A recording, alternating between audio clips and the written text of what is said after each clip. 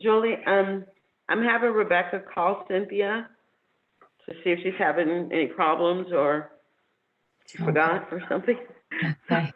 So it'll be hopefully just a moment or so before she's Okay. And on or off. while we're all on, and before we even start the hearing, those of you who didn't either listen in or certainly weren't at the hearing on Tuesday, this is only our second remote hearing, and so I don't know if all of you are familiar with Zoom technology, but you can, when called upon, you can unmute your own mic. If you cannot do it and you don't know how to, just raise your hand to me or what have you and let me know that you're indicating that you need to be heard. I'm trying to think of what else. Still on. Also, if you do need to be heard, and I have muted your mic, because I'm going to try to mute all the mics remotely unless you are speaking. And so if you are the attorney and you need to be heard, please raise your hands. You can also virtually raise your hand. If you open up the participants, if you kind of hover your mouse and you see it pop up below, you'll see a participants icon. You just press it and something to the right will pop up that will allow you to raise your hand, press that, and also mute and unmute your microphone, although I think that's actually to the left on the bottom, but everything should be there. But if you can't virtually do it, just raise your hand and hopefully I'll see you. There's some people who are not right now on video, but when the time comes, if you need to get my attention, please do so. And we're still, unfortunately, I'm sorry, waiting to see where our fifth member is. Yeah, she was having some issue getting on, so we sent her the agenda and hopefully she'll go right to it, but I think that still takes a minute. Okay. And now, do you know how to unmute your microphone so that I can mute you so that we don't have any background noises? And then you can unmute yourself if you need to? We're going through the telephone here. Oh, okay. So the district council is here in the room. So she's going to be speaking and she won't need her mic because we do have the phone. So I don't know if I can really be muted or not. Okay. Well, let me see. If you're on the phone, let me see if I mute you right now, try to talk, right? Go ahead. Say something. Okay, I don't hear you. Okay. But the phone is still on, so that's fine. That is fine. So yeah, you can mute me. I can mute you and I will still hear. But if you need to talk to me, just wave your hand. Exactly. Okay. Okay. And also, if district council is in the room with you, then we might get feedback if when she or he is talking. I don't know who's representing. Okay.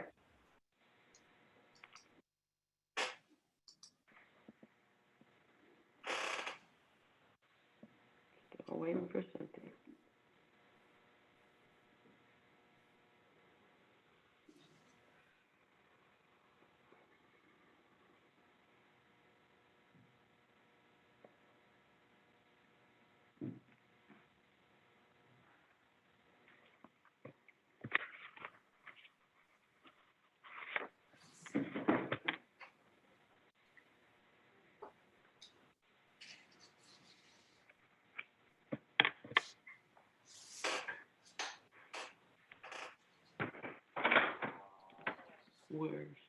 We haven't gotten Cynthia Verdugo for all Rebecca called her. Supposedly she was having some problems getting on. We gave her the agenda, but I still don't see her. Come on.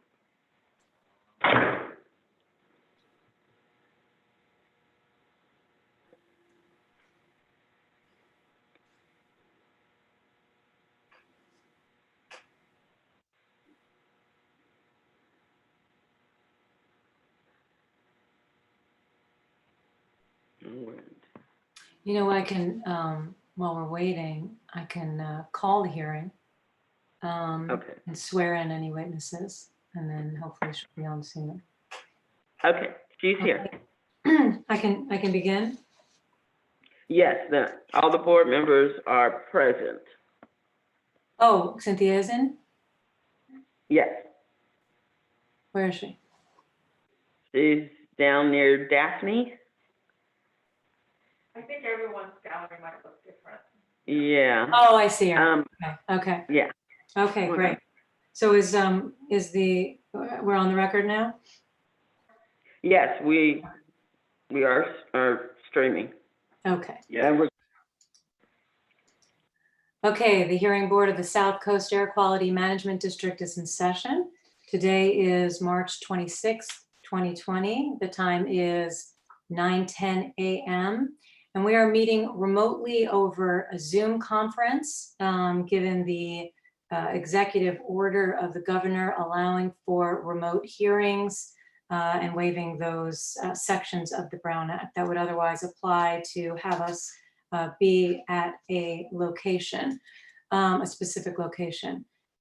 We have one matter on calendar for today, and that is the California Institute of Technology, case number 5738-3 for an interim variance.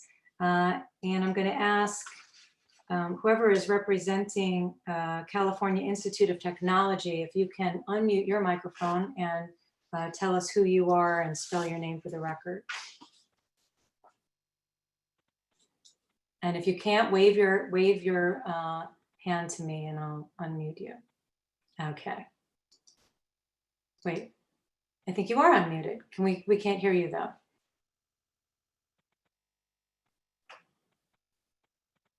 Are you on, when you came into the Zoom meeting, did you enable your video on, your audio on your computer? We don't hear you. I'm wondering if Paul is there, if maybe we should ask you to leave the meeting and come back in. Let me unmute. Sorry. And not use computer audio, but to use the phone like everyone else. did you hear that, Julie? No, I'm sorry. Okay. I'm muted. I'm sorry, Julie, he needs to use the phone-in audio like everybody else has, and not use computer audio. Okay. Okay. Do you have the number? Okay. The number is, yeah, Top one. it's the top one. 3, I think it was, it would begin with the 3. On the list, there's a list on the, on Zoom, and the first number, it begins with, a 310,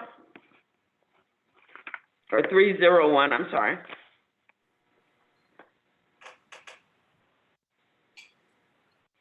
Is I don't- the phone register up there?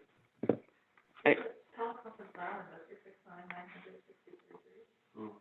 That's the only, On the notice that I have for this hearing, it's showing a teleconference dial number of 1-669-900-6833. Does that ring a bell? Yeah, that's correct. Showing this on my agenda.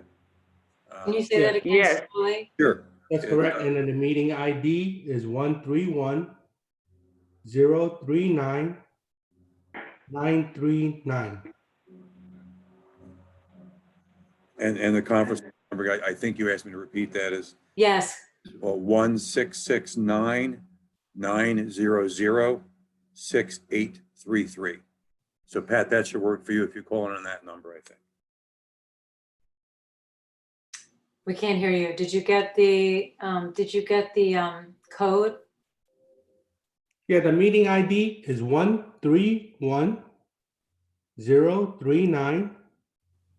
131-039-939. And then the phone number, Anthony? Yeah, the phone number is correct, 1-669-900-6833. You may want to log off, Pat, and just come back in. I mean, Yeah. And is there okay, a passcode or anything, Anthony, they need? No, Okay, great, thanks. Well, a meeting ID that's, but I'd probably just go back in on the information that's on this, the website, right? correct.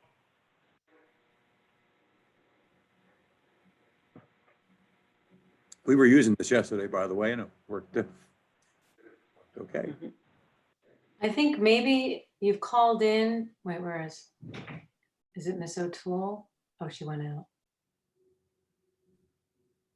I think she's trying to, 'Cause I see that people have Re- called in, but they're all muted, and I didn't know if she called in and she was immediately muted. Julie, are we all supposed to be calling in? Or if we have voice, if everything is cool? It's I not. I did not call in, so I think Yeah. everything's okay. Yeah, I didn't either. So I'm just gonna listen and speak via the application. Yeah, Hi. good morning. This is Eskin. I'm an Associate General Counsel for California Institute of Technology. I think I saw that Ms. O'Toole is trying to re-enter the conference. So if we can just give her an additional minute or two, I'm calling. Let me try, oh, okay, unmute her. Miss O'Toole, can we hear you? Still no. no. Call in. I'm And gonna try to reach her offline just to confirm her current status.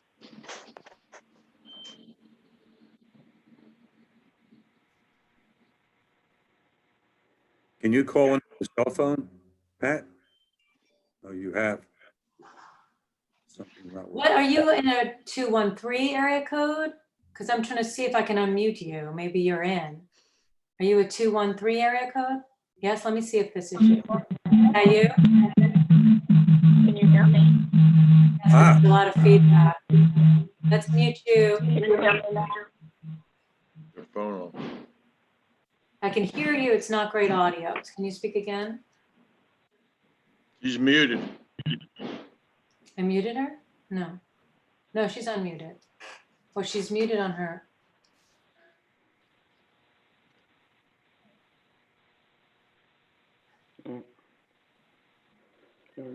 Okay, can you hear me now? Yes. There is some- Are you calling in on the phone? I called in on the phone and I'm logged in. Shut the phone off. I can hear all of you through my computer. I don't know why you can't hear me, but anyway, I'm dialed in on the phone now. Okay, and you are 213 with the last of 069? Yes. Okay, so you were muted. That's why I think we were having a hard time hearing you on the phone as well, but now you are not. Okay, Okay. okay. So Thank if you can introduce yourself. This is all going to be new to everyone, right? Hmm. Okay. So I'm Okay. Patricia O'Toole. You want me to start? Madam No, I Chair? just wanted to call who was representing, and then I'm going to swear in witnesses. Okay. Okay, so Ms. O'Toole is representing Caltech, and who is representing the executive officer today? This is Daphne, Executive Officer. Okay, we're getting an echo on Daphne as well. Would it help, Paul, if I muted them on Zoom, but we leave their phone unmuted? Oh, or is it that they're hearing themselves through Zoom? Don't turn on your audio. She'll hear you. Okay, go ahead, Daphne's gonna give you a test. Are you able to hear me like this? Yes. Okay. Just try to speak There won't be any more into echo whatever now. microphone so we can hear you better. No, Okay, we're good. We've got a little Thank- problem here. Should be good now. okay, thank you. And anyone who may be giving testimony today or wishes to be heard today, I'm going to swear everyone in. You do not need to rise. Just please raise your right hand. Do you promise to tell the truth, the whole truth, nothing but the truth, so help you God? Just indicate. Okay. Thank you. Just a couple, let's say preliminary matters. I understand, I believe that we've received two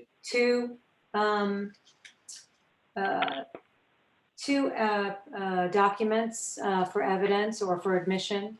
And we're going to not enter into evidence, we're going to mark for the record. Hearing Board Exhibit 1, and this was an email chain between myself and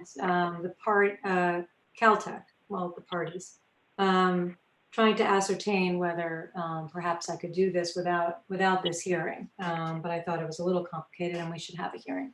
But there's some additional information in here that we now will all have. So that'll be marked as a Hearing Board Exhibit 1. And also we received interim variance conditions, and that will be marked as, it is marked, I believe, which is Exhibit A. And I understand we have not received any other exhibits, is that correct? I think that's correct. Okay, so we're going to, since today's hearing is for an interim variance, we're going to bifurcate the hearing, and we're going to begin the hearing with opening statements and evidence as to whether there is good cause to proceed with a hearing on the merits in absence of notice to the public today. And Ms. O'Toole, are you familiar with the 4 findings that the hearing board needs to make for good cause? Yes, Your Honor. Okay. Madam Chairman. So then I'm gonna turn it to you for your opening statement on good cause. Thank you, Madam Chairman. Good morning, members of the hearing board and district staff. I have today a petition for an interim and regular variance for Caltech, their central plant. They have a cogeneration system. The equipment that's the subject of the variance is a turbine operation within the cogeneration system. We believe that there is good cause to hold this hearing without the requisite public notice because of the timing and the harm that would occur if we had to wait the 30 to 45 days for the public notice period. So this turbine has been operating at Caltech's central plant for a number of years, 4 years. It's normal for Caltech to replace their turbine about every 4 years. And they had a plan in place to do that routine periodic replacement. The plan was proceeding without problems until early February, when the manufacturer started informing Caltech that there might be a short delay in delivering the new turbine. The delays piled one on top of another until the point when Caltech had to make the choice to bring the old turbine back online in order to stop having to pay for power that they had purchased from the city of Pasadena in the absence of being able to produce their own power. The manufacturer's failure to deliver on time was not due to any fault of Caltech. It's entirely on the manufacturer's side. When Caltech reinstalled and restarted the existing turbine at the beginning of March, they got it operating. It had been operating before being taken offline perfectly normally and within all emission limits. But suddenly on March 18th, last Wednesday, the emissions went out of control. Normally the NOx and carbon monoxide emissions are balanced. One goes up, the other goes down. In this case, both were going up, and they couldn't determine what the cause was. So before they exceeded their emission limits, they shut the turbine down and had to go back on city power. Until they start the turbine up, they won't be able to figure out what exactly went wrong. But they do anticipate that they may have these spikes in emissions when they do turn it back on, and therefore they need a variance to protect them from the exceedance of their NOx and CO emission limits. When they shut down, the campus has to be powered there, even though obviously operations have been somewhat cut back for the coronavirus pandemic response. They still have to power most of the buildings on the campus. There's a lot of research laboratories, laboratory animals, and other operations that cannot do without power. So they had to go back on city power. The cost of buying power from the city is an extra $15,000 a day over the cost of Caltech if it generated its own power. So that cost is not sustainable over the period that we think will elapse before the new turbine can be delivered and installed and started up. The central plant's utility budget is $15 million for 2020, and the cost of paying the city $15,000 a day for power instead would be $675,000 in 45 days. So it's a very substantial portion of their budget. And if we did not have the hearing today without public notice, they would have already incurred that cost by the time we had the hearing on the regular variance on May 7th. So I believe that there is good cause, and I do have 3 witnesses today, potentially 4, depending on the issues that come up.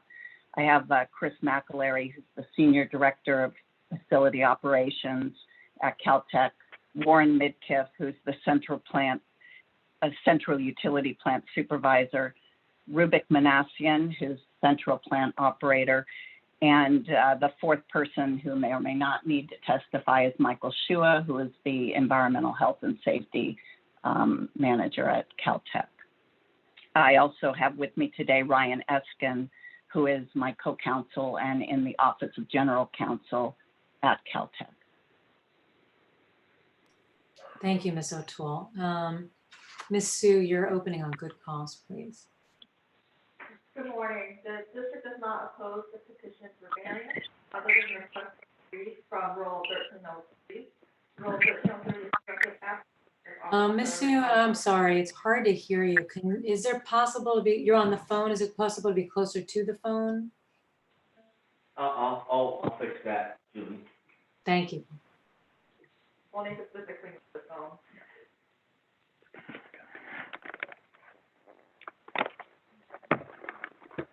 Okay. Let's see, is that better? Yes, just speak maybe a little bit slowly and a little bit loudly. Okay. The district does not oppose the petition for variance other than the request for Rule 1303 relief. Rule 1303 is directed at the executive officer regarding permits to construct, which is not an issue in this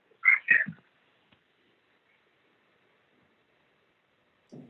Does that conclude your opening? Yes. Thank you.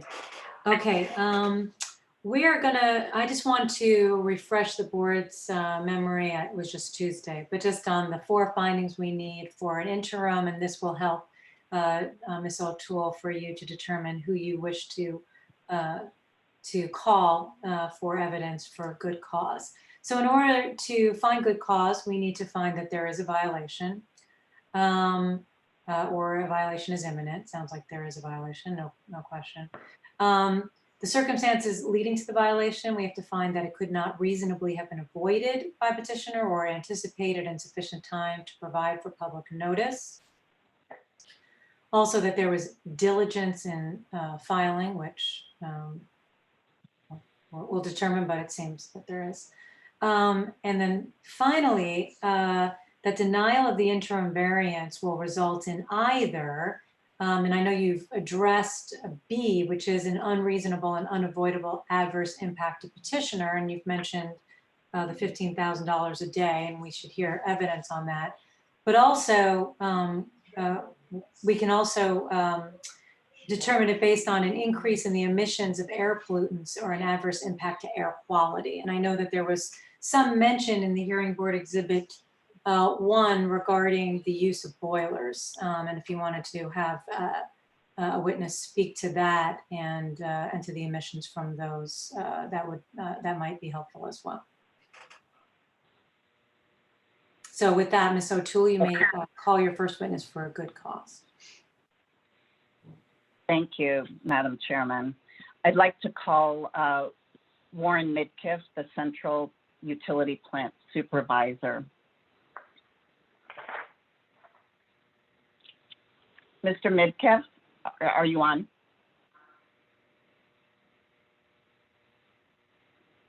Let's see if we can find him and unmute him if he is here. You have to unmute Warren. Can you raise your hand if you're on video? Oh, you're unmuted. Gotcha. I'm on video, and I believe I unmuted myself. Right. Okay. Thank you, Warren. Warren, would you state and spell your name and then also state your title for the record? Sure. My name is Warren Midkiff, WarrenMidkiff.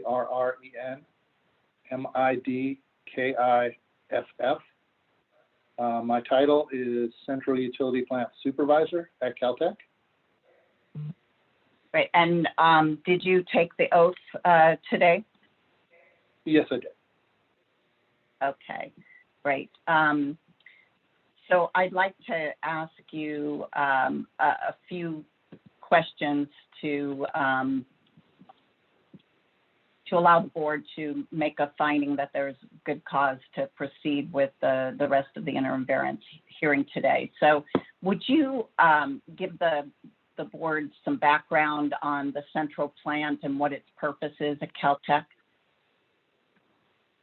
Sure. Well, Caltech is one of the top research institutes in the country or in the world, and the central utility plant, we provide all the utilities that the buildings and labs need to do this research. So we provide electricity, steam, chilled water, compressed air, and deionized water.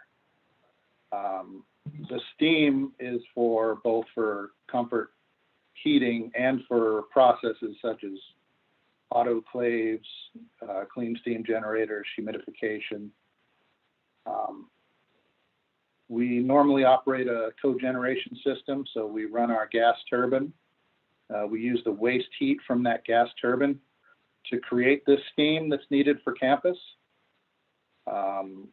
Like it was mentioned, we also have auxiliary boilers there, but the only time we really need those boilers is when the cogen is down for maintenance or when the campus steam demand exceeds what the gas turbine and HRSG can put out, which is about 45,000 pounds per hour.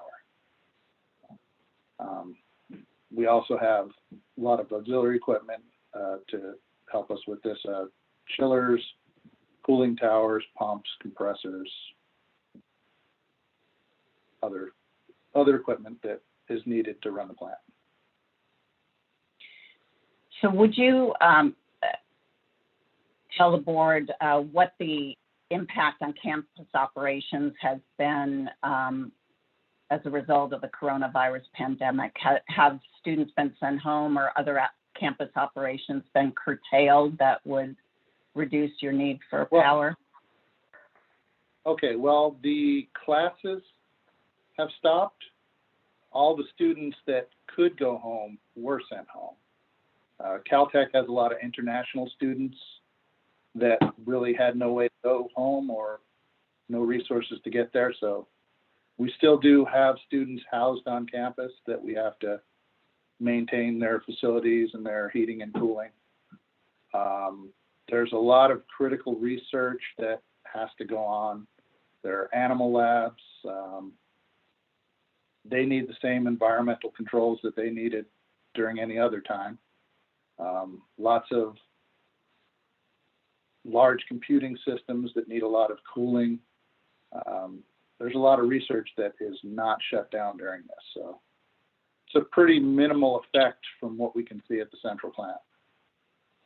Steam demand, cooling demand, practically the same as any other time of year. So your electric power and steam needs were not reduced as a result of the response to the pandemic? Right. They may see some slight reductions out on campus at the local meters for like lighting in certain areas, but the building controls, the buildings are all main air handler systems that have to stay online, even if they shut down a zone here and there. The main equipment has to stay running and at the same set point. So as far as it affects the central plant and the power needed, very minimal. Okay. Would you describe how the issue with the turbine arose, the replacement process, and how you had to bring it back online? And well, okay, like you were saying, we shut down every February for annual maintenance, and every 4 years, part of that maintenance is doing an engine exchange. So we normally plan on being down for about 3 weeks in February to do this exchange. And before our annual shutdown, everything was fine. We were supposed to receive this exchange engine for the beginning of February. We were supposed to install it and have it running by February 20th. And as we approached the day where it was supposed to show up, the manufacturer said that it had failed a performance test after it was completely built. So they had to investigate why, take it apart, try to fix it. They were rebalancing rotors.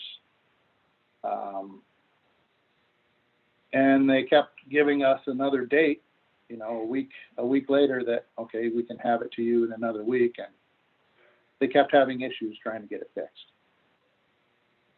So in the meantime, we had already pulled our old engine and had it, the whole package prepped for the new engine to come in. So by the time we got to early March, and we still didn't have a definite date for when this new engine would be ready, we made the decision to reinstall the old engine to run it, to generate power for the Institute, to generate our steam that we needed for heating the buildings. And that's when we reinstalled it, and we started having issues with the emissions that we didn't have before we shut it down. So we had a few days of trying to tune it to get it to be in compliance on both NOx and CO. And after a few days of trying that, we shut it down, did some inspections of fuel nozzles, gas system. Then I think it was March 13th. After that, we ran it, put it online, and we were in compliance. But it was a balancing game trying to stay in compliance.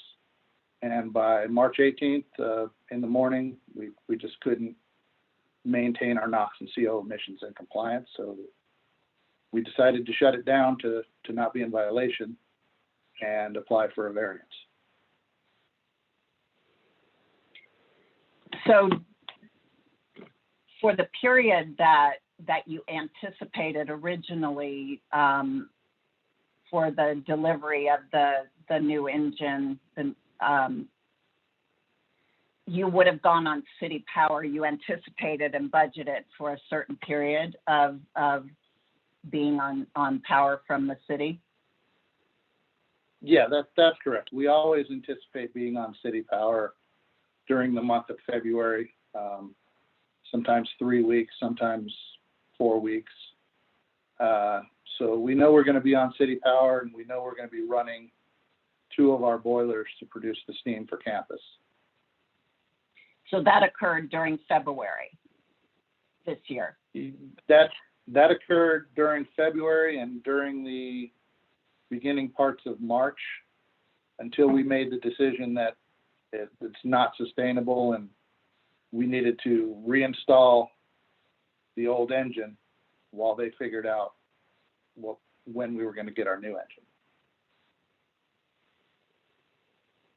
Okay, and then once you got beyond the period where you were anticipating the time you needed to do the switch with the old turbine and the new turbine, once you got beyond that, you were beyond your budgeted amount for paying for the city's power. Is that right? Yeah, that's correct. We're already well beyond our budgeted amount, and we're just trying to cut our losses and run until we get our new engine, which hopefully is fairly soon. But there's no guarantee on that. We've had guarantees in the past, and they've missed all those dates so far. So, thank you. Madam Chair, I have 2 other witnesses to present. So, but if Ms. Sue wanted to ask questions of Mr. Midkiff, the other witnesses will present on what actually happened with the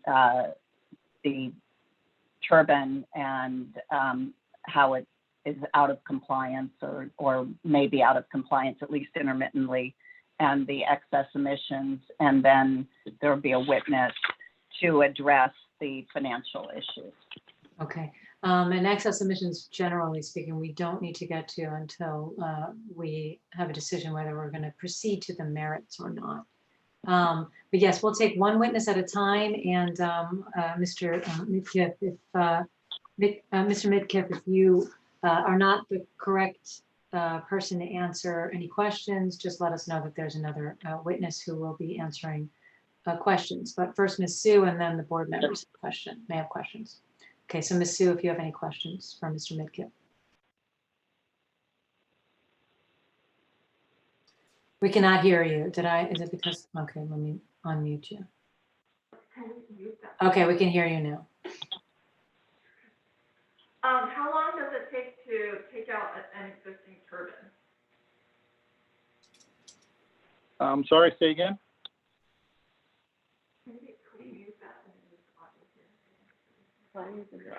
I heard how long does it take or something? We're gonna try to increase the volume. We're gonna try this. Much Is that better. Much better. Okay. Oh, there she is.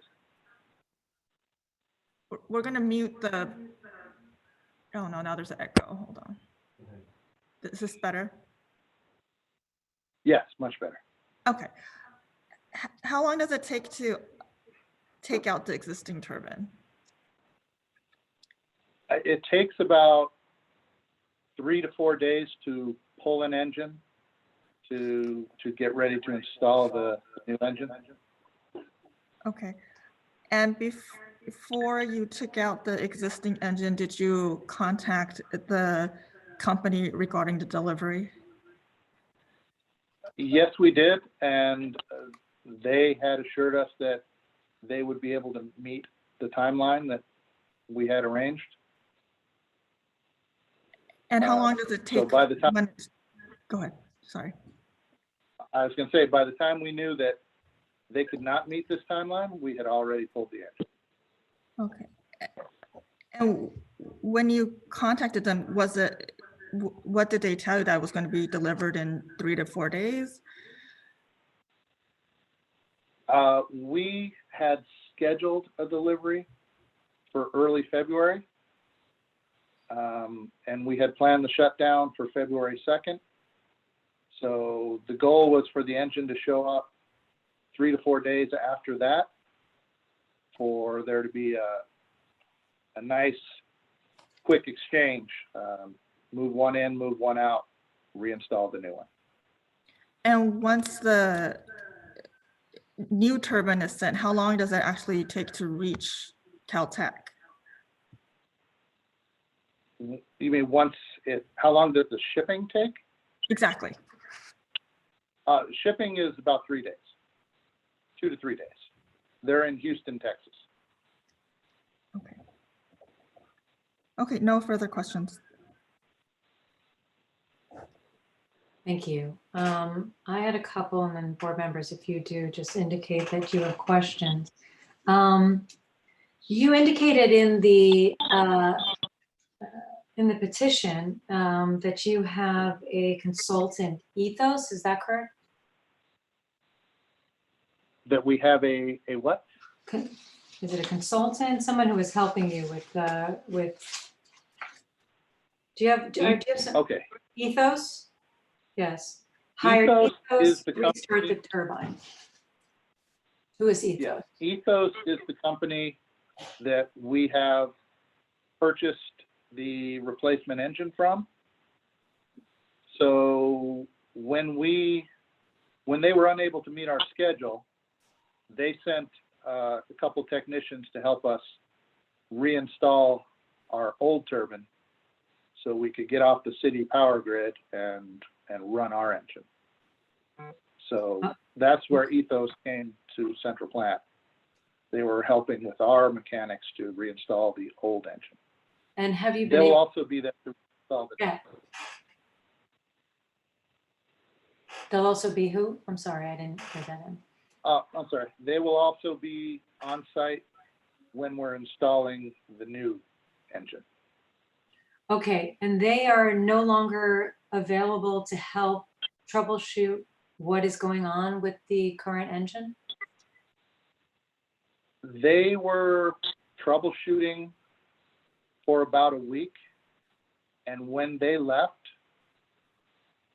we had the emissions under control, although not as good as it was before we shut down the turbine.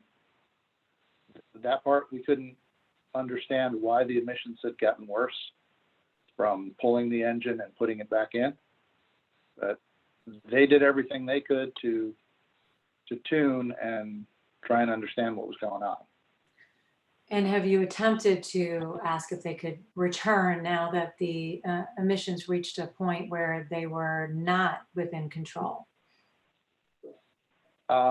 We have not. We decided to shut down rather than to exceed our emissions limits. If we are allowed to restart, then we'll be seeing where the emissions are and determining if we need any help to get them under better control.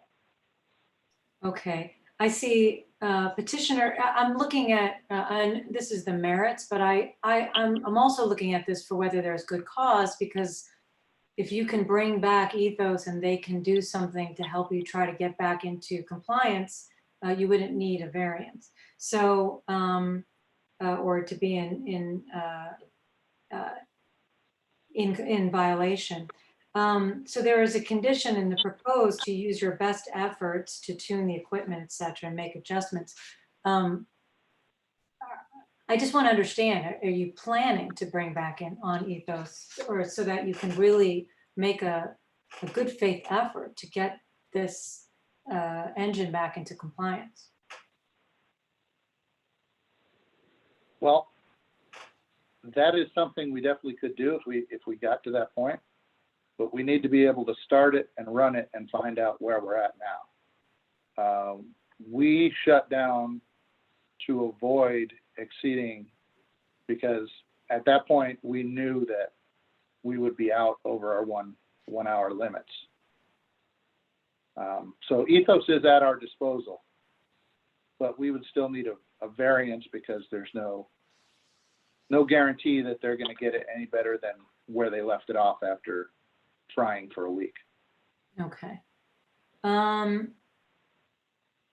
Again, I'm not trying to get into the merits or into the conditions, but there was a condition that was proposed. It's proposed condition number 2, which would require you to submit an application for a permit to construct for the replacement turbine.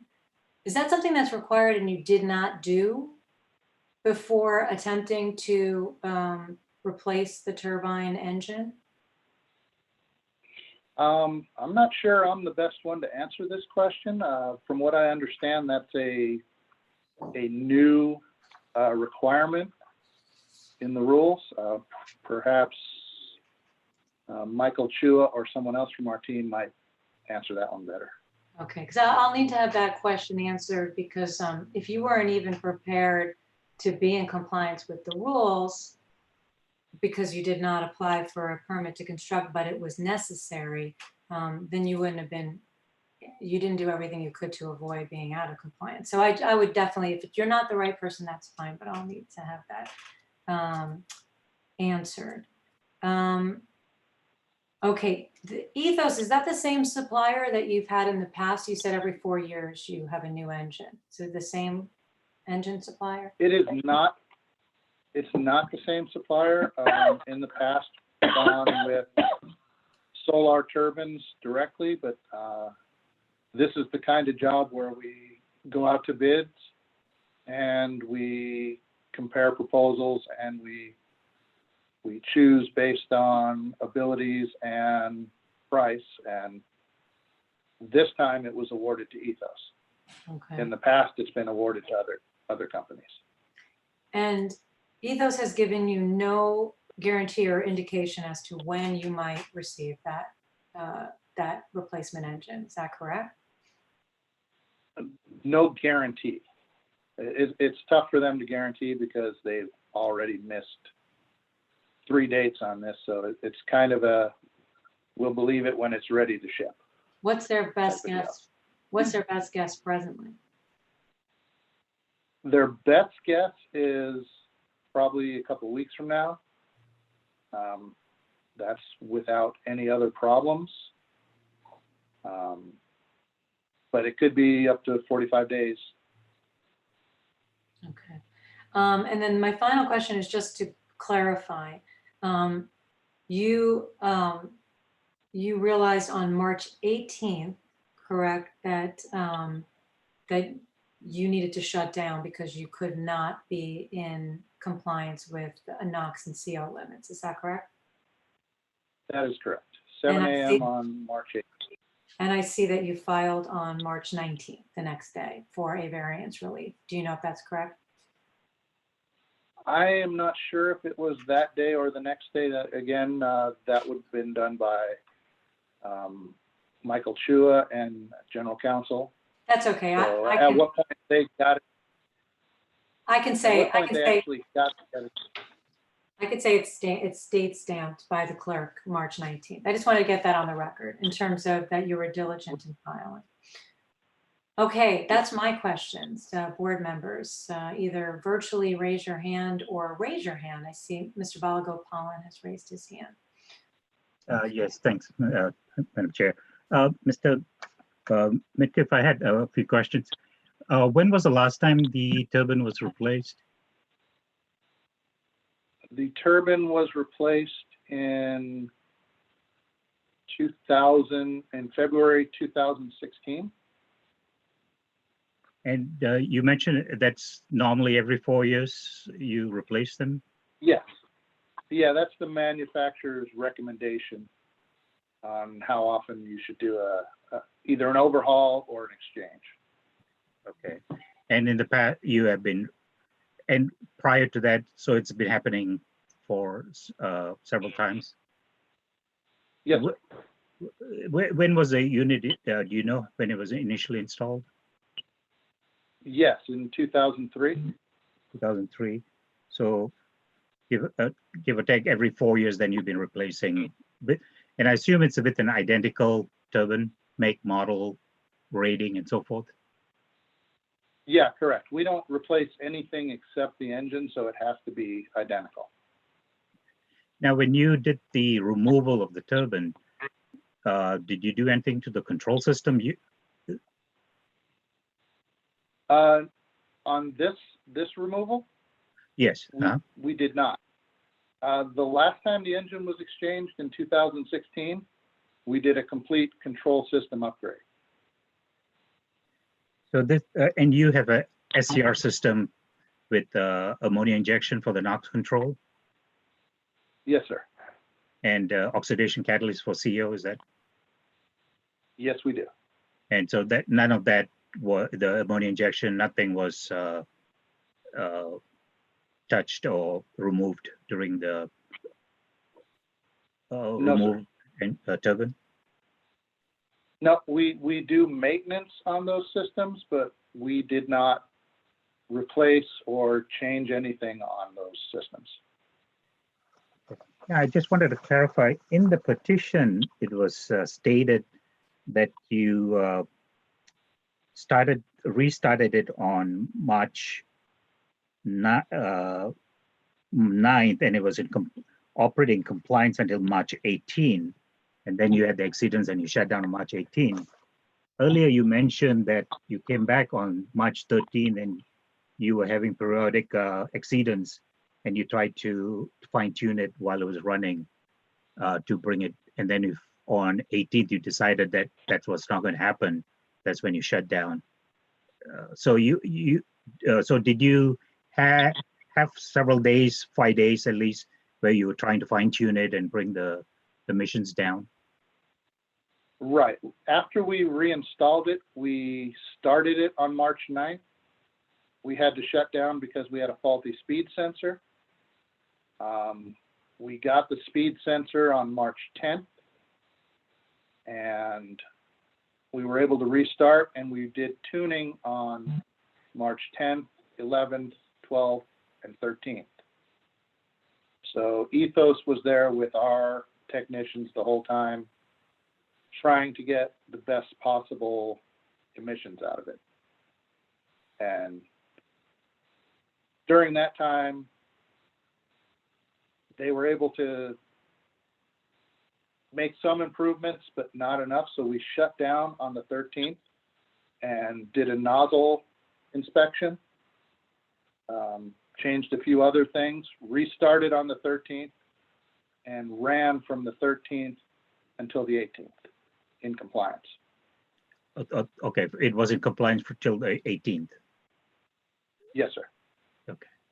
And last question, in your opinion, what do you think is the problem with the engine, with the turbine? I don't know. We've never experienced this. Of course, we've never pulled an engine and then reinstalled that same engine, but I don't know of what could have gone wrong to throw the emissions out. I mean, they're in compliance a lot, but it'll bounce out and we'll have to make adjustments to balance the CO off the NOx or vice versa. Honestly, I don't know. Ethos, their technicians and everyone they consulted, you know, they tried a bunch of things to get it to where the emissions were like before we pulled the engine, just weren't able to do it. Okay, thank you. Something changed. Okay, thank you very much. And it's just, you're welcome. Thank you. I see that Ms. Verdugo Peralta has her hand up, so I'm going to unmute you now. Thank you, Madam Chair. My question, can I ask Ms. Sue a question? Because it's really for her. Ms. Sue is not a witness right now. Is it a legal question? I think so, but you know, I'm not an attorney, so I can't, you know, say yay or nay for sure. Is it a question that you wish to ask of district staff if and when Ms. Sue can put on a witness? I can wait until then. Okay. Do you have any questions at this time for Mr. Midkiff? No, I don't. Okay, thank you. Anyone else have questions for Mr. Midkiff? I see the senator does. Let me unmute you. Okay, Senator, you may ask your questions. When you periodically fine tune the turbine, what did you observe that might have caused it not to be in compliance at any time in the past 4 years? Honestly, I don't know what would have made it not be in compliance. When they're tuning it, they're normally tuning the pilot gas flame against the main flame and adjusting those. And that will adjust the NOx and the CO. It's also affected by load. So after their adjustments during the tuning, we tried to control it by controlling the load of the turbine. We could raise the load, which would make the NOx go up. We could lower the load, which would make the CO go up. And depending on which one was going out of compliance, we could stay within our limits by making those adjustments. Honestly, I don't know what could have changed removing the engine to make the emissions worse than before we pulled it. When you make I'm sorry. Yes, sir. I wish I knew. When you make adjustments, you're making changes in the component of the system, minor changes and fine tuning operation. Could it have been that? Yes, sir. Could it have been that some of those components were defective and could not be adjusted to correct the problem? Well, from what they're adjusting the pilot gas flame and the main flame, the guide vanes on the compressors. Something could have changed in there. Their adjustments were making changes, making differences in the emissions.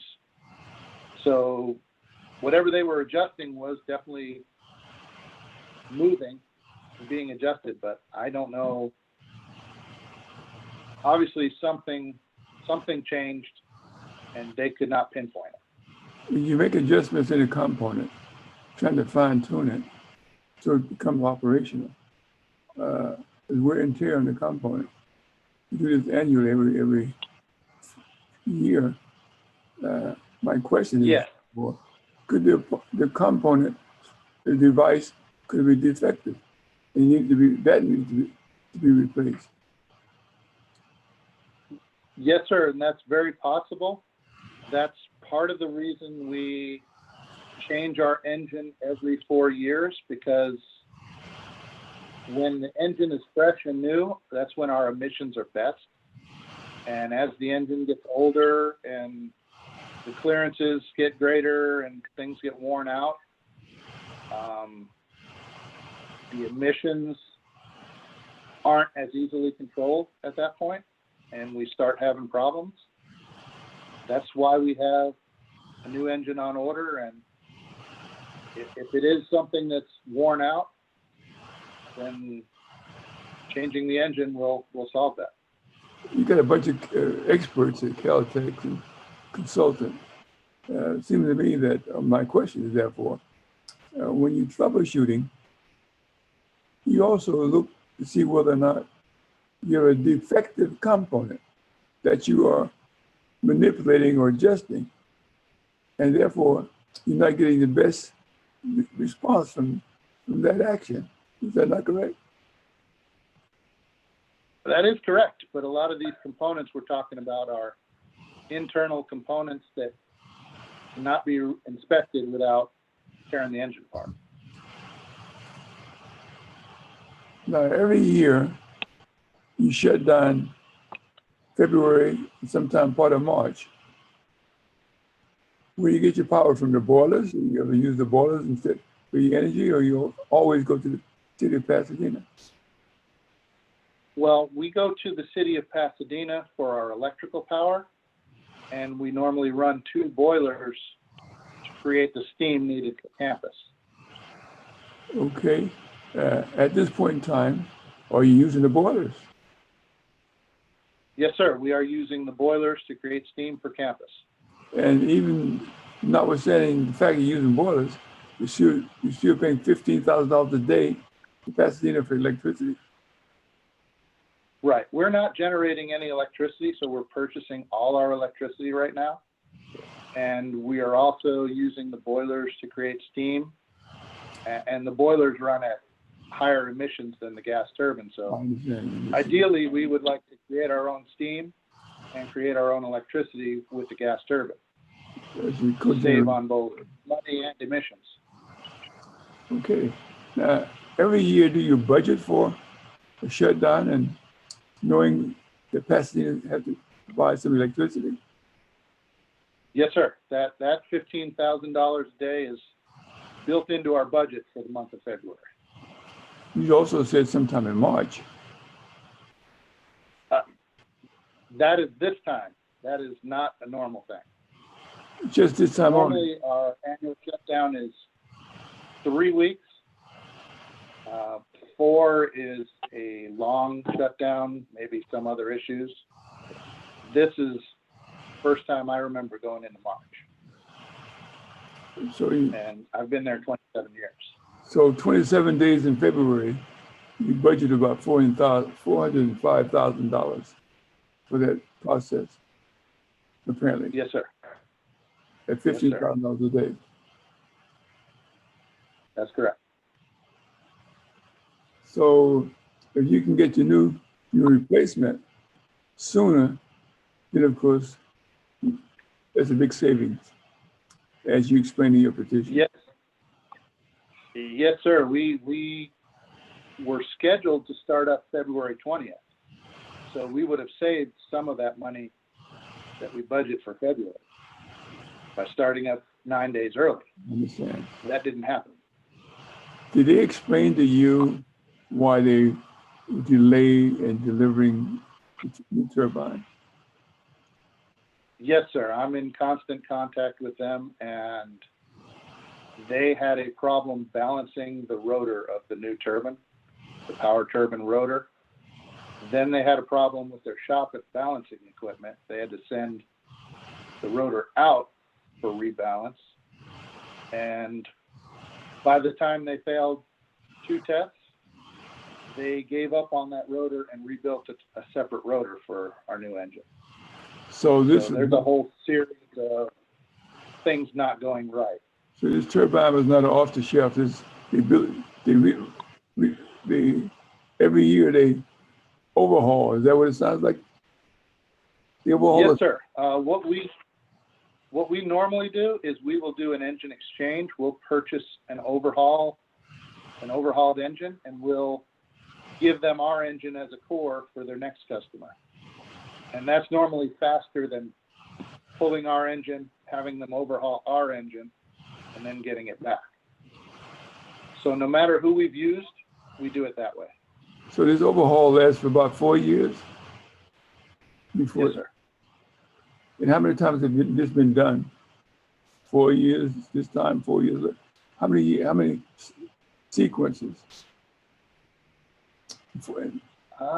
That you know of? I'd have to go back and look, but we've done this at least 4 or 5 times with this engine. 20 years maybe. This package is from 2003. So, but no problems like this occurred prior thereto. This is the first time we've ever had an issue like this. If you did, Caltex would have fixed it. That's sharp out there. Thank you. Yeah, we would have tried. Thank you, Senator. I have another question. Do you know in your contract with the manufacturer, are there any penalties if they have late delivery and it affects you in this manner? Yeah, I don't know. I can't speak to the terms and conditions of the contract. That's not in my area.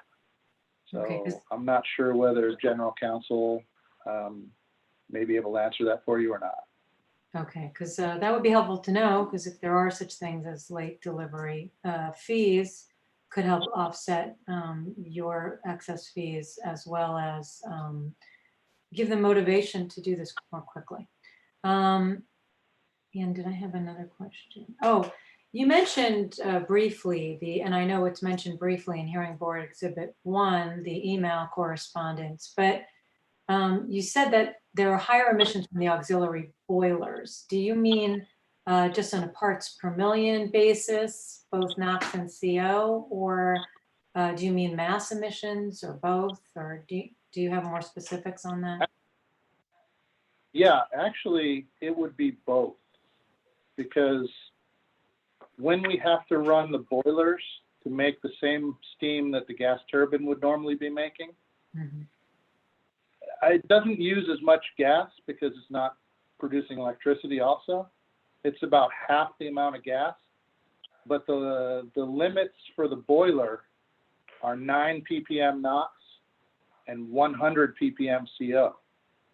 So those are well above the 2.5 NOx and 6 ppm CO that the gas turbine is required to maintain.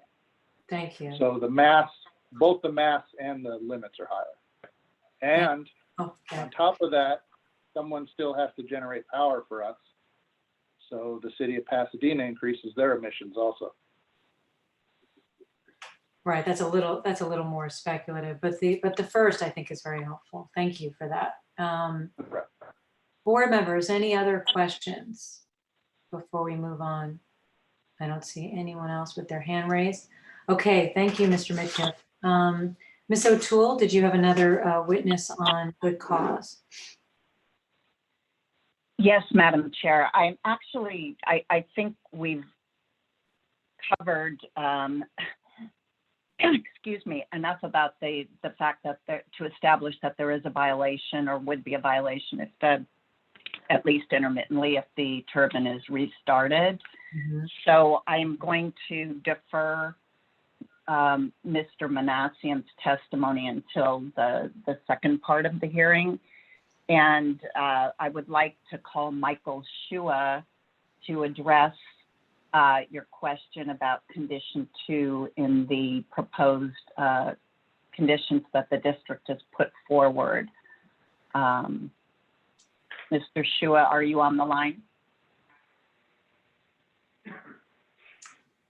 Let's see if we can find him. And I can unmute him. Okay, Michael Shua. I'm going to unmute Michael Shua. Well, I'm going to try to. For some reason I cannot.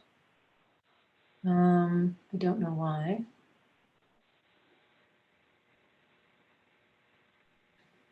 Ah, there you are. Okay, let me try to unmute you that way. I can't. Can you unmute yourself? Can't read that. And or Paul. Ah, there we go. You are unmuted. Try speaking, Mr. Shua. Can you hear me? Yes. Okay. Thank you.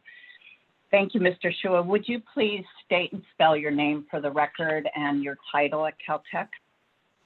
My name is Michael Chua. Last name C-H-U-A-H.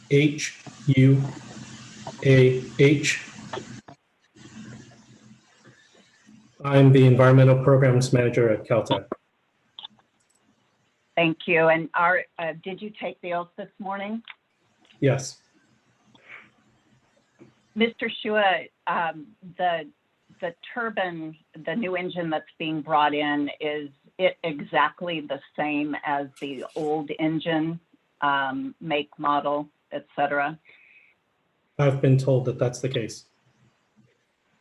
So it's a like-for-like replacement? Correct.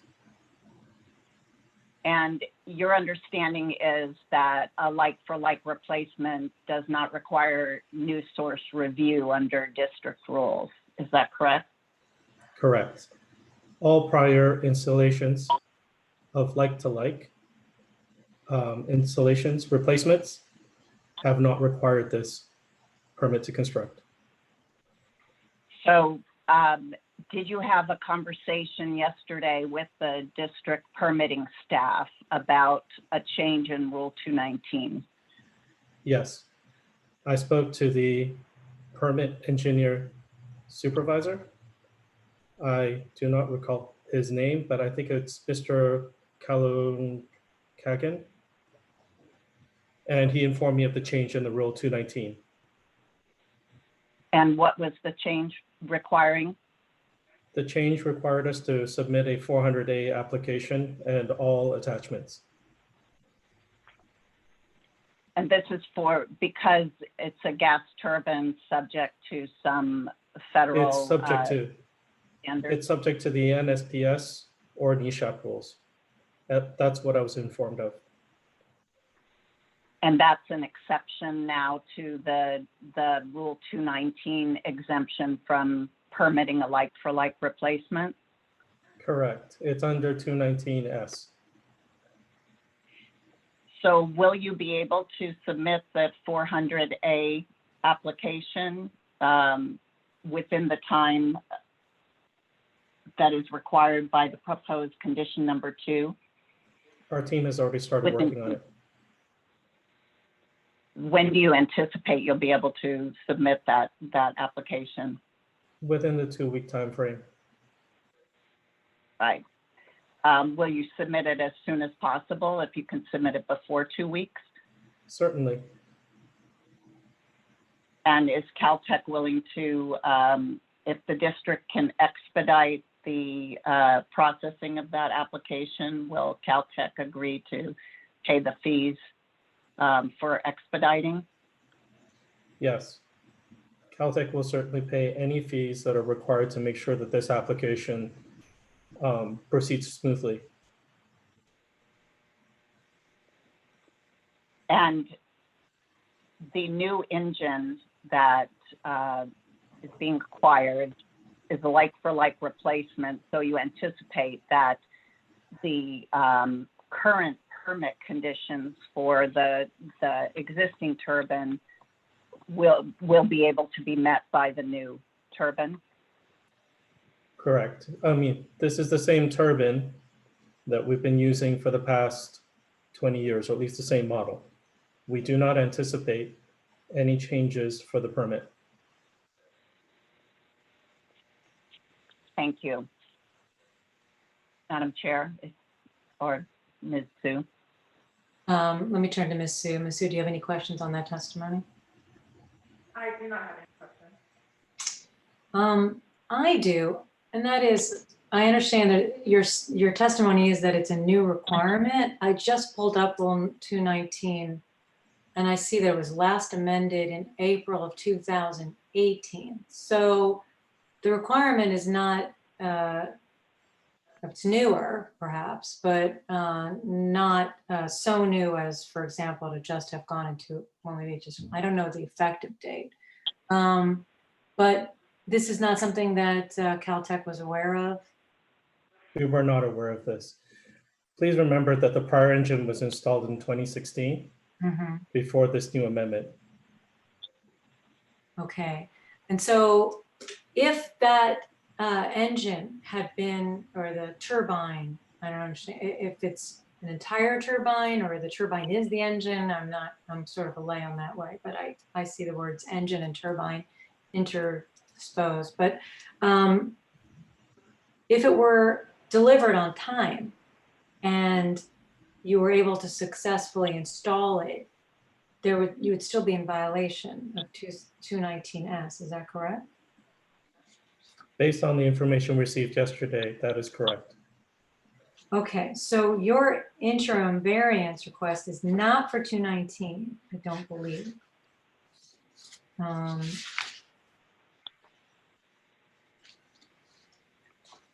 Madam Chair, there is no request for a variance from the permitting requirement, just from the emission limits. Okay, however, what will happen, let me ask Mr. Shua, if you can answer. If an engine is delivered in the next 2 weeks, would you install it in that 2 weeks, or would you then have to wait until the application process for the permit to construct? Given our knowledge now of the requirement, we would probably have to hold off installation until the permitting requirements are met. Okay, so then you actually are asking for a variance as well from 219. I actually don't have an answer for that. Okay, you're not asking. for No, the- Your Honor. But Madam Chair, I'm sorry, the You're not request, you're request going, for variance is only for operating the existing turbine outside of its emission limits. okay, so, but, all right, but we have to take this into account when we look at if there's an unreasonable or unavoidable adverse impact on petitioner, that it's not being caused necessarily by the lateness of the engine. The engine is available in 2 weeks, but it wasn't unavoidable not to have filed for applied, sorry, for a permit for the new engine. Then any adverse impact in terms of money spent, et cetera, is not due to what you're requesting for this interim variance, the source of the interim variance. Okay. I'll save that, but you see what I'm trying to get to. I'm trying to understand how this plays in, and I do think it has an impact.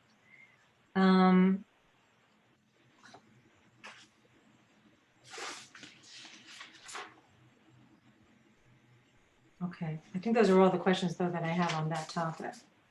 Is any other board member? Yes, Senator, let me unmute you. Just been put on notice regarding the new I'm requirement. sorry, can you start over again? Because I just unmuted. Caltech has just been put on notice for the new requirement. Matter before us does not pertain to the request for the new requirement to be met. Period. It's not a new requirement. We're not in deliberation, but that was my question. And if you look at the rule was last amended in 2018. I know, but the equipment that's coming in, but Caltech already mentioned they were not aware of that new rule. They're working with this engine that failed is under the old rules, number one. And number two, when it comes in, the new equipment, then they would have been notified. In fact, they've been notified in advance to apply for a permit that would comply with the new rules, period. Okay, do you have a question? Because we can save this for deliberation, but ignorance of the law is never an excuse in any format. But regardless, did you have a question though? I just want to correct the statement. I'm sorry, it was just a statement. I just, so I had it clear in my mind what's before us today. Yeah. It was not likely to be before us at some later date. That's all. Well, we're going to talk about that in deliberation. I agree with you. Is there any other questions, board members? Oh, Mr. Balagopalan. You Yes. can unmute. Okay. Okay, I did. Thank you, Madam Chair. Mr. Chu, I had a few questions regarding the permitting. You are a Title V facility, correct? We are. So that will have to, if a permit is required and then it'll have to go for EPA review, 45-day review. I believe so, but I don't know for sure. For sure. Now, when you said the engineer talked to you, or you talked to the engineer and they told you that this is a new requirement, or is it the rule did he tell you that the rule specifically got amended 219 in 2018 on this particular section, which for function identical replacement, or it was a policy issue, a policy change? So what I explained to him, it was a like for like change. And he said he understood that. And he said he believes that the rules have changed under the exception. And I had asked him what exception. And he indicated he believes it was under section S. And that's when we found out that the exception has arisen and the rule had been modified. Did he indicate when that particular section F was changed specifically? Because 219, when the amendments to the rule occur, not all the sections get changed, particular sections get changed. So did he indicate when that change occurred? I do not recall. You don't? Okay. All right. Thank you very much. Any other questions, board members? Okay. I see none. Okay, thank you, Mr. Shua. Ms. O'Toole, was there any other, you had no other witnesses you wish to present on good cause, correct? Yes, I do. I do, Madam Chairman, Oh, but you I'd like to ask, if you don't mind, I'd like to ask No. Mr. Shua one follow-up question. Absolutely. So, Mr. Shua, the turbine has been changed out since 2003. Let's see, 4 or 5 times. I would think this is the 4th or 5th time that that's occurred. Is that correct? Correct. And each time before, you've been able to do that without obtaining a permit because it was a like-for-like replacement? Based on the historical data that I have. And the central plant assumed that the same procedure would apply this time and therefore had not submitted the 400A application? That is correct. Thank you.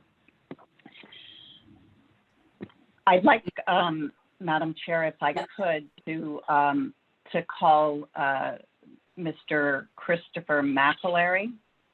Okay, I'm sorry, I didn't catch that name, but if you can unmute your microphone, there you are, okay. Can you hear me? Okay, you are unmuted, great.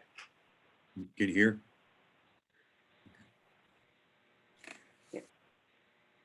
Mr. McAlery, could you state and spell your name for the record well, let's start there. Sure. Chris McAlery, it's CHRIS MCALARY. And I am the Senior Director for Facilities Operations here at Caltech. Thank you. And are you under oath today? Yes, I am. Would you explain to the board when the problem arose last week with the emission exceedances from the old turbine, how long did it take Caltech to file a petition for a variance?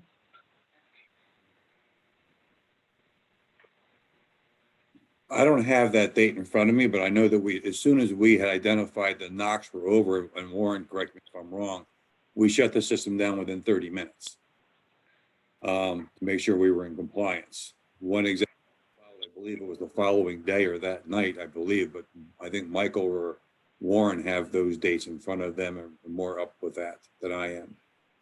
We can take notice of the fact that the petition for variance was filed on the 19th. Thank you. Thank you. So what is the incremental cost of operating the campus on power from the city of Pasadena? Well, is when we flip over to the grid system, we pay the full value of the power we consume from them, and that's approximately, it obviously changes from day to day and throughout the year, but on average, it's about $15,000 a day is what our energy conservation people have shared with me. And we have about an $11,250,000 utility budget for power consumption. And I mean, we are already, if you take, the senator asked a good question earlier, is we do forecast annually for the plant to be shut down in February. So part of our budgeting includes being on the grid system and paying those fees in the month of February. It's usually 2 or 3 weeks, but just in case there are problems, we just basically budget the entire month. So that was into the budget, if you will. But now that we're into March, March 26th is we plan to be online a week before the end of March, typically. So we're already at this particular point in time, putting aside, I know some other good questions have arrived about the permit process that since has changed, but putting that aside for the moment, is we've already accumulated somewhere in the neighborhood of about $400,000 worth of extra fees that were not budgeted for to date. And on a going forward basis, to follow the estimates that I saw in the records you put together, Patricia, that we submitted to AQMD, if we go out, 30 or 60 days, this becomes an additional $900,000 problem potentially. And just that figure, forgetting about where we are currently, that's about an 8% increase to our energy consumption budget. So it's quite significant to us. And it is a zero-sum game. So there are lots of things I was hoping to get into a little bit later, but there are lots of things we're doing on campus that we're quite proud of from an AQMD carbon footprint perspective, if you will.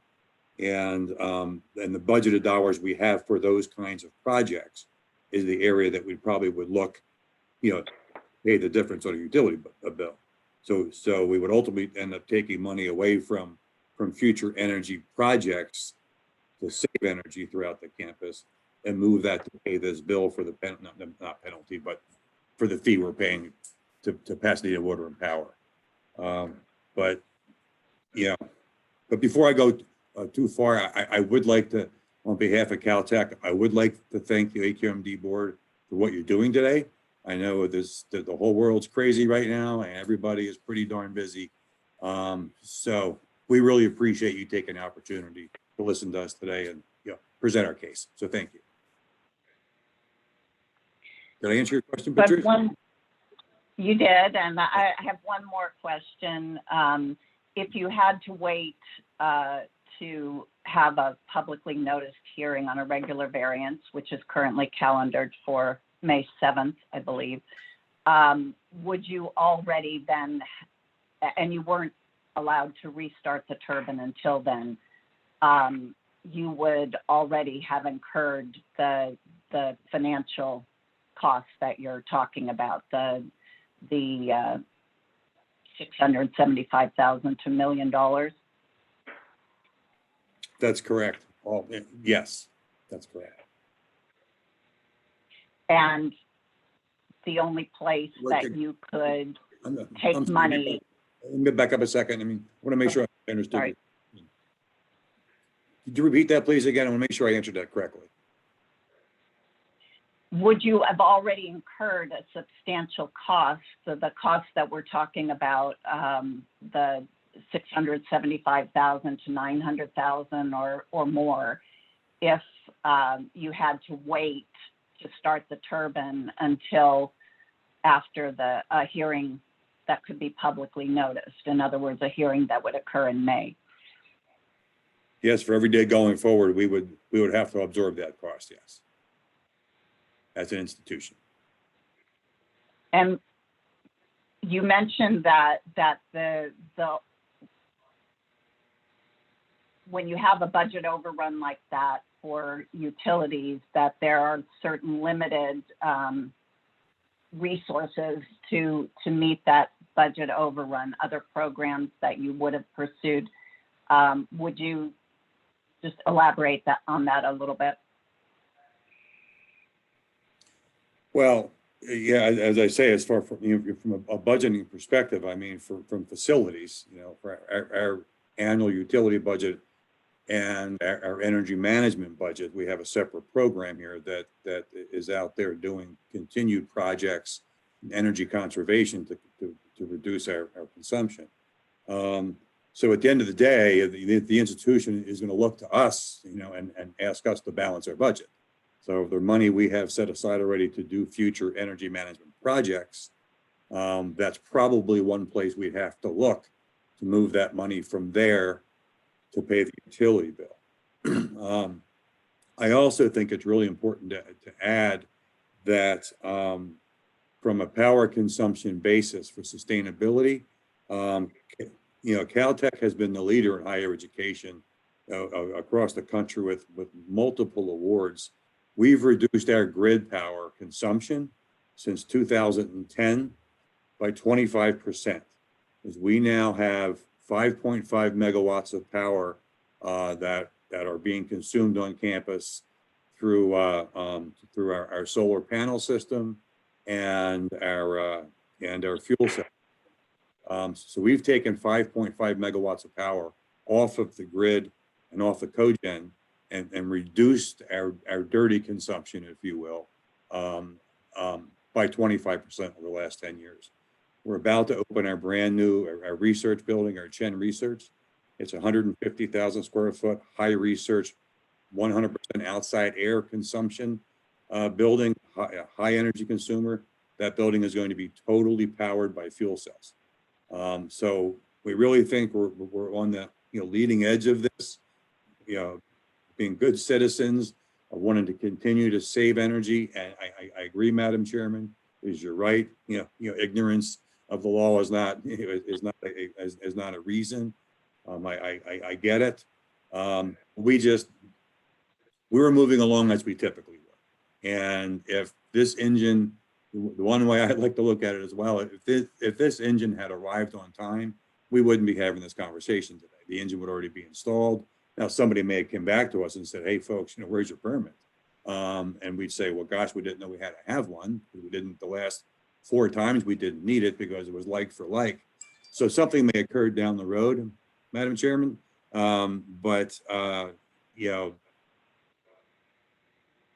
Everything that we did preparing for this was done properly. It was as Warren and my operators have talked to, the two of them have 50 years of experience in this particular plant. And the last conversation we had with the manufacturer is it will be there in 3 days. So we pulled the engine out, and if they had called us even a week earlier and told us there was a problem with this, we would have delayed all of this, never taken our engine out, and we'd still be running it, at least for now, on the existing engine. But we had no indication that there was a problem until literally the 11th hour. The engine was out. We had to just change everything. Now, I'm sorry for being long-winded. No, and may I just interrupt for a second? I just want to be clear. I didn't mean to be unduly harsh with the words. Ignorance of the law is no excuse. It's more when we're looking at whether the circumstances that led to the violation could reasonably have been avoided, we would take into account what went on with the permitting and the permitting not being done. So your response is appropriate, and we appreciate it. Thank you. Ms. O'Toole, sorry, I didn't mean to interrupt your questioning. No, it's your witness, Ms. Sue's witness. Okay, Ms. Sue, do you have any questions for Mr. McElroy? I do. Ms. McElroy, you said that because projects would need to be foregone because of project overrun. Do you have specific projects in mind where that would be cut? I'm really sorry. I'm having a hard time hearing you. It's pretty low. You were much louder. There was a time where you adjusted and you were very clear. Could we try to do that again? 1 second, Madam Chair. Okay, I'm gonna use my audio on my. That's much. That is much better.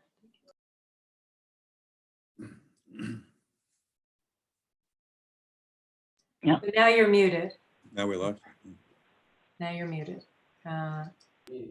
Try now. Mr. McElroy, you had said because of project overruns, certain future energy management projects would not be able to proceed. Do you have specific projects in mind that would be cut?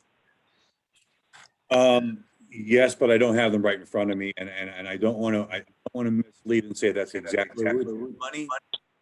I'm sorry. Can you hear me? Could you repeat yourself? Thanks. Okay. I don't want to mislead and say that's exactly where we would take the money, but that's certainly one place we would look. As we look in the overall facilities budget, at the end, the institution is going to expect us to have a zero-sum game on our budgeting process. And we probably have to look at some projects or some other things on campus that we were budgeted to do that we otherwise would say, okay, let's move that money over to, to pay for this overconsumption of electricity. And what is the overall facilities budget?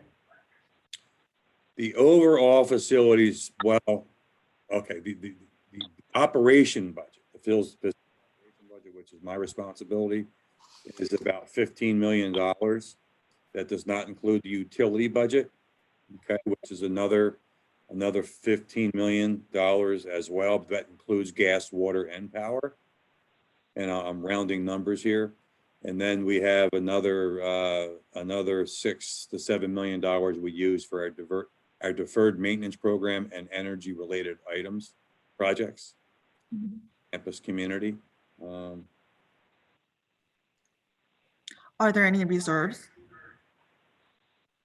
No, I wish there were, but not my budget anyway. As we're expected to have a zero budget at year end, and the only money that we have to move around is 80% of our budget staff is labor. So we don't have a lot of flexibility with that really. So is the $15 million operation budget, is that what would be going towards future energy management projects? No, that would be separate. That's a revolving loan situation we have. So some of it comes from the additional funding I mentioned to you, the $6 or $7 million for deferred maintenance projects. Some monies in there are for energy conservation programs, and some of it would be borrowed as well. Thank you. No further questions at this time. Okay, I see that Ms. Verdugo Peralta has a question, so I'm going to let me see, I have a problem unmuting some people. No, there you are. Yeah, I unmuted myself. Okay, Mr. McAlery, a couple of questions. First, I do want to commend you and Caltech for going down the path of having better energy efficiency through the fuel cell project, which I was involved with, as well as your solar program. But in addition to that, my question is, do you oversee the applications before they go to the AQMD? Until they go submitted? Do you oversee the application before it's submitted to AQMD? Oh, does anybody review it? yes, the clearinghouse, and correct me if I'm wrong, Michael, but the way it works is it usually goes to Michael, who was online, Michael Chua. He'll review it, talk to my staff to make sure the way he's responding is accurate information. And then he will submit that to me. And then, yes, I will sign off on those. Okay. And the next question was the first time that you were made aware of this additional requirement of the rule when you made the application? No, in the conversations we've had over the last several days or maybe week is when Michael came back to us and Patricia and said that we were going to be required. Matter of fact, I think it was an email he just received a few days ago, I believe, but I'll let Michael and Patricia answer that. But this came to our attention very, very, very recently about this permit process, if that's your question. Yes, it is. That I wanted to know if you had any prior notification of the rule change and when this happened in your process of trying to get back online. None whatsoever, unfortunately. Okay, thank you. Anyone else have questions for the witness? Oh, Mohan, sorry, Mr. Balagopalan, I see you've raised your hand.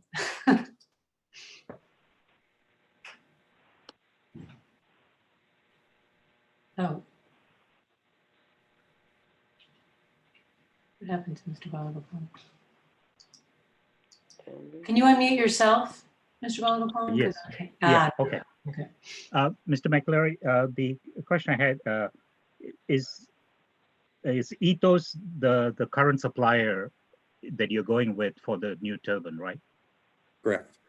And who was for the current turbine? Who was the supplier? I don't have that name in front of me. Solar, I think. Solar. Solar. Okay, so it was a different company. Yes. Yes. Okay. Now, I think we were, earlier testimony was that Ethos was there trying to help to troubleshoot. I mean, they help to help install the existing engine and troubleshoot. Did they give you any report as to what the problems were, what the technical, did they provide anything to you in writing? Not that I'm aware of is, you know, they were really moving heaven and earth. I mean, the process that we went through, just for your information, is we sent a team down to Houston to their plant, which included Warren and I think Rubik, you were there, and Tim, but three of our folks went down there to actually to meet them, to walk their manufacturing plant. We met with clients of theirs. We did a lot of due diligence to bring them on board because we're going to be a new provider for us. And then once we got delayed, then they offered we have very good staff here, at the plant operations who can do our own analysis. But they stepped in and said they'd be willing to send people out here from a labor perspective to help us reinstall the engine, to get it back online and help us tune it up. So it was a matter of giving us more resources to kind of speed the process up and get the old engine back in line. But I think it was a combined effort of our internal staff with the Ethos staff that were here to help try to analyze this, and they just all had a difficult time with it. It surprised everybody because there were no, as Warren had said earlier, we had no problems with this engine when we took it offline. Do you anticipate or foresee problems with the new turbine delivery, that you may have to continue operating your existing turbine and troubleshoot and correct the emission issue? And maybe, I don't know, you may have some contractual obligation to buy that engine, or going back to a rebid? To go back and rebid the project? Yes. That's certainly a possibility. As a question was asked earlier, if I don't have an answer for that yet, but I heard something, I think it was from the Madam Chair, about liquidated damages. I don't know if that's in our contractual language. Those contracts go through our central procurement. I will tell you, though, that this is a conversation we're going to have. At the very least, we're going to expect them to extend our warranty greatly to protect us for this. It usually comes with a 1-year warranty. That will be part, I hope, of putting our minds at ease. But at this point in time, we have no intention at this point in time to go in a different direction, at least for the next couple of weeks, until they can get this problem resolved. Did I answer your question? Yes, it did. Thank you. Okay. Okay, I'd like to take a 15-minute break unless anyone else has questions they'd like to ask before the break. And will anyone have any questions for Mr. McAlery when we come back? Okay, so then we'll take a 15-minute break. The time is now 10:46. Let's come back at 11:01. And just when you don't go out of the Zoom meeting don't remove yourself from the Zoom meeting, just mute your microphone, and if you'd like to turn off your video and then turn it back on. So we'll reconvene at a minute after 11. We're off the record.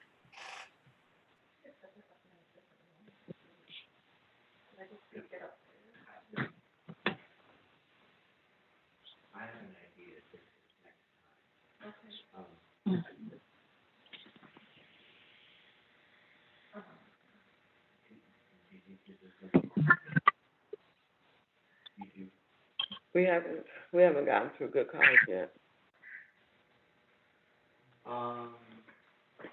Make sure you're muted.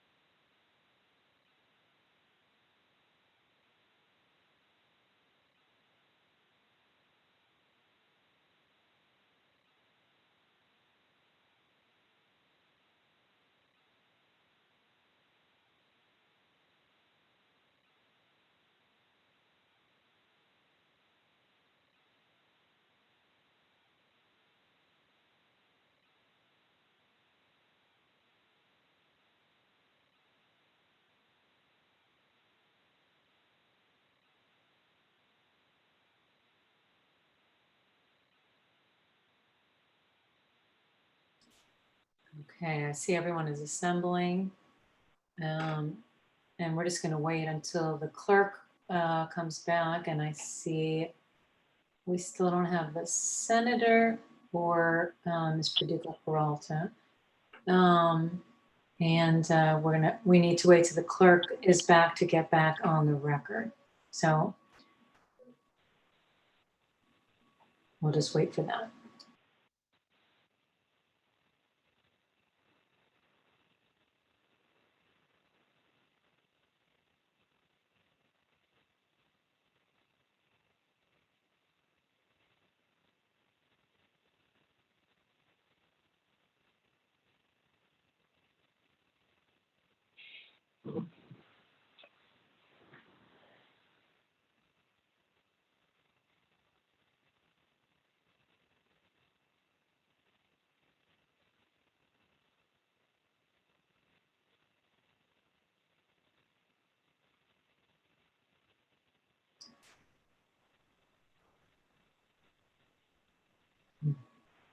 Mhm.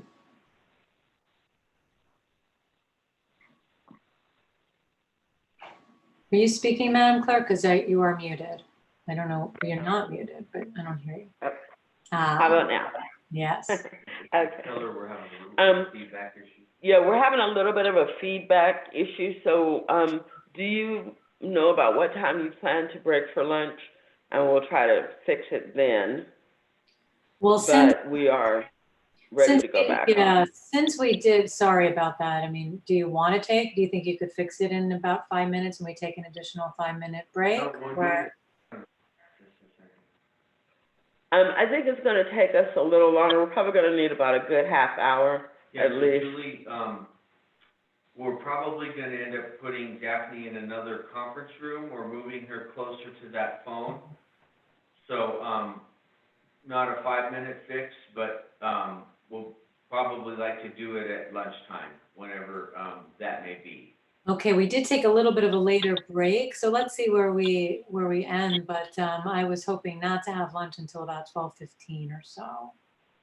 Okay. To give us a good block of time. If the lunch is what Daphne's saying. Yeah. That's okay? Okay. Okay. Mhm. Okay. Okay, so we are back on the, Senator had something to say. Let me unmute you. There you go. Hi, Senator. This case is drawing to a close. I mean, how much more time we need? Well, we're still on good cause. Let's finish that, then let's move on. Yeah. Well, I think we're almost finished. Let's, so we're back on the record, and the question for Ms. O'Toole is whether you had any other witnesses for good cause you wish to present. No, Madam Chair, I think that's it. Thank you. Ms. Sue, did you have any witnesses you wish to present on good cause? You are muted. No, no, I don't. Okay. Well then, if you wish, Ms. O'Toole, to make a short closing statement, you may on good cause, and then we can go into deliberation. I mean, after Ms. Sue makes one too. Thank you, Madam Chair. I believe that you have the information in the testimony this morning to make the 4 findings on good cause that you need. It's clear that the turbine was going to violate its emission limits.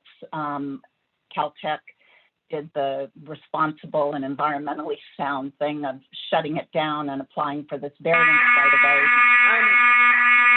Madam Chair? I'm sorry.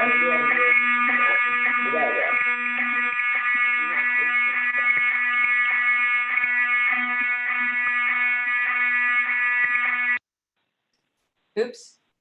I think they muted themselves. It sounds like they're having an alarm. And so we will, if everyone can check back in 15 minutes at, let's see, what time is it? About 11:20, and let's see if they're back. And if not, we'll just keep doing that. So I apologize. I don't know what's going on at the district, but let's go on a 20-minute break and see if they're back in by then. Okay, so we're hopefully they turned it off, the recording before. But please make sure to mute your microphones and come back at 11:20 and check in and see if we're back in business. Okay, thank you all.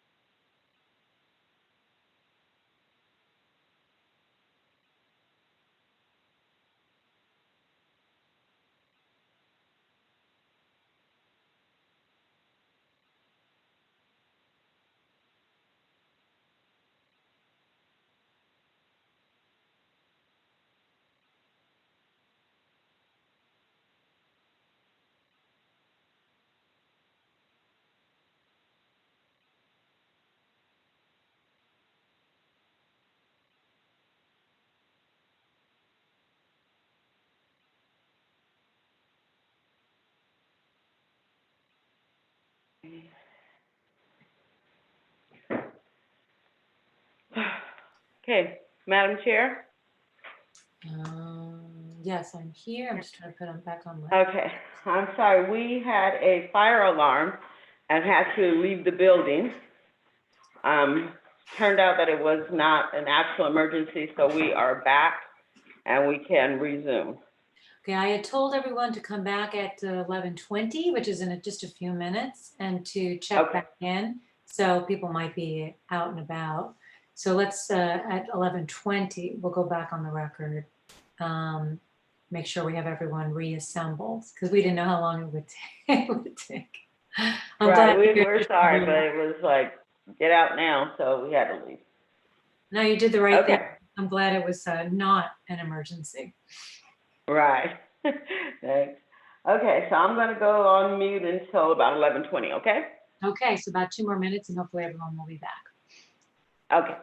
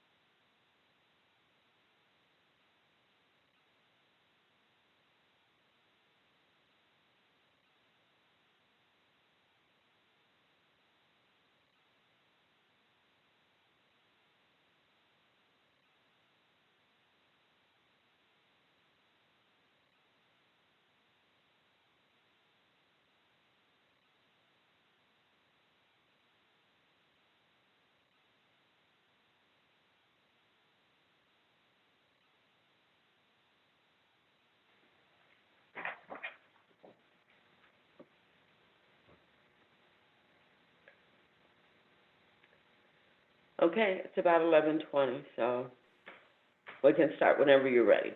Okay, I'm looking to see that Miss O'Toole is back and I don't see her yet. I see that all the board members are present. So we'll give another minute until Miss O'Toole returns. Is Miss Sue present? Yes, thank you, Paul. Yeah.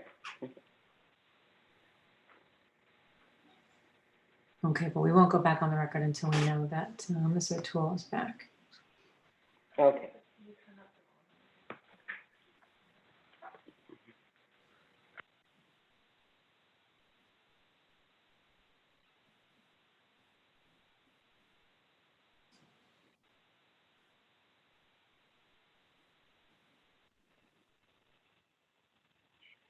I'm back, Madam Chairman. Okay.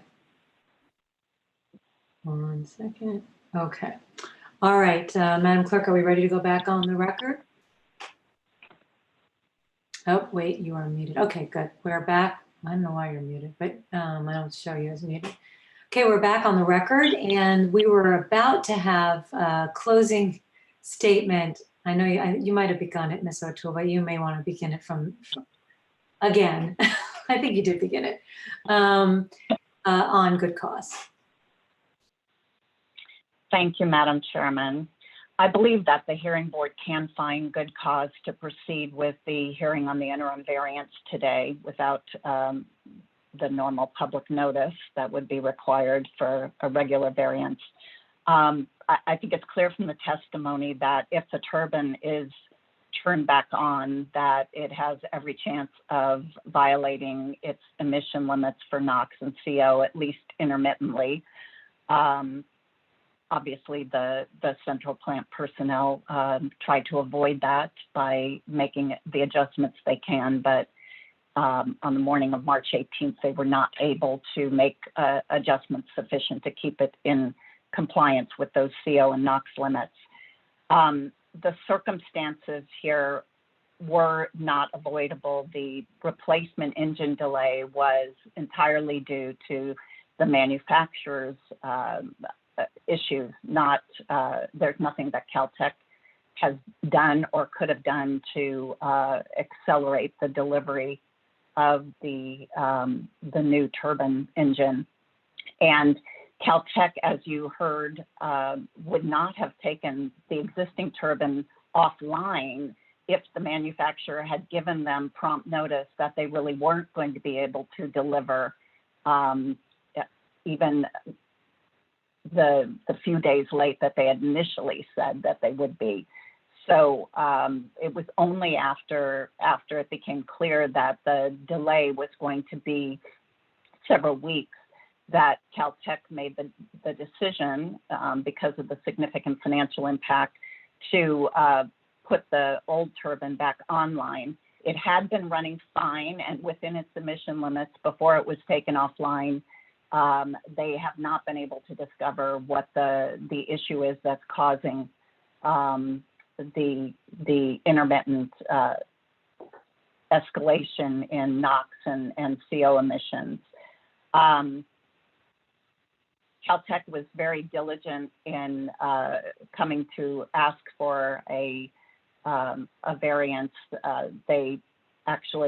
We filed the petition at about 7:30 in the evening on the same day that the turbine was shut down because of the emission problem. So obviously the hearing board clerk's office was closed at that point, so the petition was filed the next morning. So they were very diligent about that. I understand the point, Madam Chair, about the permit application.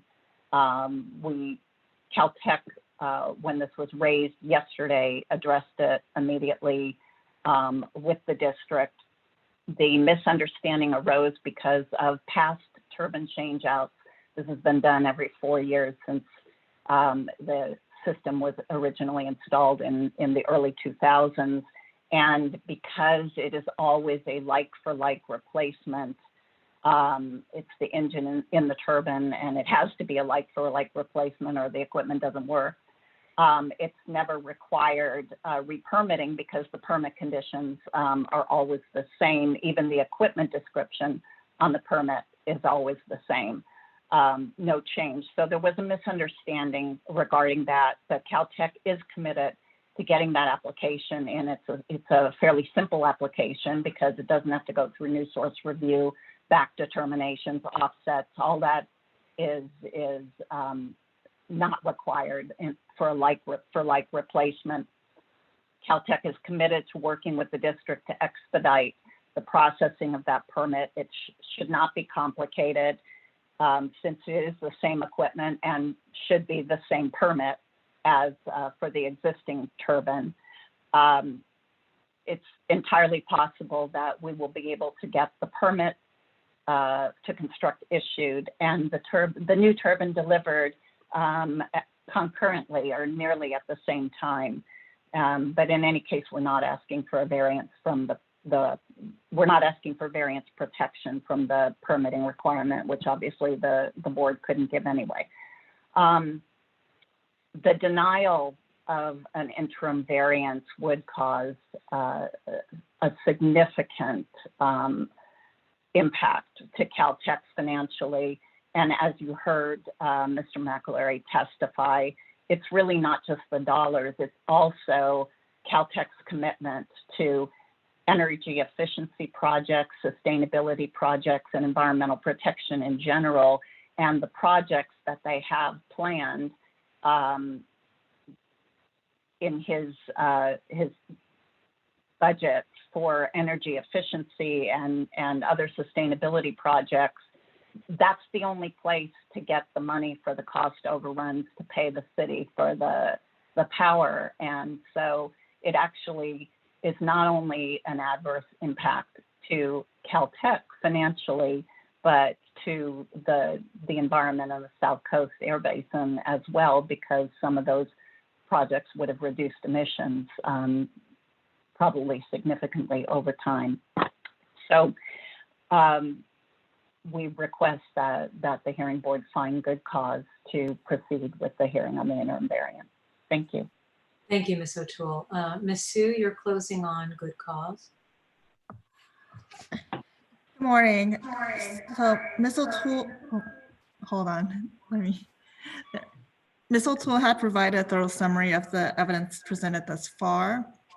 For the good cause determination, I just wanted to focus on one specific issue and facts, which is that they filed for an interim variance the day after they exceeded their emissions limits. And that's what's important here, is that once they saw they were in violation of the rules, they filed a petition for variance. Thank you. Thank you. Board members, would anyone else like, I see Mr. Balagopalan would like to begin. Go ahead, I'll lower your hand. Sorry, okay. Yes, thank you, Mr. Chair. I believe we can find good cause. Oops. There's going through the, I think there's some background noise, so are we good to go? Yes, there was an echo. It sounds like I was cured. Yeah. Yes, I believe we can find good cause and make the findings. Let me go through each of them. That the petitioner will be in violation of permit conditions, specifically actually BACT and Rule 518.2 C3 does allow issuing since a federal permit or AOC, if there's a breakdown of technology, which I think is what has occurred here from BACT limits, which is the NOx and CO limit in this case. So when they start operating, they'll be in violation of the permit condition specifically for BACT. And the second item is the circumstance leading to the violation could have not been anticipated or avoided. I believe they had planned this replacement. And I'll get into the permitting issue after that. And issued a PO to get a new turbine. And replacing the turbine every 4 years is also a proactive approach from them. But regular, I think they planned for the replacement, but due to difficulties that we heard from the manufacturer, they were not able to get the turbine in time. So they restarted and having problems with the meeting the emission limits. So I don't think they anticipated it. So, they again started the turbine back, and then they were trying to work through, but when they found out they couldn't sustain the emission limits, they shut down and then file, and which comes to the diligence. I think we heard testimony, they filed the same, Ms. O'Toole said the same night, but they disregarded the very next day. So that was timely and, exercise diligence there. And the other fourth one of the denial of the variance will result in, well, either increase in emission. We heard testimony, even though we didn't get the numbers, that the auxiliary boilers are operating, and even though they use maybe a half the amount of gas, but they allowed a higher limit as far as the emission limit. So potentially the emissions might probably be higher. We don't have the mass numbers, but it could be higher with the auxiliary boilers operating versus the turbine operating, even with the higher, not meeting the back limit. But we don't have the quantification, but potentially it could be. But the other aspect, I think, which Mr. Poole, is the physical impact. Besides the physical impact, this also could affect some of the other energy efficiency or sustainability program that they have at the institution. And so I think that for all those reasons, I believe we can make the finding for good cause. And let me just briefly talk a little bit of the permitting, even though they're not requesting a variance from Rule 205 permit to construct. I just want to clarify that that the Rule 219 section, actually it's C3, has been in the books for a very long time. It was not specifically amended, to my knowledge, in 2018, and that requirement is there. And so it's not a new requirement. And I think maybe there's, I think we have heard previous companies coming in with the understanding they didn't have to get a permit when they do the replacement. But I know the thinking is different now. So and it doesn't appear that the Caltech has a problem filing for the application. But so it's not a new requirement. It's been there, and I think personally I've been involved in one facility where we had allowed them to do the replacement, and then went through upper management, got the approval, because 219 does specifically say it doesn't exempt you if you're subject to an eSHEPA and SPS, but this particular section actually talks about permit to operate. It already has an existing permit to operate. So I think that was the thinking at that time, that they don't need to get a permit because they already had an existing permit to operate and didn't have to get a new permit. So with that said, I think I can make the findings for good cause. Thank you, Mr. Balagopalan. Ms. Verdugo Peralta has her hand up too. Can you unmute yourself actually? You know how to do that? Good. Yes. Thank you, Madam Chair. I also believe that we can find good cause in this regard, especially when you're looking at what the cost could possibly be when they were talking about $15,000 a day. Caltech has a long and good track record of promoting, utilizing, developing good energy efficiency programs, as well as utilizing new technologies that would reduce emissions. So in that respect, I have a strong feeling that this was not anything that could have been foreseen, especially when you're relying on a third party and they have problems upstream. My other concern here was that when we were talking about new source review, but that was answered within the questioning by the attorney, as well as the explanation of the witnesses. My other concern had to do with the notification. If there was no notification, they had no information that there was going to be some type of a change or requirement up until the time that they filed. My question then becomes, when does the district do that? Do they do that only at that point, or do they do it? We get so many notices that come out of AQMD on different types of meetings for rule changing. Was this something that was overlooked? Did they not contact anybody that would be having to respond to that? That is a question that I had throughout this. How would they have known prior to? But that aside, I do feel that there is sufficient evidence and information for a good cause. Thank you. Other board members, I have thoughts, but I'll let anyone else who wishes to speak. Okay. Oh, Dr. Bernstein, are you unmuted? Yes. No. Yes, ma'am. Good morning. Without getting into a lengthy repetition of what's already been stated, I do find that there is enough evidence to establish good cause in this petition. Thank you. Thank you. I also can find good cause. I had some tough questions because things were brought up, and I had to definitely understand them a little bit better. But I did want to just briefly address two things. One is that I am able to find that the circumstances leading to the violation as of today could not reasonably have been avoided. We don't even have to worry about the permitting issue, because even if the permit was applied for, there still would be an issue as to the installation and delivery of this replacement engine and turbine. And so regardless, they could not have controlled that regardless. But we did hear evidence and testimony with regard to the fact that I do think it couldn't have reasonably been avoided. And I emphasize the word reasonable because it's not an absolute. If you could have known and you should have filed an application, that's not the end. It's whether that's reasonable. And given the fact that there's testimony that this is maybe the fourth, fifth time they've done this like for like replacement, never had to apply for a permit, that this is not a new requirement in Rule 219, yet, this is the first time they're learning about it.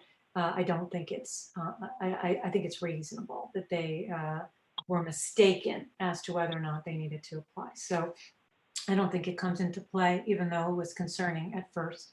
And finally, I do really think, for me, the most alarming thing would be if they had to run their auxiliary boilers for a long period of time, hearing that the limits are 9 ppm for NOx and 100 for CO.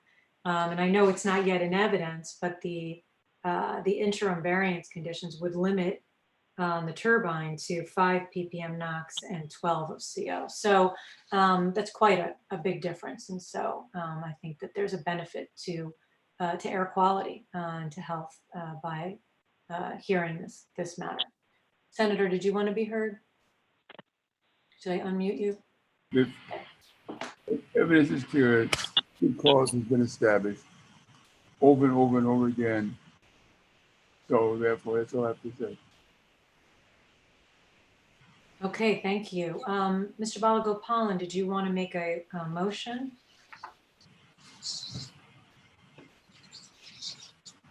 Yes, I'll go ahead. I'll do that. I think in the matter of California Institute of Technology, case number 5738-3, I believe, I move that we move towards the next phase of the hearing, and I think we can find good cause to do that. I will second that motion. And I will ask if there's any discussion on that motion. And I see none. Ms. Verdugo-Peralta, let me unmute you. Oh, you can unmute yourself. How do you vote? Aye. Senator, how do you vote? Aye. Dr. Bernstein, how do you vote? Aye. I vote yes. Mr. Balagopalan, you vote yes. Yes. Motion passes 5-0. So that means we can move into our next phase of, which is the merits of the matter. And I assume, go first to Ms. O'Toole and then to Ms. Sue, that you would like to incorporate all of the testimony and evidence that we heard in the first phase. I was just going to ask you that. Yes, of course. And Ms. Sue, you agree? Yes, that's fine. Okay, so all of the evidence and testimony we have heretofore taken will be incorporated into the merits. And Ms. O'Toole, would you like to give a separate opening for the merits and the 6 findings? Or stand on your opening? I think I can stand on my original statement, and we would like to present one additional witness and then also have Mr. McAlery present some additional testimony. I have a witness that will speak to the emissions issues and excess emissions issues, which I know that you're all curious about. So we will be able to present that, and that will be supplemental information for the finding that the turbine would be in violation of its emission limits. I think we've given you a lot of testimony already about the reasonable control and takings issue for the second finding, and we'll give you more evidence on the corresponding benefits or lack of corresponding benefits in reducing NOx and CO. taking. So I'll just proceed with the testimony after Ms. Sue gives her opening. Thank you, Ms. O'Toole. Ms. Sue, did you have any additional opening? No, I do not. Okay, thank you. Ms. O'Toole, please present your first witness on the merits. Thank you. I would like to call Rubik Manassian. Mr. Manassian, would you state and spell your name for the record? Rubik Manassian, spelled R-O-O-B-I-K, M-I-N-A-S-I-A-N. I'm a control specialist at Caltech Central Plant, and I'm the person in charge of the missions, and I've been doing this for 18 years at Caltech. Thank you. And are you under oath today? I am now. You took the oath earlier? Did you take the oath? I did, but I was a little late having difficulties, but if you want, I'll take it now again. Let me just swear you in. Do you promise to tell the truth, the whole truth, and nothing but the truth, so help you God? Yes, I did. Okay, thank you. So, Mr. Manassian, you understand that the hearing board has to make certain findings to grant the interim variance, and a few of those findings relate to emissions from the turbine and emissions that would occur if the turbine is not operating. So I want to ask you some questions about those issues. So could you just, you heard Mr. Midkiff's and Mr. McAleary's testimony this morning, but if there's anything that you would like to add about the process in which the turbine was taken offline and then reinstalled and restarted, would you please describe that process now? Turbine, we exchange the engine every 30,000 hours or very close to 4 years. And we did that this year. We shut it down. The shutdown was around March 2nd, I believe. And we were waiting for the new engine to arrive, but the manufacturer or the vendor we're working with, they were having difficulties. So at one point, the management decided to reinstall the old engine. So that's what we end up doing the week of March 2nd, I believe. And we asked the representative of the manufacturers to come and help us with it, even though we have been doing that ourselves for many times. So I don't know if they volunteered or we asked them to come out. So two startup or technicians came out initially, and they help us to reinstall the unit, and they check everything to make sure everything was done right. And on March 9th, for the first time, we made an attempt to start a gas turbine. And as soon as the gas turbine started rolling, before even having ignition, it shut down because a sensor, like Warren mentioned, a speed sensor failed. So we shut it down, or it shut itself down on the 9th, and we found out there was a breakage in that sensor. So we ordered one, and one of our guys went and picked it up locally, and the technician, Ethos technician, installed that. They checked everything, and we started up. The first time that we got ignition, we actually running, was on March 10th, around, I think, 3 o'clock in the afternoon. At that time, we weren't anticipating any emission issues. They actually asked me if we had any issues, and I said we don't. We didn't before we started up, but once we started, we actually right away we found out it takes at least about 45 minutes to an hour for the gas turbine to come to compliance, because when you start it up, everything is cold, and there is a feature in the gas turbine that is called Solonox, that it has to reach certain output for that system to kick in, which I believe is around 6 to 7 megawatt of power. And when we reached to about 10, right away, we noticed that the emissions are higher than normal we ever seen, even after things stabilized. So I asked them to investigate it, and they basically connect their laptop to the control system, and they can see a lot of more data that we could ever know, because we don't really access the PLC, which is a controller unit. So they were monitoring it very closely, and they started making adjustments. And when we found out that the adjustments that they're making basically is not making that much of a difference, I asked them to shut it down. And we shut down on the 10th after running it for about, I think, 2-3 hours to investigate to see what's going on. So we shut it down that day, and basically we tried again the following day, tried to get things under control. And talking to them, I mean, one of them left, the other one was still on site. He was puzzled himself. He was saying that I don't really understand why especially carbon monoxide was off.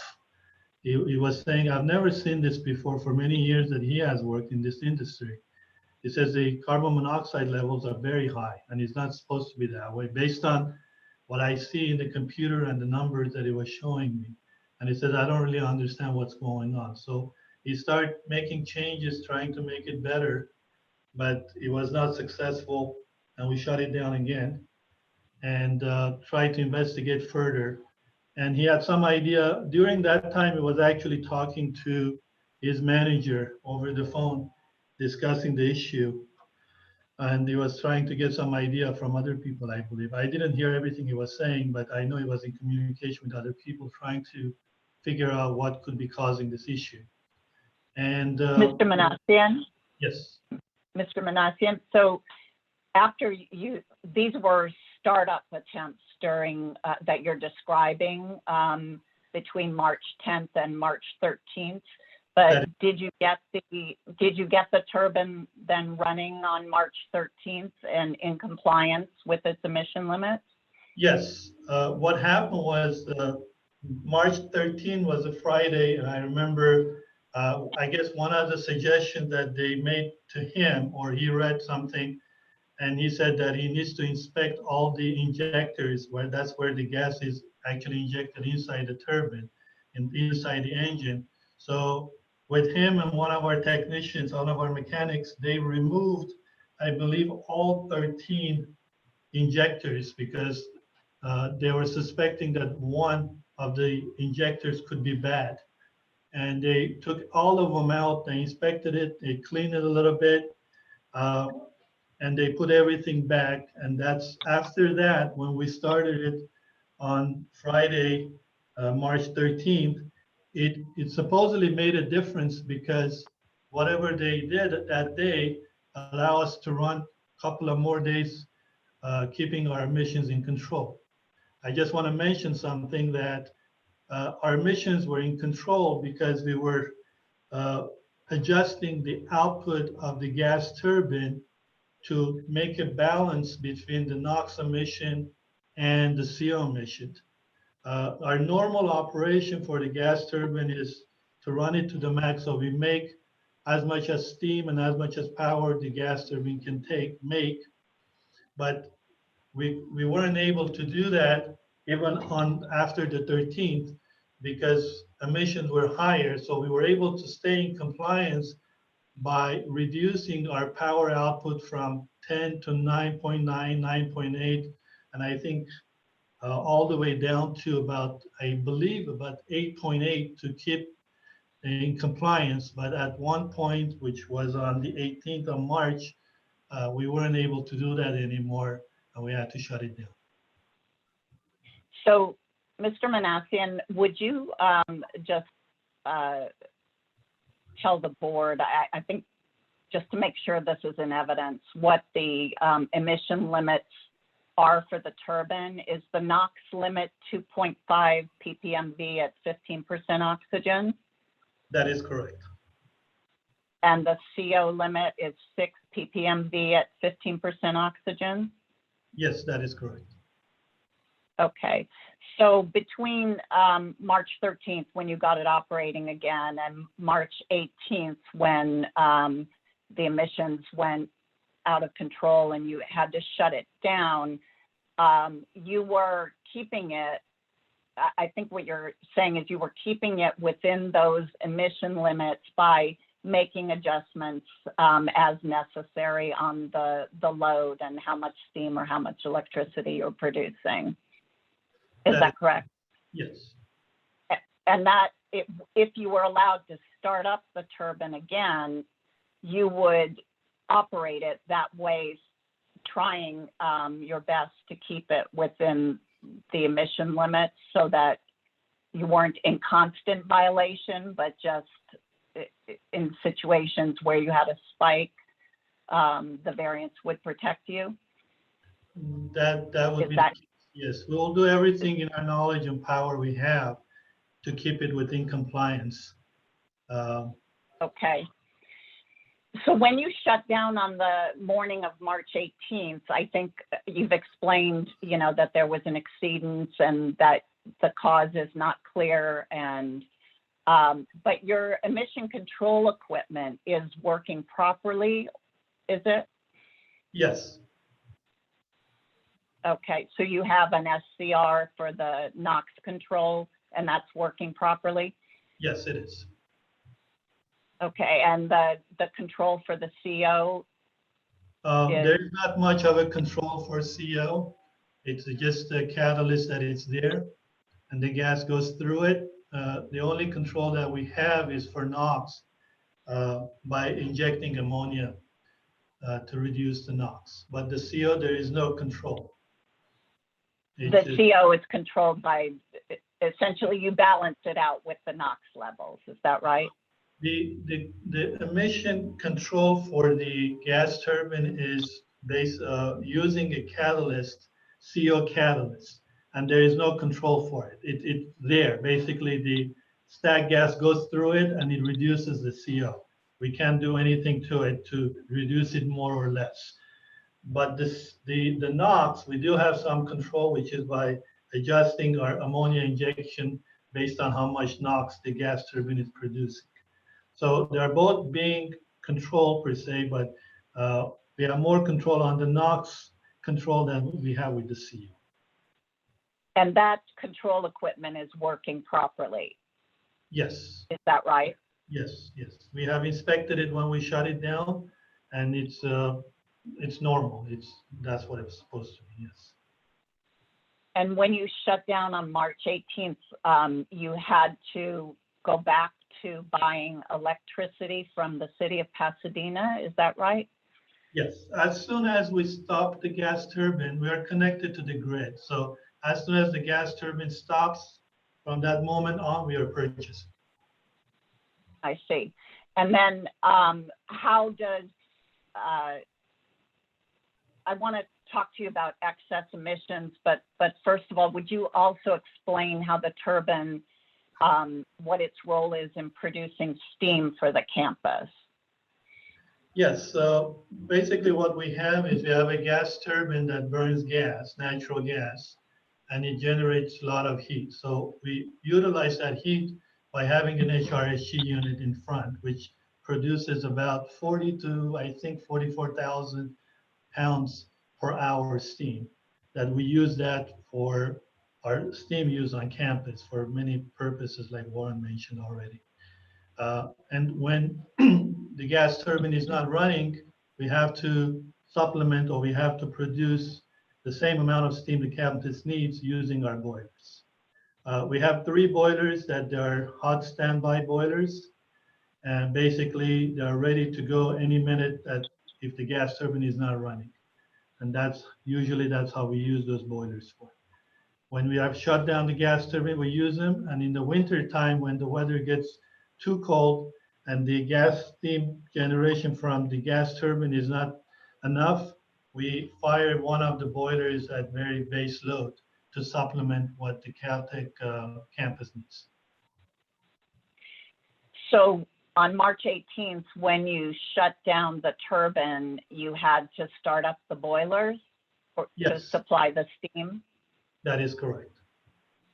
And you have been running those boilers since then? That is correct. 2 of them. Yes. Okay. And if you were allowed to restart the turbine, you wouldn't have to run the boilers, or at least only one on base load? Most likely, yes. Definitely, we don't need to run both. And there is a chance that we don't even need to run one. That depends on the demand from campus. We only run the boiler if the demand is more than what the gas turbine can produce. Okay. So would you explain to the board, I believe, and Madam Chair, in the email exchange that I believe is Hearing Board Exhibit 1, there was an attachment that revised the responses to numbers 19 and 20 on excess emissions in the petition.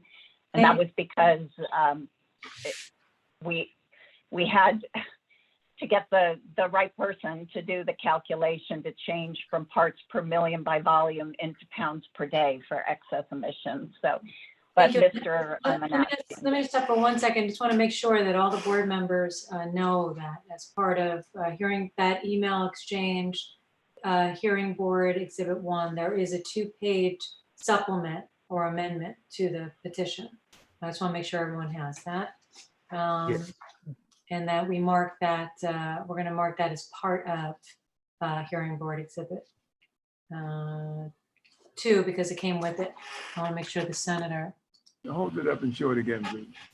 It's just those pages of the petition, but they've been amended. Oh, no, not.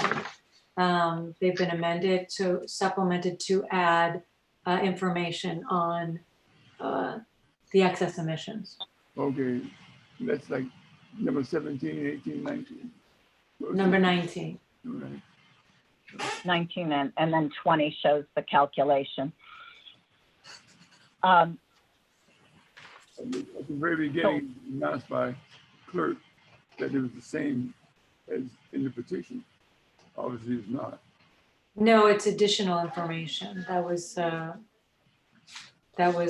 given as a supplement or an attachment to the chain of emails. By the Hearing Board. 1819 is the same as identified in the petition. Is that not correct? Although the information is different. It's been amended and supplemented. So in the petition, it says to be determined under there. And now there are actual estimates. So if you don't have it, perhaps we could do some kind of screen share. Would that be helpful? I just wanted to make clear what the exhibit is. Is it both the email dated March 20th, 2020 from Patricia O'Toole to the clerk of the board, and also the additional pages or revised pages to the petition? Yeah, we could do it that way, or we could take those out and we can mark them separately. But since it was part of it. The pages were attached to the email. Page 6 of 11. Okay, let's identify what part of 17 changed, 18 or 19 that changed. They look the same. Why don't we let the witness explain that, and then if you need to just mark it into your petition, that might make sense. That'd be fine, yeah. Okay. Okay, so we're, and Ms. Sue, just to be clear, going to mark it all together as Hearing Board Exhibit 1. Okay, so O'Toole, if you can proceed, just knowing that not all Hearing Board members have that, so we could try to walk through it and add that in. Okay. So, Mr. Manassian, just so to clarify for all members of the Hearing Board who might not have this in front of them, the calculation in pounds per day for estimated excess NOx emissions was 3.192 pounds per day. Is that correct? I would say, let me explain how this numbers works, and I think that would be better that way. We have obviously. We are trying, Mr. Manassian, Yes. we're trying to establish what is in the amended petition in response to numbers 19 and 20. So the estimate that was calculated was 3.192 excess pounds of NOx per day. Is that correct? I would say no. The reason I would say that is because that number is calculated based on the exceedance we had during one time, which I think it was only, if I'm not mistaken, like 0.2 ppm higher than our limit. But this number is going to change. The reason I'm mentioning that is based on my calculation, each ppm of NOx that is coming out of our stack at the flow rate of the stack that we have is equivalent to 0.554 pounds per hour. So that's the number that we need to keep in mind. Each ppm of CO that is coming out of our stack equivalent to 0.323 pounds per hour. So that's the pounds per hour versus ppm. Now, so our limit, if our limit for NOx is 2.5 ppm, which means if we are allowed to operate in the variance period, 2.5 ppm NOx is equivalent to 1.385 pounds per hour.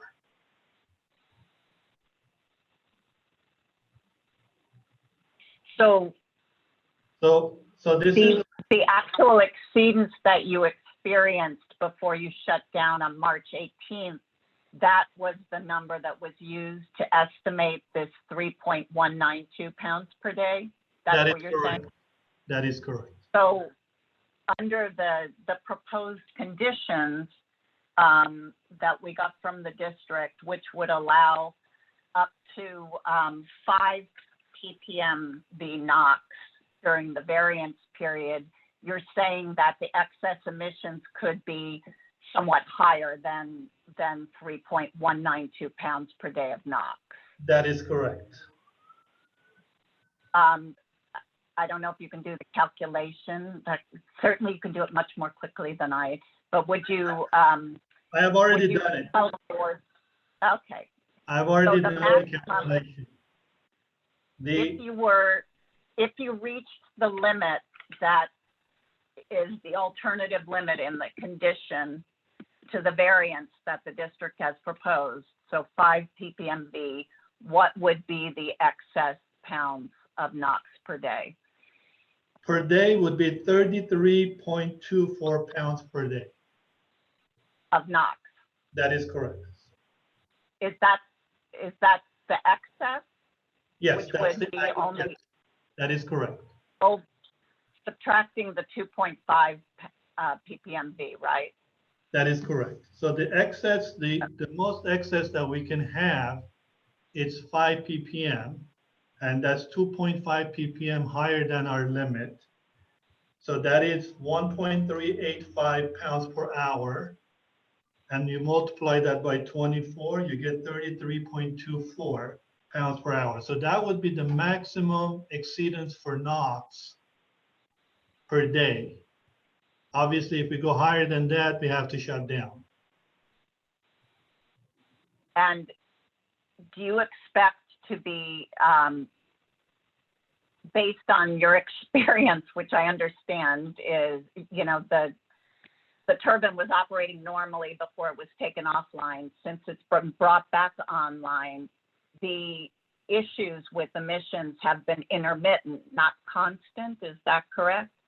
That is correct. The fact that we were able to run between March 13 to 18 for a couple of days without exceedance by trying to balance the power output so we can keep CO and NOx in compliance, I would say there is a chance that we can maintain that, but obviously there is no guarantee that we can because the gas turbine is old and we cannot guarantee how it's going to perform from one day to the next. But one thing I can guarantee you is we're going to do everything in our power to keep it in compliance. So if you did not get the variance and had to stay shut down, you had mentioned that you have to run the boilers to produce steam for the campus that would normally be produced using the turbine. Would you tell the board what the emission limits are for the boilers that you're running for Yes. NOx? We'll use NOx as the surrogate. We have 3 boilers. The limit for NOx corrected for 3%, it's 9 ppm. Our normal NOx corrected value for the boilers vary from, I would say, from 6 to 7.5, 8 ppm normally. That depends on the load and everything else. Obviously, we are lower than 9, but our typical values, I think, varies from 6 to 7.5, sometimes 8 ppm. That's our normal emissions coming off of the boilers.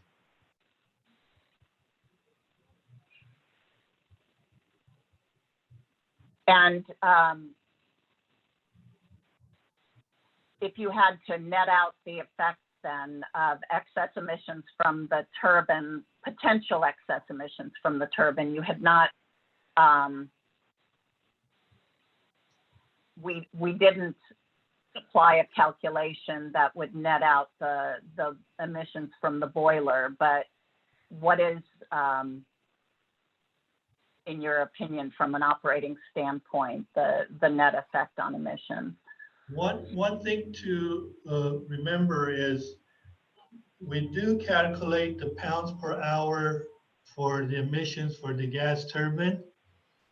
However, we don't have the same pounds per hour requirement for the boilers. We don't calculate or measure or calculate pounds per hour for the boilers. Our limit for 9 ppm is the only requirement from the district. There is no pounds per hour calculation requirement for the boilers. So I could do that, but I need to calculate it based on the amount of flow we have. And we don't measure that either. We only have that information when we do a source testing every year or when we do the RADA testing. So I could not tell you for sure pounds to pounds what the comparison is, because I don't know what the pounds per hour coming off of the boilers are.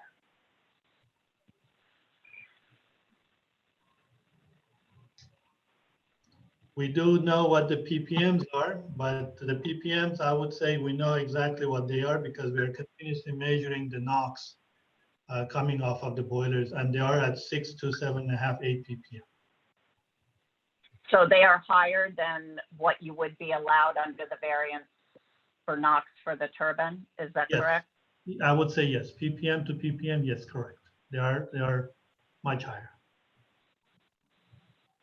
And to your knowledge, when the city of Pasadena produces power that you purchase rather than you using your turbine, the city's generating system would emit NOx and CO as well?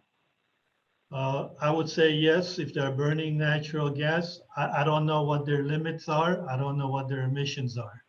But definitely they do have a permit to operate like we do. And I'm sure that they do have emissions, but I don't know what they are. Okay. So can I ask you to go back also, because the hearing board, since you indicated you received the proposed conditions for the variance yesterday, is that correct? Yes. Okay, and so that's when you became aware of the limit that would be imposed on excess, well, on NOx emissions totally. It about doubles your limit to 5 ppmv, right? Yes. And the CO limit in the condition is 12, which your excess emission calculation at the time that we were able to do it for the petition, was that based on the exceedance that you experienced on March 18th, the 36 pounds per day? I would say yes. Yes. And so in looking at number 20 in the petition, you had gotten as high as 10.62 pounds, or excuse me, ppmv of carbon monoxide on March 18th? Yes, I believe so. Yeah, we went over 10 ppm, and that was very. And that was. Yes. Oh, and that was about 4.62 ppmv excess, which is nearly, it's a little bit less, 1.4 ppm less than the amount allowed in the proposed conditions to the variance. But so would you say that the excess pounds per day of CO estimate of 36 pounds is about the right number, or have you recalculated that?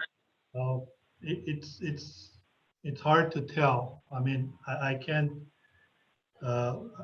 If the value goes more than 10 ppm for CO, basically we don't know what the actual value is, because that's what the analyzers are calibrated for, and that's what the range is, and also that's what the range is that the analyzers are certified for.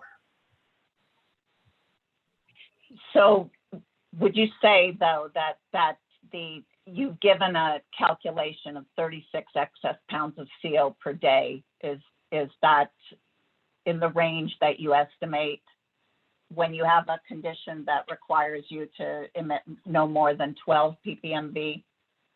I would say yes. Okay.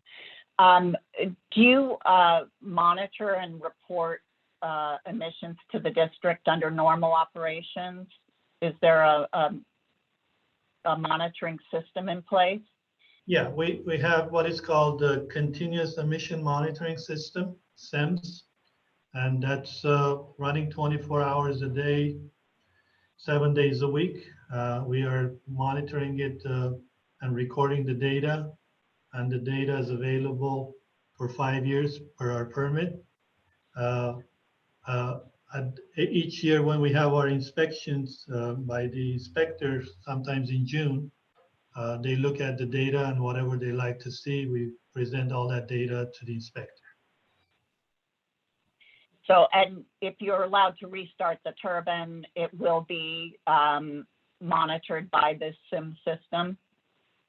Yes, the system is online 24 hours a day. It is online as we speak. It's recording continuously, okay, regardless if the gas turbine is running or is not running. And if you're allowed to restart the turbine, if you could, I know that you've described briefly the measures that you would take, but what would you do to try to minimize the NOx and CO emissions and keep the exceedances of your permit limits to the minimum possible? We have some room as far as the power output, because we don't have to run the gas turbine at its maximum, which is 100%, which is usually about 10 megawatt. We can go down to about, I would say, 8.5 megawatt. That range, it would allow us to have an effect on the CO and the NOx emissions. So what we try to do is, by knowing exactly what the emissions are coming from the gas turbine, we can vary the output of the gas turbine and see the results within minutes, so we can basically make adjustments and keep the emissions in control. So you essentially adjust the load in order to adjust the NOx or CO as necessary? That is correct. Is that right? Yes. Okay. So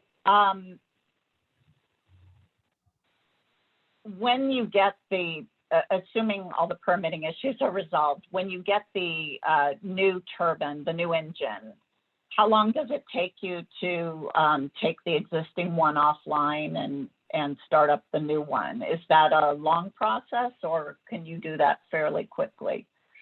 I believe it's within, taking the unit out takes a couple of days, 3 to 4 days, and installing the new unit takes about the same time. I would say between 7 to 9 days, max. Okay. And during that whole period of the removal and the startup, you're on city power while you're not using the turbine, obviously, if it's being removed, right? That is correct. But is there a period after the new turbine is delivered before you would start that process of removing the old turbine, or do you do it pretty quickly? From the previous experiences, we have done this 4 times. I think this is the 5th or 6th time we're doing this. And we have never experienced this problem before. And usually it takes a couple of days for the gas turbine to get here. And that gets coordinated by Warren. But basically, as the other unit arrives, we either taking the old one out, or it happens within a day or 2 while the new engine is here. So once you get the new turbine, you don't expect it to take more than a few days to be able to install it? Yeah, that's our normal turnaround time. Okay, and Caltech is committed to installing it as quickly as it's allowed to do by the permitting? Sure, yes. Yeah, okay. And have you looked at the proposed conditions to the variance that we received yesterday? Yes, I have. There are a number of reporting requirements that would be imposed, I presume, on you at the central plant to report emissions and when the turbine is received, when it's installed, et cetera. Are you prepared to comply with all of those conditions? Yes, I think we are. Part of it, it's my responsibility, but I think between our crew, including Warren and myself and other people, yes, I would say we shouldn't have any problem complying with their various conditions. Okay, thank you. No problem. Thank you, Madam Chair. Thank you. Ms. Sue, do you have any questions for Mr. Manassian? Hi, can we take our lunch break and then I can ask questions after when we return? Okay. Yes, let's do that. Let's take will that be enough? A 50-minute? Oh, Mr. Balagopalan, good. You can unmute. Yes, I'm unmuted there. I do want.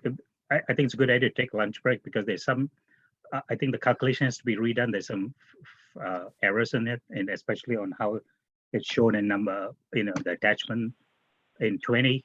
It doesn't reflect the numbers that Mr. Manassian gave us and the units are incorrect. And also, I think if we wanted to know the emissions from the auxiliary boilers, I know he has to go back and get the flow data. So maybe that's something.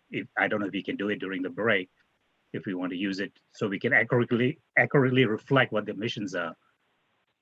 So it doesn't match what he's saying is what was provided. So they may have to correct it.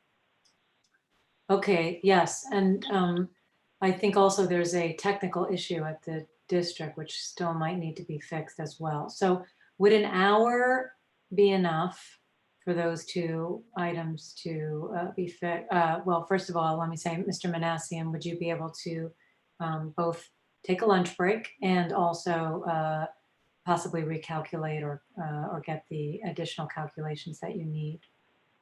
Okay, I'll try it. I think I can do it. Okay. Can I just finish one other item, and maybe this is something the district staff had to look at, because Mr. Manassian mentioned that the CEO was pegged at 10 ppm, cannot read any higher, and the indications are it probably is more than that. So we have to address that, somehow, what to do in that event, or we have to put a condition saying they have to shut down if it exceeds 10 ppm. Okay. right, so we'll get more information on that if possible. Yeah. And Senator, you had something you Yeah, wanted to say? Can this information be obtained within an hour or less than an hour? That's the question. Ask him how much time would he need? How much Yeah. time? Mr. Manassian, if you tell us you need a little more time, we can take a little longer of a lunch break just to make Maybe sure. I have to go through previous years' flow data that we have during the testings, because since we don't measure it and we don't report it at all, so I have to dig out some old reports to see if I can find flow data.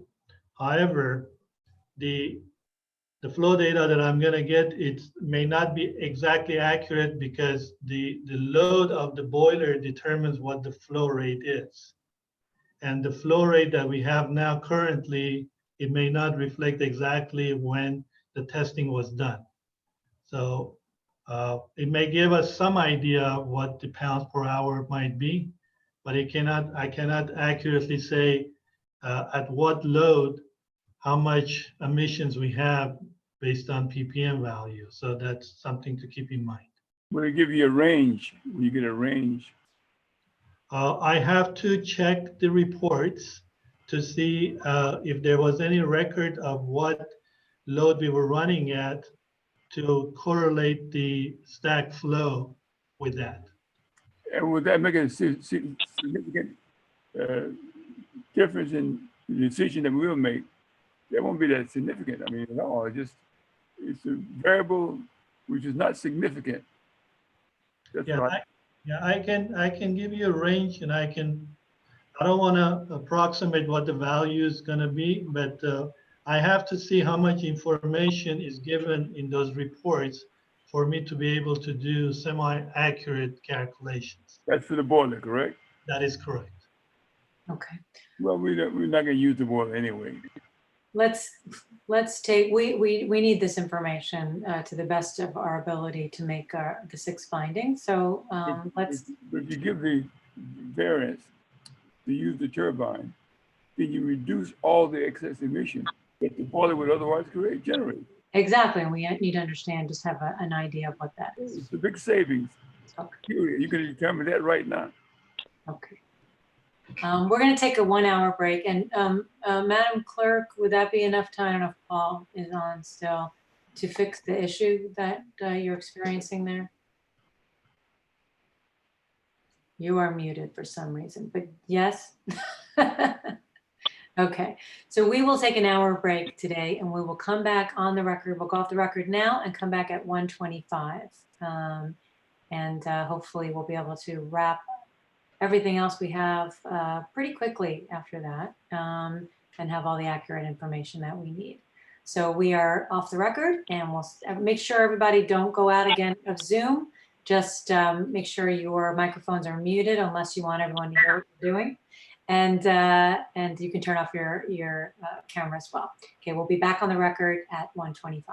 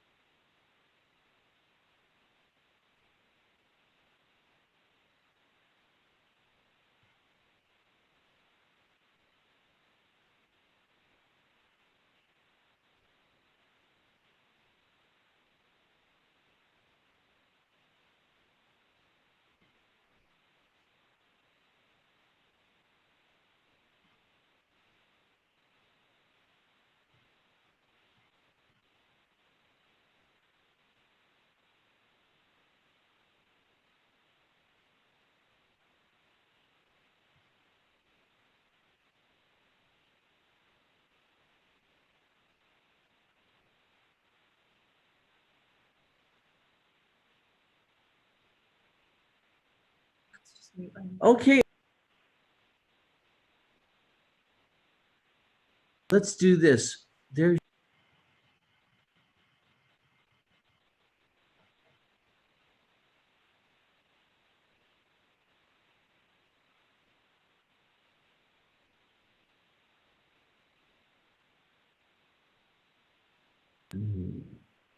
You're muted. I want to make sure you've got your computer audio. So It works because it works back there. Yeah, okay. So And I have the phone number if I needed to call it. good. I noticed Karen is here. She must be at her house, right? Possibly, I don't So know. I wonder why, I didn't, with her child, you know, Yeah. so I'm thinking, I wonder if we could, well, anyway. What do you need from me? If I have issues, I Oh, could okay, call. let me go take like 3 bites of my rice. You and- should just go Yeah. do your thing. No, I'll I check think it. They it'll said work. 125, right? I think, yeah, around Yeah, there. okay. God, my mind's going 1,000 miles an hour. So I think I'm fine. let So me you go let eat me your just lunch. say, I can always call on the phone. no, you know to what? get it. Let me see if somebody who's moving around can hear us. Let's do this. Can I do this real quick? Okay. Because I was in here and okay. I can hear you. Senator Holden, can you hear us? Or can anybody hear us? Dr. Bernstein, can you hear us? Yeah, we can hear you, Paul. You It's can? Anthony. I can hear you and I can see you. Hi. Yes. Yes, I can hear you I and can't see hear you. you. You can't hear me? Me? Can you hear me? I cannot hear you. We moved Daphne to another room. I just want to make sure her audio is working. We can hear you fine, Paul. Did you hear us? Oh. Paul, You lowered adjust it. your Oh, audio. okay, I think we solved the problem. The speaker. That's it. Okay. Thank you, sir. Appreciate your help. I saw you moving around, so I knew we had live video when you're going in and out of your room. Thanks a lot, sir. Can you hear me? I can now. Okay. Thanks a lot. Appreciate it. What time's this meeting supposed to start? I believe 125. 1:25. Wow. Either Okay. 120 or 125. How did your Okay. meeting go yesterday with the mayors? Or no, that was 2 days ago. That was Tuesday. yesterday. Oh, yesterday. Okay. No, Tuesday, you're right, because we had a meeting Tuesday, not Wednesday. It went well, as well as could be expected. I mean, you know, everybody's scrambling right now, trying to figure out what's up. Right. We just closed down. We didn't fully close our parks, but the only thing you could do is passively walk through. But I'm looking at the park right now, and there's people playing on the equipment. I guess the word hasn't completely gotten out. So not even walk your dog through the park, huh? You can walk, or you could ride your bike through the park. You can walk your dog through the park, as long as you maintain social distancing. Yeah. Wow.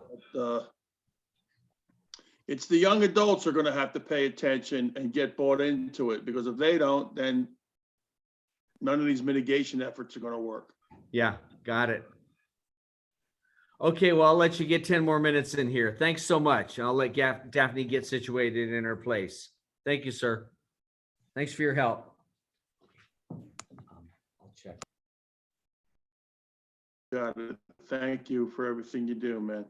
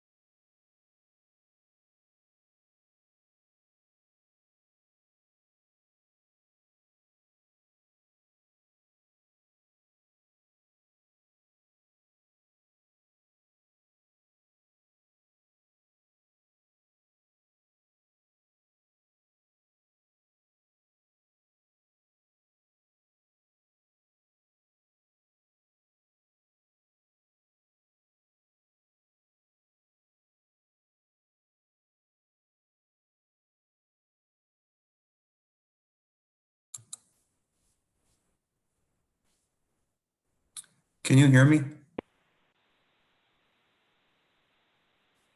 Yes, I can. Can you hear me? Yeah, I can, thanks.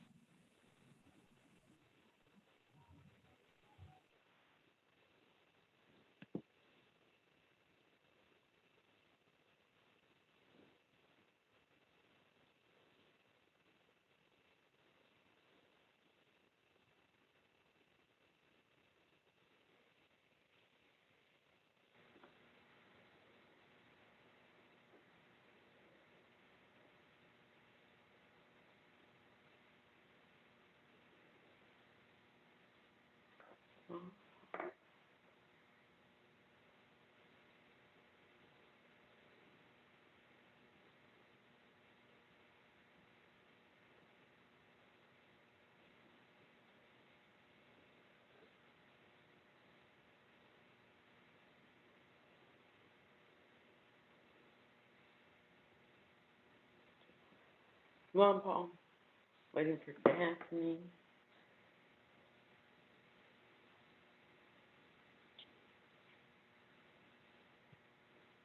I'm here. Okay, you're here. All right.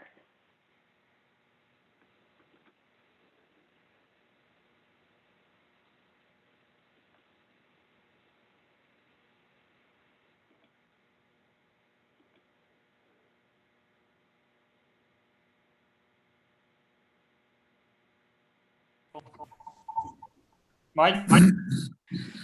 Hey, Mark, how's it going? Going a little bit. Quick question for you. Yeah, go ahead. So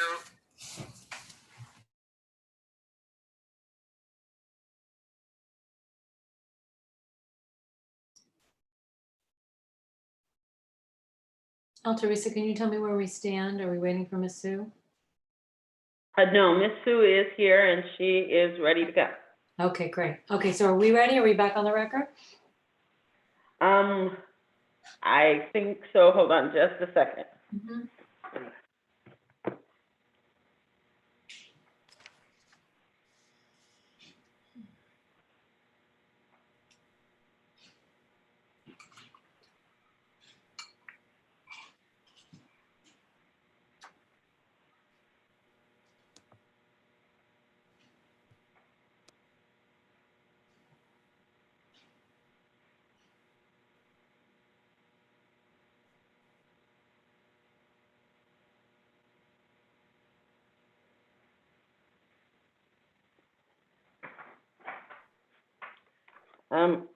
I'm checking with Paul because he's the major host. I want to make sure we're off. Are we ready to go? Yeah. Okay, yeah, we're ready to go. We are. Did we lose Miss O'Toole? I don't see her anymore. Yeah, she's on. On just phone? Because I don't see her. Her picture's up. Am I missing it? Are you on gallery view? I am. I can see her. She's on. Oh, do I have it? She's near Miss Sue for me. Okay. Maybe I'm just Yeah, not. I see her. All right, maybe I'm just not showing everyone for some reason. Oh, there we go. Okay. Lower left. Okay, now I see. Maybe it just maybe I was minimized too much. Okay, we are back on the record, and when we left to go off the record, Miss Sue, you were going to ask questions of Mr. Manassian. Hi, good afternoon.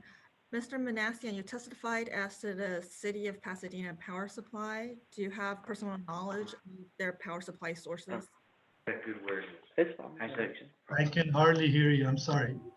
Can you repeat that question, please? You testified as to the City of Pasadena's power supply. Do you have personal knowledge of their power supply sources? I believe they do have gas turbines, but it's a different model than ours is, but they do have gas turbines. But do they also have other power supply other than from natural gas? I do not know for a fact. Okay. Is Caltech doing an analysis of what caused the exceedance on March 18th, 2020? We have talked about it among ourselves, tried to understand. We spoke to the mechanics that they know about the system. Warren and I talked about it many times, and we tried to figure out what else could be causing the problem. And we haven't come to any concrete conclusion what the problem started from or what the problem is. So what are the next steps in terms of troubleshooting this problem? Next step, I would probably think that as soon as we start the gas turbine running, we're going to see what kind of results we get, and then try to look into other sources. Probably ask Ethos again to come back, or try to get more information about the emissions and try to figure out. We don't really have a clear path of what we need to do, because the ethos engineer that was here himself, he was not sure exactly what the cause of the problem was. So the only thing we can do is what we have done for the last couple of days between 13 to 18 is to basically bring the load, adjust the load to keep the gas turbine in compliance. When you say adjust the load, what load are you adjusting? Electrical output. Basically, you can run the gas turbine at 100%, that it would generate 10 megawatt of power, but you can actually tell it what megawatt power you want to produce. So we go from 10 to 9.9 megawatt and 9.8 and 9.7 and so on and so forth. And so would you be using less natural gas if you were to reduce the load on the turbine? Yes. Okay. And is that a manual adjustment that Caltech would be making? No, the gas turbine itself, it would adjust it. So basically when you tell it I want to make 9.9 meg instead of 10 meg, the gas turbine basically makes that adjustment and adjusts the fuel valve according to how much output you want. Okay, so it appears from what you're saying that an operator would adjust what the electrical output would be, and then it automatically would adjust how much fuel it is intaking. Yeah, basically we have a control panel that is provided to us by the manufacturer, and it's just a number that you put in there. And instead of 10, you can put 9.9 or 9.8. So it's just a number that you can change on the computer in the control panel. Okay, and you had testified briefly about the SEMS. Was it not being able to read above 10 ppm? It's the SEMS. It's certified for 0 to 10 ppm CO and 0 to 5 ppm NOx. Those are the ranges that is set in the recording and everything else. Okay. So anything more than 10, we can't record it. You can't record, or it's not certified to record that number? I don't understand the question. Are you able, does the SEMS read above 10 ppm, even though it's not certified for that? Let me explain. The SEMS is a system that it includes the analyzers. Mm-hmm. So it's the sampling system, the analyzers, and the computer and the recording devices. The analyzer itself, it can measure higher values, but the range is already set within the system not to record higher because it's not certified to measure anything more than that. Okay. So in the petition, it did read that the highest reading before the shutdown was 10.6 ppm. Yeah, that's basically, it's a signal that it goes to the system. The computer system basically allows plus or minus 2-3%, but it actually doesn't mean anything. In other words, that 10.6 ppm, it could have been 11 or it could have been 10.2. It's not an actual measurement value, it's a recorder value, if it makes sense. So it was recording 10.62 ppm. Yes, it's record the data. The DAS is getting the signal to record that value, but the actual value that analyzer measures, it's 10 ppm or higher. But the data acquisition system records it at 10.6 because that's the max it can record. Okay, I thought you said the max it could record was 10 ppm. The max that the analyzer sends out, it's 10 ppm, but the recording device, if it sees anything 10, it shows it at 10.6. In other words, let me just say this. In other words, if your speedometer shows up to 200 miles per hour, and if you go over 200 miles per hour, you don't really know how fast you're going. The analyzer sends out the signal that it says it's 200, but the recording device itself has a plus or minus. When you calibrate those devices, they show higher number that it actually doesn't apply to the actual measurement because the range is 10. But the recording device, the electronics, it could record something higher, which is not the actual number.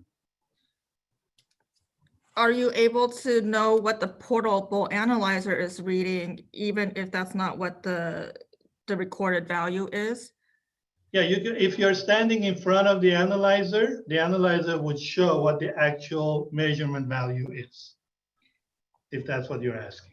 Oh, and to your knowledge, would the analyzer value that's showing up on the analyzer itself be accurate? Up to 5 ppm, yes, because that's up to what we certified the system as. In other words, if the value goes higher, I don't have no way of knowing how accurate that number is. 5 ppm or 10 ppm? 10 ppm for CO, 5 ppm for NOx. Okay. Would it be possible for Caltech to have a portable analyzer on site, given the limitations of your current SIM system? Yes, I would say so, yes. Yes, the answer is yes. Okay.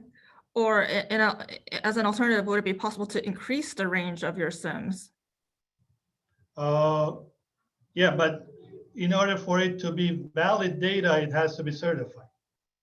I mean, I can change it to higher, but it needs to be, it's certified up to 5 for NOx and 10 for CO. That's all I can say. Okay. Everything else is matter of adjustment. We can change it, but how accurate those values are going to be, I don't know. Do you know how much it would cost to get a portable analyzer on site for CO? I can find out. Okay. And you had mentioned the boiler with a 12 with a limit higher than the gas turbine. What is the boiler permit number? I have to look it up. Okay.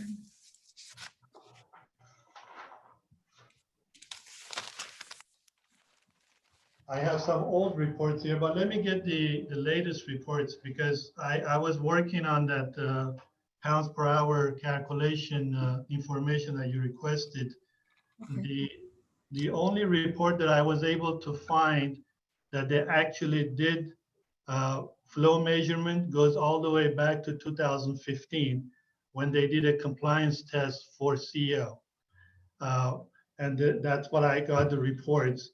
And if you need to know the permit numbers for the boilers, I have to get that for you. Okay, so you had mentioned that the boiler has a 9 ppm NOx limit. Is that correct? Yes. And that's at 3% oxygen, right? That is correct. So if you were to convert that to 15% oxygen, what would the ppm limit be for that boiler? I have to calculate it. Let me ask you this, if I may. Why do you need to do that? Your testimony seems to equate the boiler ppm limit and also the gas turbine ppm limit, but they're at different oxygen levels, so we need to make them equivalent if you were to make a comparison between the two. I'm trying to understand because the boilers, if you correct that number to 15% oxygen, I'm trying to understand that that's going to significantly change the dynamic of the pollution because I'm not asking you to actually make the correction on any piece of equipment. I'm just trying to make the point that you're saying there's going to be more emissions because you're using the boiler as opposed to the gas turbine, but you're not making an apples to apples comparison with the numbers since the numbers have a different percentage oxygen. That is true. However, if you apply 15% to the NOx reading for boiler, that's not applicable because that's not real.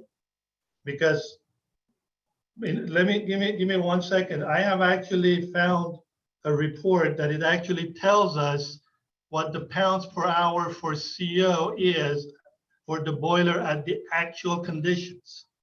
And I have that number for you. Okay.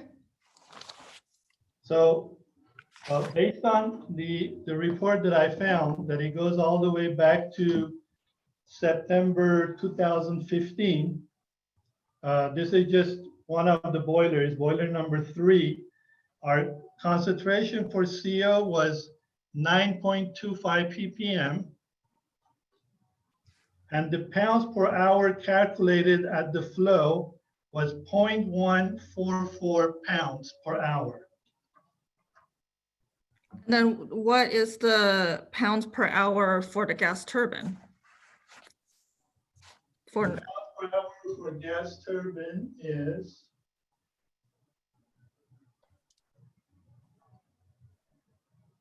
for each ppm is 0.323 pounds per hour. yeah, but what is the total? Because that's what you gave for the boiler. Yeah, the total, it depends on what concentration we're looking at. Let's say, for example, I did a calculation here.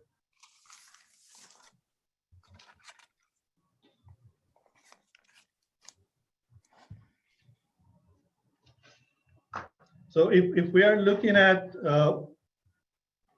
if you are looking at 10 ppm, for example, for CO, it would be 3.3 pounds per hour. And then what about for NOx?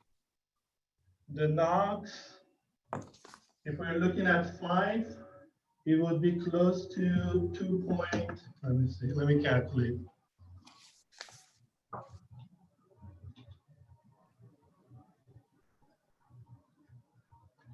It would be 2.77 pounds if it's at 5 ppm. So 2.77 pounds of NOx per hour at 5 ppm for the gas turbine, and for the boiler at 9.25 ppm NOx, you had 0.4 pounds per hour? No, the number I gave you was for the CO4 boiler, not for NOx, sorry. Yeah, okay, then what is it for NOx? NOx,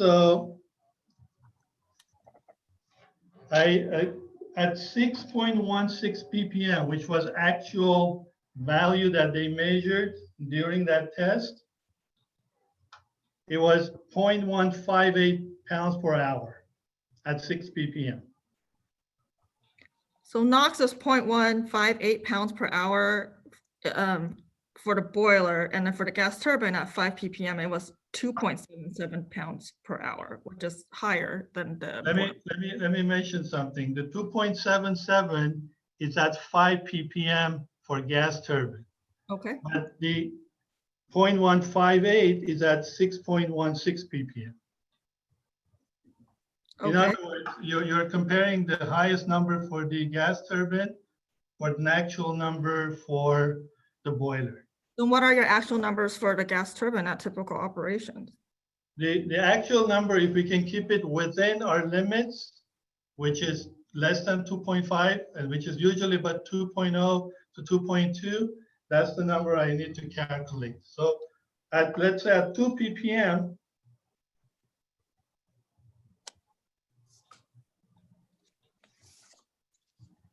at 2 ppm would be 1.108 pounds per hour.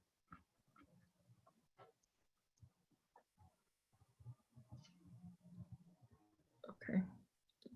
So it seems like at 2 ppm, which is within, if I recall correctly, the permitted limits, it would still be emitting more than the boiler at 6.166 ppm NOx, which is based on actual use.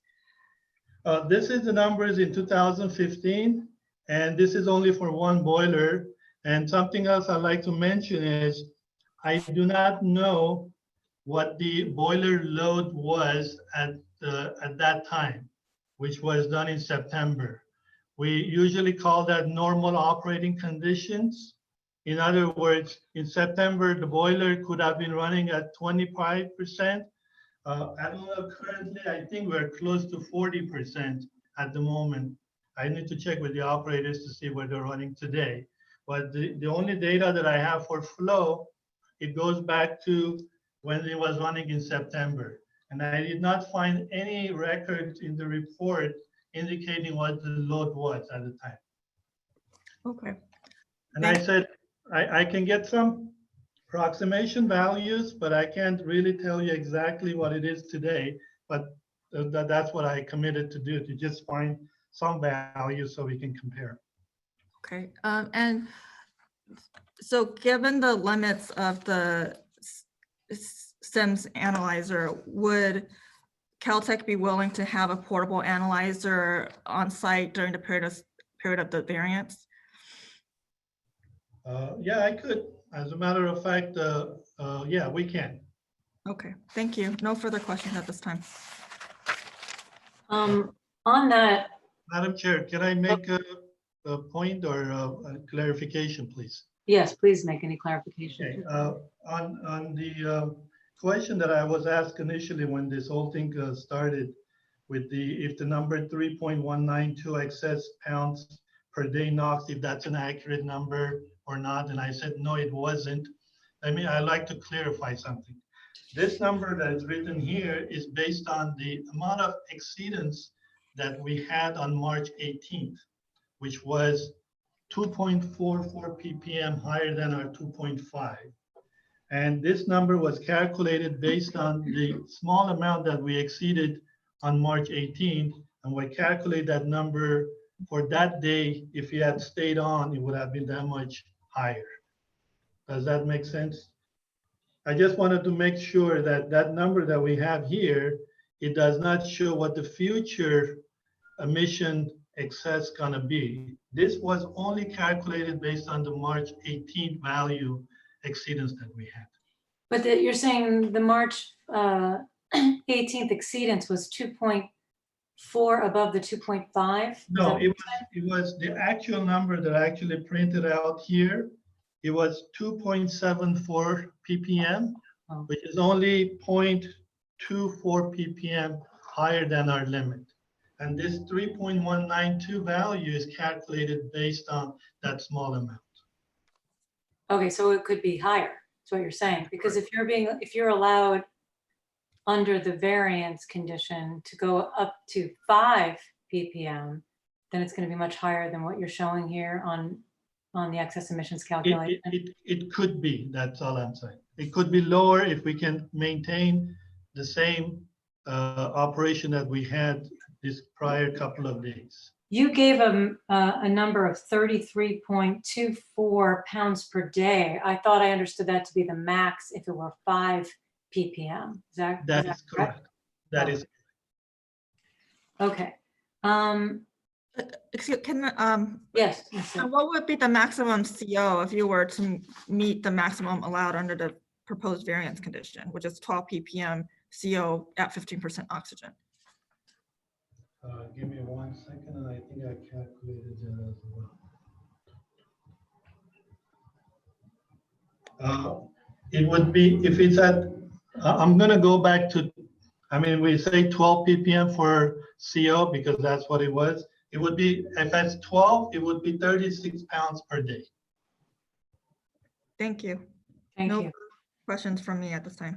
Thank you. I have a question with regard to the question that Ms. Sue asked about bringing on a portable analyzer, because if you're saying that the SEMS is not capable of reading above 5 ppm for NOx or 10 for CO, and so we have no idea how high it is, that will become very important to that very important proposed condition number 7.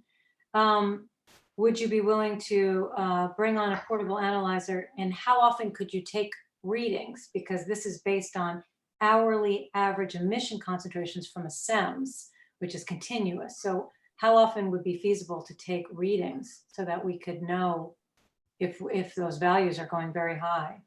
It was my understanding that if we have a limit of 5 ppm NOx and we have a limit of 10 or 12 ppm CO, if we get to that point, we're going to shut it down. No, I understand, but how will you know that you've gotten to that if your SEMS does not register that high? Or you won't know if you're above 10 or above 5. So, and if you're bringing on a portable, how often are you willing to take readings per hour? Oh, I guess that's something that you guys need to tell us what you want us to do. Okay. But my point is, I am capable of seeing when it reaches 5. And as soon as it reaches 5, I'm gonna shut down. Okay, so when it gets to 5, you would shut down. That's correct. I thought that was one of the conditions of the limit. So The then, gas limits of 5. So if I reach 5, I'm gonna shut down. okay, so then the only issue would be in CO because you'll never show 12, so you won't know when to shut down. I think we need to change that to 10. That's because 10 is the range. The reason we said 12, it could have been my fault because the limit is 6 ppm, and the rule says whatever your limit is, your range could be 200% of your limit, which makes it 12. But when we certified the system back in 2004, I think it was, we set the limit for CO, the range for CO to 10. So it was 5 for NOx and 10 for CO. And CO has always been less than 1 ppm throughout these years. And this is the very first time after 16, 17 years that the CO is acting up the way it is. So I just want to let you know where that number 12 came from. It came from 200% of the limit, which is 12. But the system is set up to record up to 10 ppm. Okay, so then do you need to talk with anyone, or 10 ppm is what we can change that proposed? I would say 10 ppm because the way the system is set up now, the 10 ppm is the max what the recording is going to be. I know it sometimes it shows 10.6, but anything above 10, it's 10 basically, and we need to shut it down. Okay. Another question I had, I didn't get a clear answer on whether Ethos is coming back. If you had this problem because you shut down and restarted, you don't know what's going to happen when you restart a second time. You could have the same problem or even a worse problem. So I think it would make sense if you already plan in advance to have Ethos on hand. Is that your plan? I would think so. I think that would be a question for Warren, but I would believe that would be a good plan to have somebody else here that have more control over the control of the gas turbine than just going up and down on the output of the gas turbine. Okay. So that would be an important question to have answered. I'll put it on the back burner for right now. Okay, the other, I had 2 more issues. One was, so we still have that outstanding issue that even if you receive the turbine, even in the next 2 weeks, say, you can't install it because you still need a permit to construct. So I'm looking at condition number 2. Would you agree to pay for expedited processing so that we could make sure that that permit is turned around as quickly as possible, so that whenever you get this engine, the turbine, you can install it? And is that a question you should answer, or someone else? I think Mike Chua, since he's the one doing the permitting and applications, I think he should answer that. Okay, so now I'll also hold that to be answered. And then the last question also, I don't know if you're the person to answer or not, but you have indicated several different levels of megawatts at which you would be within the limits. Does that mean that wouldn't change your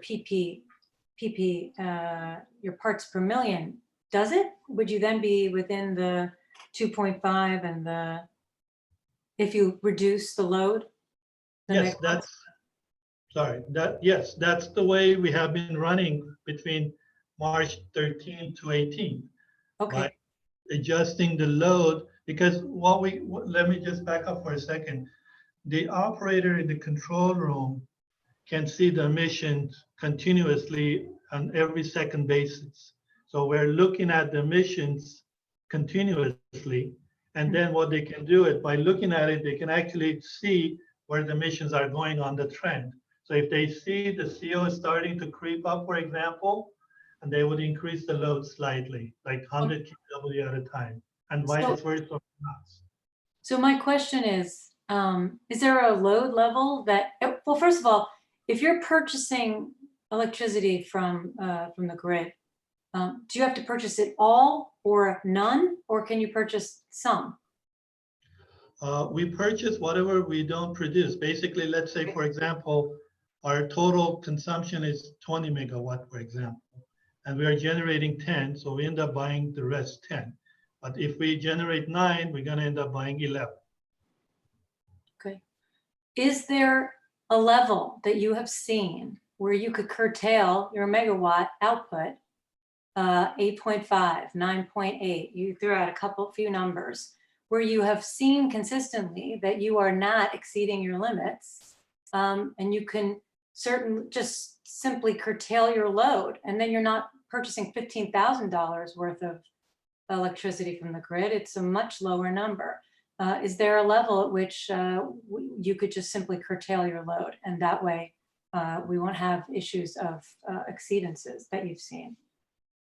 That would have been possible or easily done by a turbine that it's working the way it's supposed to, because this gas turbine is not working as normal. And you could have it on a load that has been working fine for hours, and then slowly you see the NOx is coming up. So the operator keeps looking at that number, and then based on what they see on the screen, what the emissions are doing, and they adjust it. When we get a new turbine, when the turbine is new and it's running, those numbers are usually flat. I mean, whatever emission you have at the maximum load, it varies very, very small amount when everything is working fine. How quickly? Okay, I'm sorry. Go ahead. I didn't mean to cut you off if you had more to say. No, I'm just saying this turbine, it's unpredictable in a way. We don't really know what the problem is, and we're just remedying it by looking at what the emissions are coming out and adjusting the load, try to maintain NOx and CO to be within compliance. How quickly can you react to? By the time we change the load, by the time it makes a change that the SIMs can actually see it, it's I would say between 3 to 5 minutes. Okay.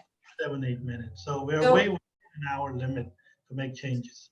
So are you saying that in the time that you were having these periodic exceedances, they were not exceeding 3 to 5 minutes because you were able to adjust the load? I'm sorry, repeat that question. I'm trying to understand, were the exceedances that you were seeing, were they short in duration because you were able to quickly respond and adjust the load?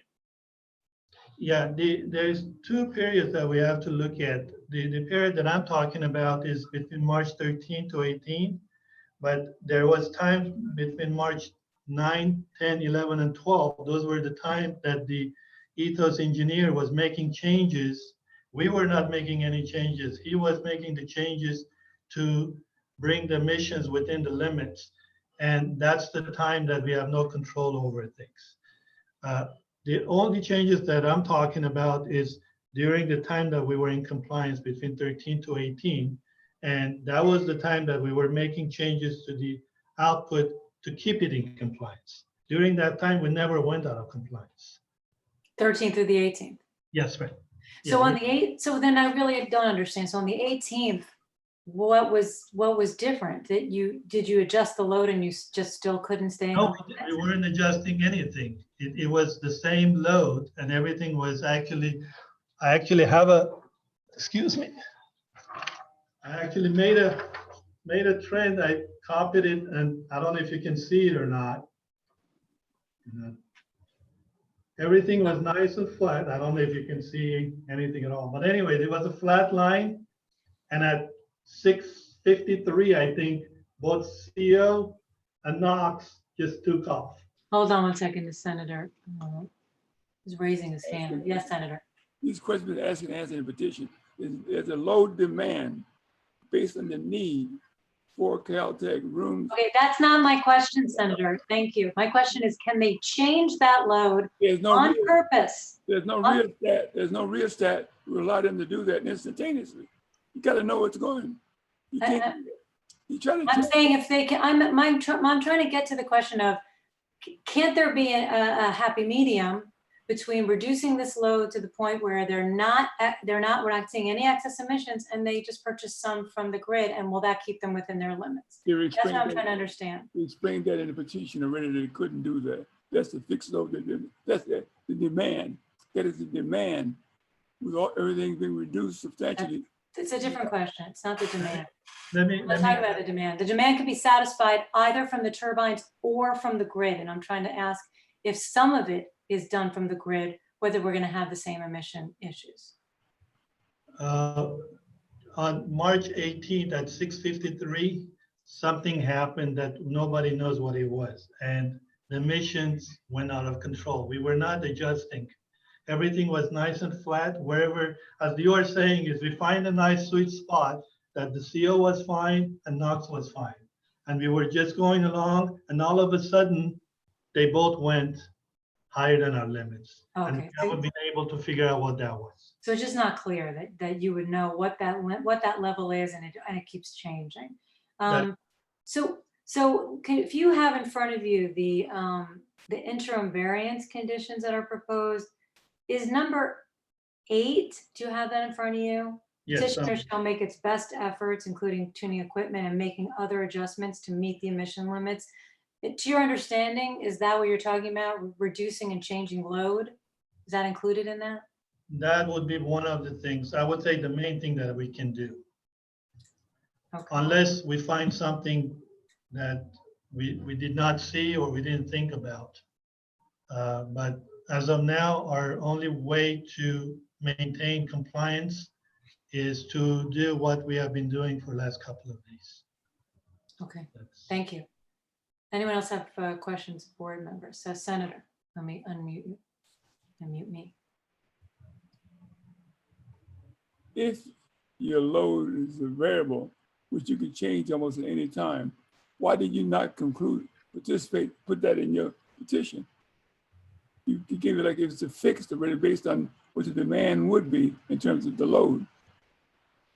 Because students went home, some stayed, the labs had to be certain temperatures. You explain why you need what you need. Is there a reason why you didn't have to do all of that in the petition? I'm not sure if that's a question for me. Yeah, it is for you. Are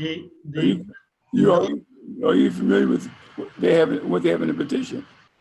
Yes, the load change is only to keep in compliance. When I say we change the load, we make less electricity, which means we have to buy more from the city. So we try to keep in compliance with the emissions. So it was better to run at 8.3 or 8.5 meg than not running at all, or running at 9.5 and exceed our limits. So what you were doing, therefore, is keeping your load provision on site. And if you exceeded that, you're about indifferent from the city. Is that correct? You're talking about electrical power load? Yeah, electrical power. Yes.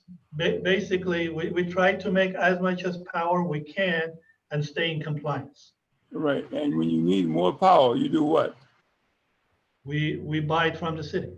Okay. And that's annually, how much excess power did you buy from the city, possibly, in terms of dollars?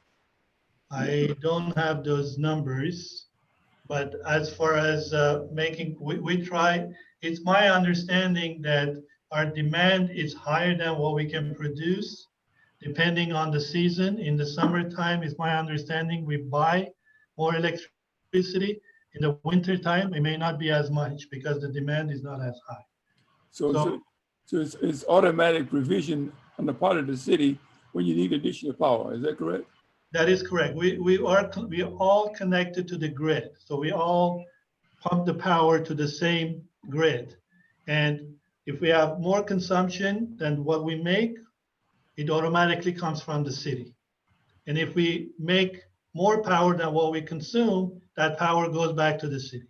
Okay, so it's not a rheostat where you adjust the power at any time. It's automatic adjustment. That is correct. Okay. Fine. When you broke for lunch, what you were going to do is go and come back and tell us how much excessive emission that would be subjected to if you use the boilers. And we're going to compare that with using turbines out of permit, beyond the permitted conditions. So what's the difference, if at all? In summation, my question is there more emission if you use the boilers with normal operation, or if you use the turbine when it's not when it's beyond the limits, when it's beyond the permitted conditions? The boiler pounds per hour is less than what the gas turbine produces based on the numbers that I saw. But if we are not running the gas turbine, we have to run the boilers. And I understand the pounds per hour might be less, but the city is providing the power that they pollute the same amount, maybe or more, than what our gas turbine would do. So the answer is, if we run our gas turbine, we don't have to run our boilers. I just want to stop you there because I know Ms. Sue had asked some questions regarding if you knew specifically what other sources of power the city has, and you didn't know the answer. So I don't want to speculate as to where the city is getting its power or generating its power. But if you just limit, speaking to what you know would be. Let him answer my question, please. Go ahead. It's fine. I just want to put in my caveat that it's very important that that's not in evidence. Break his trend of thought. Let him finish. Answer my question. But the fact that we did not know what the pounds per hour emissions are from the boilers, our case was based on our limits on the boilers are much higher. For example, the limit for the CO is 100 ppm. And the limit for the CO for cogen is only 10 Object to that in the sense of it's not apples to apples comparison. It's 100 ppm at what oxygen percentage? Wait a minute. Let him finish my question. You ask yours.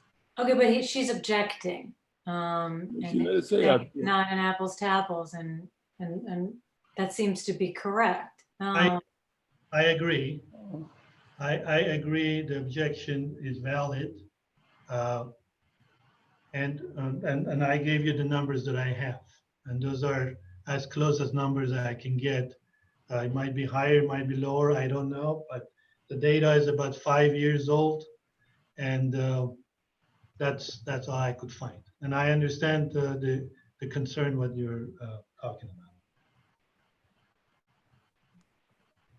No, they've interrupted my thoughts. All right, thank you. If I have another question, I'll come back. Okay. Board members, other questions? Oh, I see. Ms. O'Toole had a question. Would you like? Well, we'll take Ms. O'Toole's first. Yeah. You are somehow muted. Maybe your phone number is muted. Let me unmute you. Is that try speaking now? Can you hear me? Yes. Okay, good. Thank you. I just wanted to make 2 points. One is that the turbine, as we've heard in the testimony, is providing electricity and steam. The boiler's only providing steam, and it doesn't have to be used when the turbine's being used. So it's not an apples to apples comparison. I think the point of the earlier testimony was just that the excess emission calculations don't take into account the fact that if you avoid those excess emissions by not running the turbine, you still have other emissions. That's the only point. It wasn't to say that there's a certain number that I just want to interrupt there you. would be more emissions or. I just want to interrupt you. We have time for argument, but did you have questions for Mr. Manassian that would perhaps clarify? Well, I was just addressing Ms. Sue's objection, but the other issue is that I think a lot of the questions that you're asking, Mr. Manassian, actually I was going to have Mr. Midkiff give some further testimony, and he probably will be able to answer some of those questions from the standpoint of being the central plant supervisor. Okay, that's very helpful. Thank you. Why don't you keep on your microphone so that if board members have questions for Mr. Manassi and you feel it's better addressed by a different witness, you can let us know. Okay, I see Mr. Balagopalan has his hand raised and has some questions. Yes, a question for Mr. Manasian. And I think before we broke for lunch, I was expressing concern on how the emissions were calculated in the attachment we got, Exhibit 1 and item line 20. Can you go to that? Do you have that revised calculation that was submitted? I believe so. Because you mentioned revised one, but well, I think in the initial petition, there was no calculation because it was to be determined. So, so in the subsequent. I think the one that I have is revised because it is talking about the limit and the excess calculation. Is that the one you're referring to? Yes. So if we can just take a minute, go over let's use the NOx for a second. Okay. Because the NOx limit is 2.5, that's the permit limit at 15% oxygen. I was reading before the shutdown was 2.74, so the excess is 0.24. However, the source test emission factor that you put, earlier you said it was 0.54 pounds per hour, because the units don't match, that's what I'm getting at. Because that's why you corrected the emissions.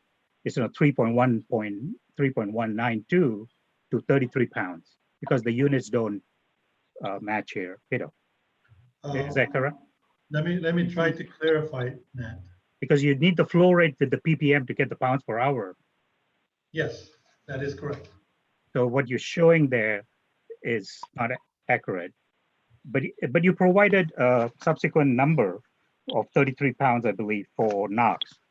So is that a more representative number based on? Okay, let me try to understand and explain. In number 20, we're not talking about pounds per hour. What I'm showing here is ppm, correct? Right. I'm not showing any pounds per hour calculation. Okay, go ahead. The pounds per hour calculation, as you mentioned, you need to know what the stack flow value is. And based on the stack flow value and the factor that is calculated based on the molecular weight of the NOx and CO, you calculate pounds per hour. So that's the calculation that I use, and that's what the calculation is that is programmed in the SEM system to calculate that continuously for the cogen. And so what's the number for NOx then based on the flow rate? And So the NOx, 1 ppm NOx for cogen. No. Okay, based on the excess. Yeah, I'm going to get to that in a second. Based on the flow rate of the gas turbine at 10 megawatt, 1 ppm NOx equals to 0.554 pounds per hour. And 1 ppm of CO equals to 0.323 pounds per hour. That is if the gas turbine is running at 10 megawatt, which is its maximum capacity. So those are the numbers, ppm versus pounds. Now, if you want to calculate any excess, we can use the pounds per hour versus ppm, or we can calculate that. Right. So 1 ppm is equivalent to 0.5 for NOx, 0.554 pounds per hour, right? That is correct. So, so how did you get the 30? So if you subtract the excess is 0.24, so the rate, so you're getting 0.133 pounds per hour? No, let me go back and explain this. The 3.192 excess pounds per day NOx, Yeah. that was an estimate based on the exceedance we had on March 18th, which was only 0.244 ppm. If it stayed like that for 24 hours, that would have been the excess per day. But that's not an actual number because we shut it down right away. in order for you to calculate the excess NOx at 2.5 ppm, because if you guys are allowing us to do 5 ppm, we're over 2.5 ppm. Right. For 24 hours, that equals to 33.24 pounds per day. Correct. So that's the revised number you gave, 33 pounds, which is the excess. If you, because your condition, your order says you can go up to 5 ppm for NOx. So the excess will be 33 pounds if, roughly. The maximum. The maximum, yeah, would right. be 33.24 pounds per Pounds day. per day. Okay, so that's what I was getting at. So the likewise for the CO, what would be the max based on that? It would be 30, if we use the 10 ppm instead of 12, Yes, it would be 31 pounds per day. right, okay. I'm sorry if I was not clear enough on that. Well, it's, okay, because 1 ppm CO is 0.32 pounds Correct. per hour, right? That is correct. So 10 ppm, but you're minusing the 6 that's allowed. So we're really looking at 4 ppm basically. That is correct. I'm just letting you know what the excess Right. pound per day would be for NOx and CO on 24-hour basis at the max. Yes. Okay, so let's stick, so we are looking at apples to apples comparison, the pounds per day. So if we say, okay, it's 30, NOx is 33 pounds and CO is 31 pounds per day, excess emission beyond what is allowed by the permit limit of 5 ppm and 6 ppm respectively for NOx and CO. Let's set that aside. Then moving to the boiler, the two boilers, what is, while it's at a different oxygen content, but we can still look at the pounds per day, right? That is How much correct. is it emitted daily with the two boilers operating? And do you have a number based on the source test data, which is, we know it's 2015, and we know the load is different, but still, just as a reference, do you have a pounds per day, not, not looking at ppm or pounds per hour, well, pounds per day for those two boilers at whatever the load is? If I may, Yes. if we are comparing apple to apple, if we are saying our 33.24 pounds per day is for NOx, because we're assuming the maximum amount, correct? So I need to calculate that for maximum amount of 9 ppm for NOx and 100 ppm for CO, correct? Yes. Okay. I just want to make sure I'm clear on that. So I'm gonna need a second to look at the calculations I've done. Is that correct? I just want to make sure, because we would be allowing them under the conditions to max out at 5 and 10. So that would actually be actual, could be actual. But we're hearing that CO and is not close to 100. No, I think what we, Yeah, so that's not really helpful. If you had data for the Februaries when you have the turbines closed and you've been using the boilers and you know what your usage was in the months of February, that would probably be the closest. I think we were trying to make some argument, without the turbine operating and the two boilers are operating, there's actually more emissions of NOx and CO from those two boilers versus if the turbine was operating. And that's all we would, to use as another mitigating factor to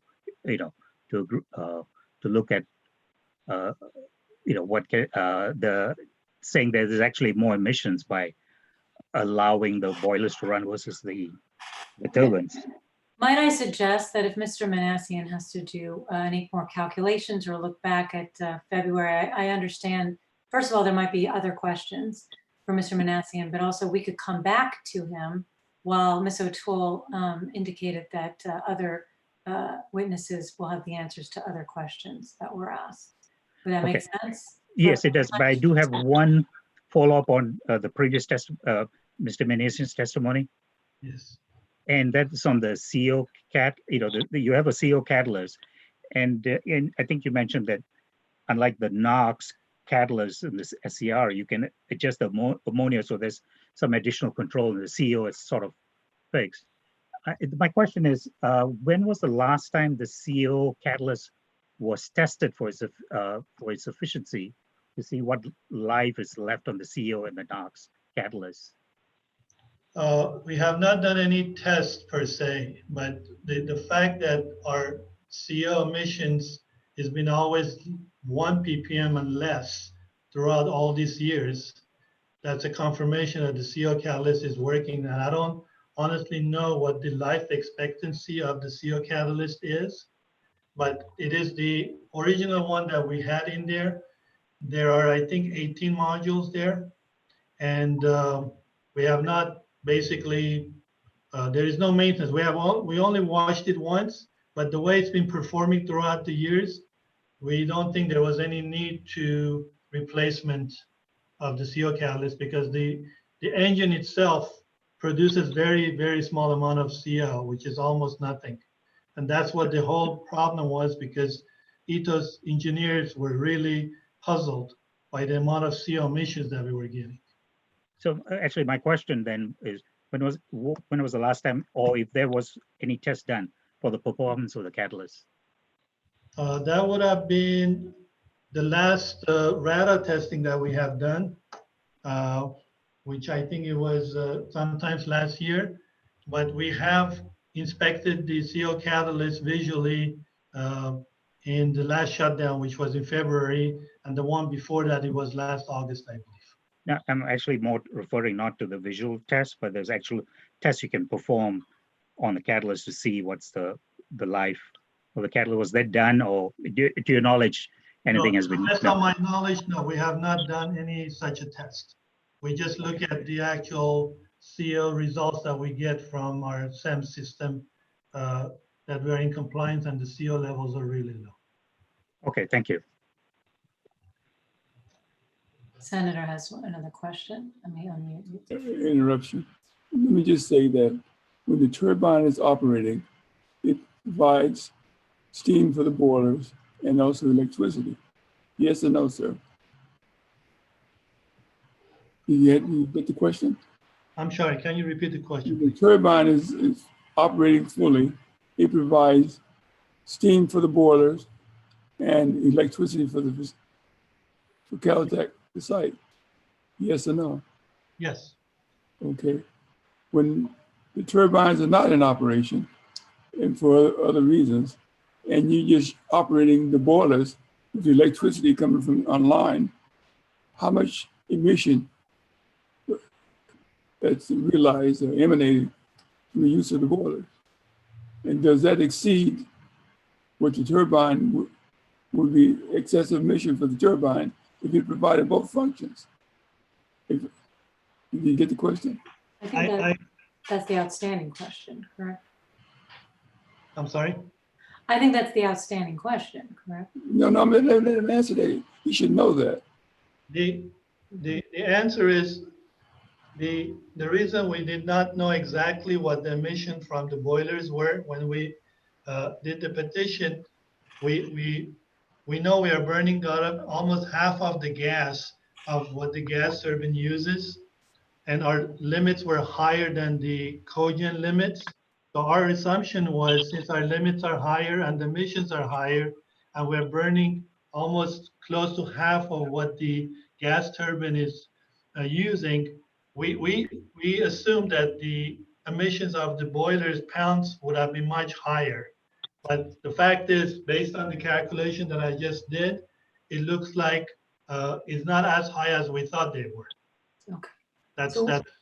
And I didn't want to waste more time, because it seems like we don't have that exact answer. And I think if petitioner wants to use that argument, then maybe there can be more calculations and we can move on to another witness and then give Mr. Manassian time to either look back, I think, as we mentioned, February of any year when the turbine is down and the boilers are being used. That might be the best raw data to use, or a calculation, whichever, if you have time to do that or the ability. But If there are no other questions aside from the relative emissions between the boilers and the turbines, then we can move on and come back to Mr. Manassian. Any other questions that are not related to that, board members? Okay, then Ms. O'Toole, thank you, Mr. Manassian, and we'll come back to you. Ms. O'Toole, did you want to bring on another witness for the other outstanding questions? Yes, I'd like Mr. Midkiff to return, please. Are you on, Warren? I am. Okay, great. First of all, just because you may be able to clear up a little bit about this issue of boiler emissions versus turbine emissions. When you operate the turbine, you are producing both electricity and you're producing steam that would have otherwise been produced by running the boilers. Is that right?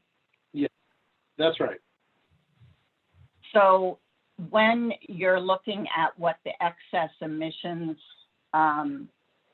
would be that would be avoided by if you didn't get a variance and were forced to run on city power, you would still be producing some of the emissions that the turbine usually produces because you'd be running the boilers instead. Is that right? Yes, that's correct. So the point is not necessarily that the emissions from the boiler exceed the emissions from the turbine, but just that there are emissions from the boiler that would not otherwise occur if the turbine were running. Yes, that's right. And we don't know the quantitative emissions from the boilers because we don't have any data on that.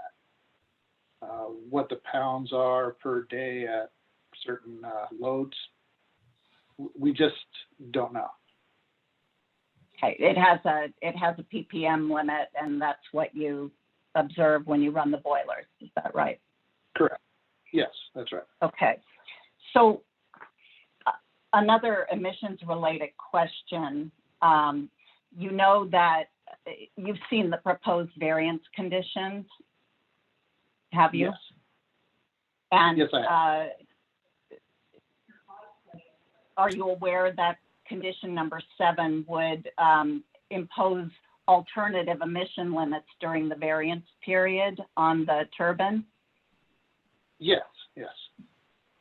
And the NOx alternative emission limit would be 5 ppm, and the CO was proposed at 12 ppm. Is that correct? That's correct, but I believe we're probably going to change that to 10.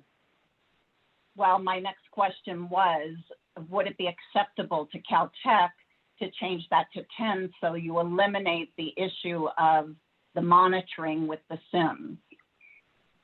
Yes, of course. Okay, so you could monitor then these alternative limits of 5 ppm NOx and 10 ppm CO with your SIMs during the variance period? Yes, we could. Okay, so also with regard to the proposed conditions, condition number 8 indicates that Caltech would have to make its best efforts, including tuning and making other adjustments to try to meet your actual permit limits of 2.5 and 6, 2.5 NOx, 6 CO. Are you ready to make that commitment that you will make adjustments, including adjustments as Mr. Manassian described, adjusting the load as you see the emissions fluctuate? Yes, yes. We're going to try and maintain our emissions as close to our normal permit limits as possible, or possibly even within those limits.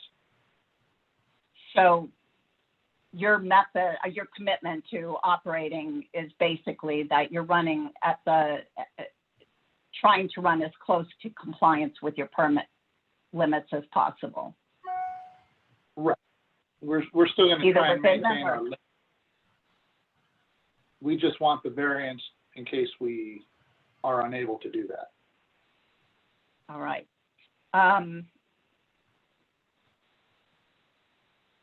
And these proposed alternative limits give you enough flexibility, the 5 ppm NOx and the 10 ppm, if it changes to 10 ppm CO?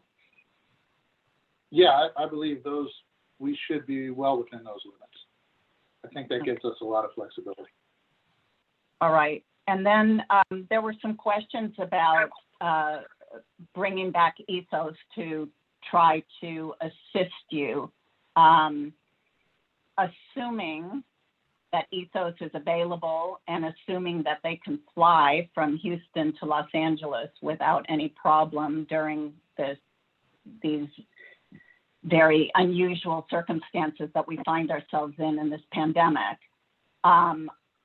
will you be willing to at least request that Ethos assist you if you're having problems once you start up the turbine again?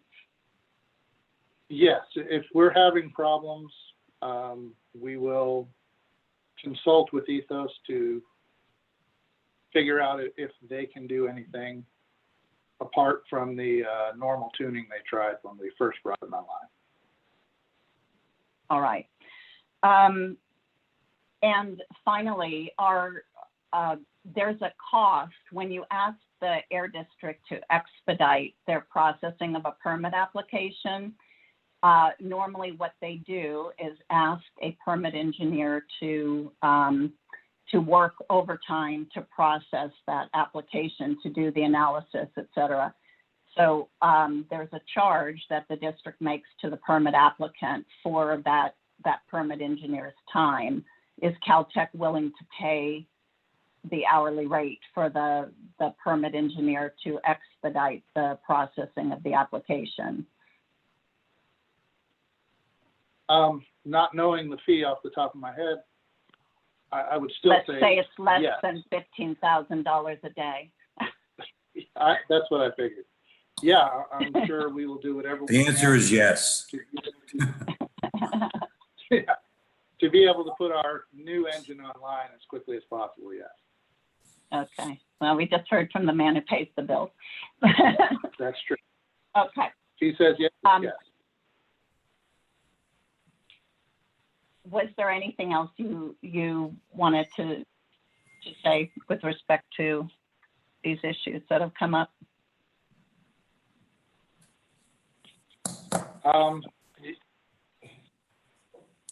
I mean, I think we've pretty much said it all. We plan on running at our most optimum conditions to control our emissions within our permit limits or slightly over, as what happened on the 18th.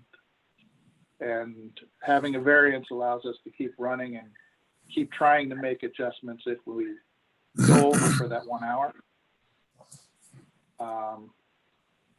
Other than that, we want to get our new engine on site and running as quickly as possible. Thank you. And Madam Chair, I am going to recall Mr. McAlery, but after you and Ms. Sue and the board members have had a chance to ask Mr. Midkiff any additional questions. Thank you. Ms. Sue, did you have any questions on that testimony from Mr. Midkiff? Yes, I do. Hello.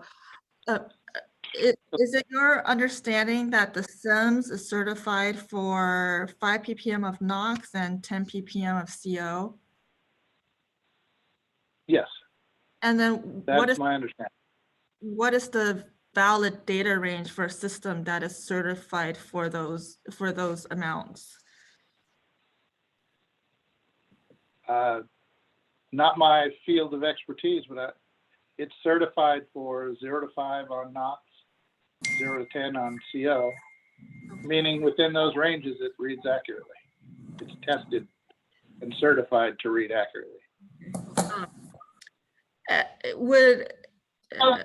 we may have some testimony on that, but for condition number 7, would Caltech be willing to accept limits of NOx of 4.75 ppm MV and CO of 9.5 ppm MV at 15% oxygen? Yes, Okay, thank you. No further. we would be. Great, thank you. Is that, were those all your questions, Ms. Sue? Yes, and yes. Because I had a similar question, because I didn't know if it only registers up to 5 ppm, how you would know whether you are at 5 ppm or you are higher than 5 ppm. So I think we just answered that. So you're willing to limit in that it would be condition number 7 to 4.75 ppm NOx. And I'm sorry, what was the amount for CO? 4.75 ppm V and of NOx and CO of 9.5 ppm V. 9.5. Okay. And that would answer the question that I had. Okay. Anyone else? Well, oh, Mr. Balagopalan has his hand raised. Yes, Mr. Midkiff, the condition number 7 actually says and. So, you know, you're not going to NOx of 4.75 ppm, the revised number, and so should it be or? You will shut down if either one of them exceeds those limits? Yes. We will definitely shut down if either one of those exceeds those Okay, limits. so it should say, I okay, think the and is just saying what the limits are. okay, We, but it's, we definitely know we don't have to exceed both before we have to shut down. so either one you would shut down. That's correct. Okay. Okay, that's all I had. Thank you. Board members, any other questions for Mr. Midkiff before we move to the last witness? Okay. Thank you. Thank you, Mr. Midkiff, for coming back on. Ms. O'Toole, you wanted to ask Mr. Sorry. McAlery. McAlery, thank you. Mr. McAlery, questions. So, Mr. McAlery, are you on? I can't see everybody on my screen, so that's why I'm asking. Okay, I think he's not muted. Okay. I just unmuted him. Mr. McAlery. Okay. Can you hear me? You're there. Okay, great. So, Mr. McAlery, I know that you testified previously about the impact on the financial impact of having to buy power from the city. I just wanted to ask you to summarize the impact on the utility budget and overall what the financial issues of the day, since they're Sure. they're having adverse impact on Caltech like everybody else. If you could just give the hearing board an overview of that before we Sure. wrap up. Yeah, thanks. Thanks, Patricia. Well, first of all, you're all asking a lot of really good questions, obviously. And I have two, stellar staff on this call with us, and Warren and Rubik, who have combined 50 years of work at this particular plant. So they know this plant extremely well. I think part of the problem is we haven't had these kinds of problems before. We have been very good citizens. We have gone down at times before. We've had to file with AQMD before. I think one was about 9 months ago. But whenever we've had a problem in the past, we have adhered to the letter of the law, taken things down. We filed our paperwork with Michael Chua, and have responded in a very responsible way as good citizens. However, you are asking us questions that there are issues and situations that we simply haven't dealt with before because we haven't had these problems in the past. We do have monitors in place, and when it crosses those thresholds, we know exactly what to do, and we respond accordingly to that. So I just want to kind of preface that with, but I also understand why you're asking all the questions you're asking, which are good questions. But I will say, in closing, that I am appealing to you as the board, as some relief to Caltech in this process. We have a long storied track record of being leaders in sustainability. One of the things I think I want to point out as well is that now this is 2018, so forgive me if it's not accurate. Oh my gosh, I'm seeing that my battery might die. Hold 1 second. Let me plug this in, please.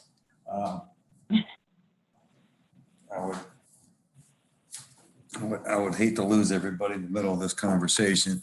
Am I still there? Yep. Okay. So you just took a couple of pieces of background on sustainability, and I'd like to close on the financial situation. But this is 2018 data, but as we understand it, is about 33% of the power that is generated from Pasadena Water and Power comes from the Intermountain Power Plant, which is a coal-driven plant. So 33% of the power from Pasadena is from a coal-driven plant, of which we are not. And I think I heard somebody mention earlier that oftentimes throughout the year that we become a net exporter of power back onto the grid of Pasadena, which is clean power that we're putting back on there. So although Pasadena Power is obviously a great solution for us, it's a great backup plan, but I think it should be realized from AQMD that indeed, a fair amount of their power does come from a coal-driven plant, number one. But as far as our other efforts in AQMD issues, our mobility plan we're considered best in class in the state. Our AVR is at 1.63. I think in the threshold is 1.5 for AVR for our mobility program.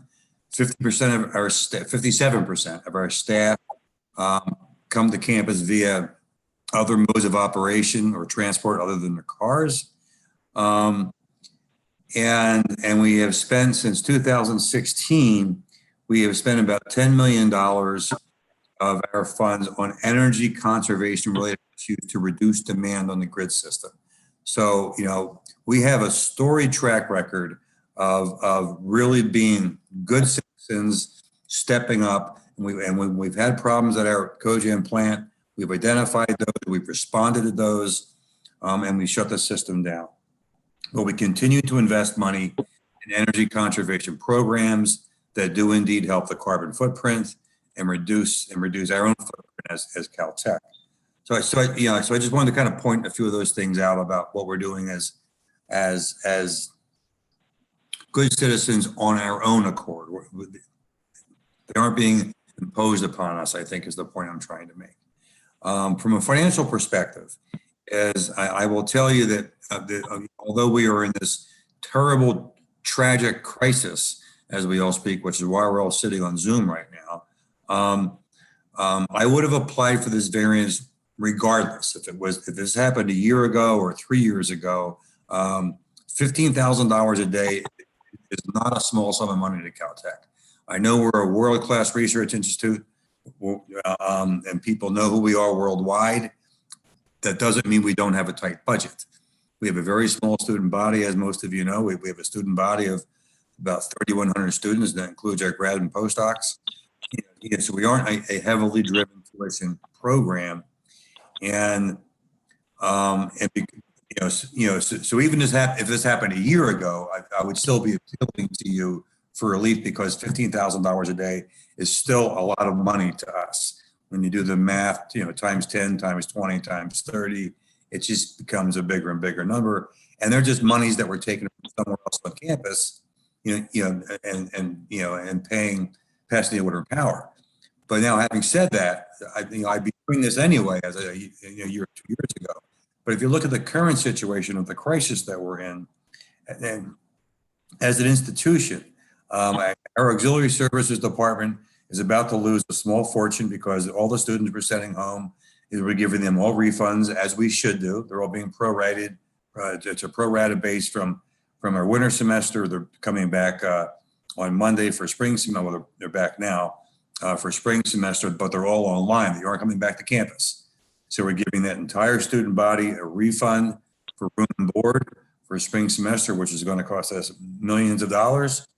As you all might guess, our endowment, and given our marketplace, the last 3 weeks has been decimated as well. And then I think on top of that, most importantly, that I'd like to close with is we're sending a lot of people home for all the right reasons. We're all following the governor's guidelines, and we have people at home who work for me, a couple of hundred, who turn wrenches and mop floors and clean bathrooms, and they can't do those things from home. We're paying them anyway. We aren't laying people off right now. We're keeping people on the payroll. I'm very proud of what Caltech is doing as an institution financially, but all of these things just add up. And I think from our track record, we always react the right way. If there's a problem, we'll shut this thing down. But right now in this current situation, which is no fault of our own,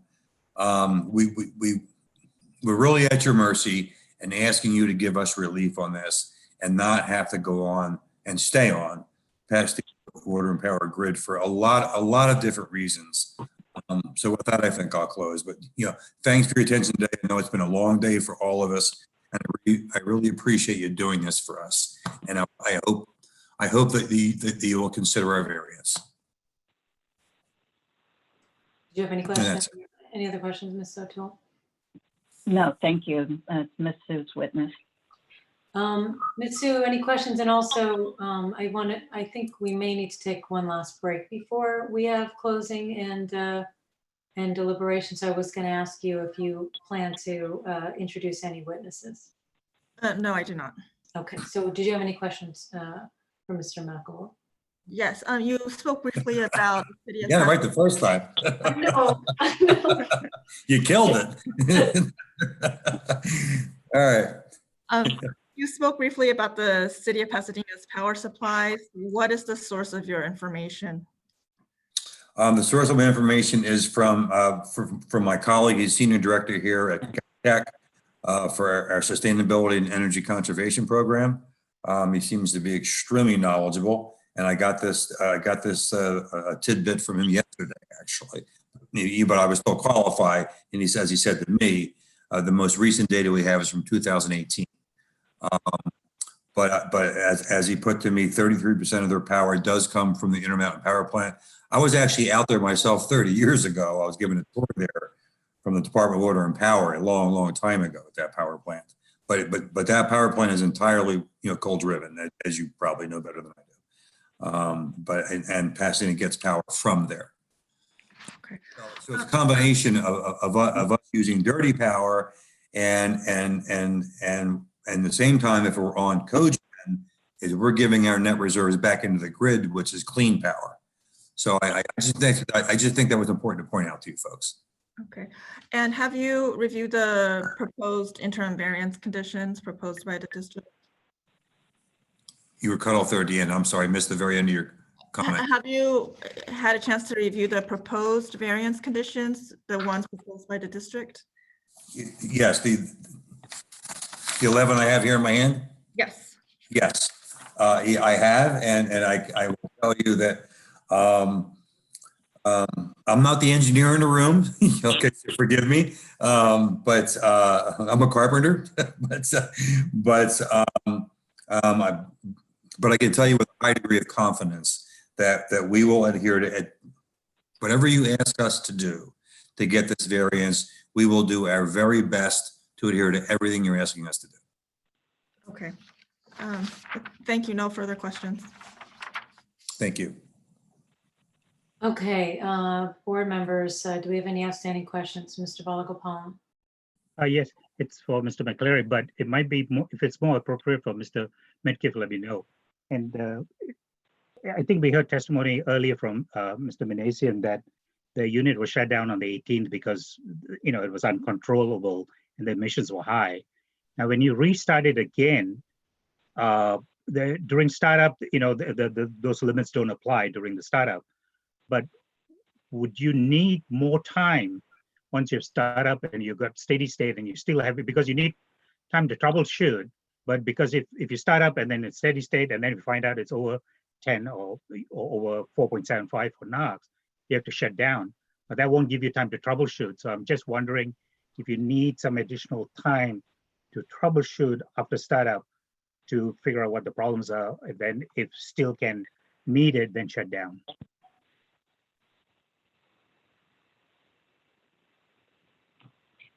Okay, this is Warren Mikip. Did you want me to chime in on that? If it's I was appropriate. gonna Yeah. ask you too.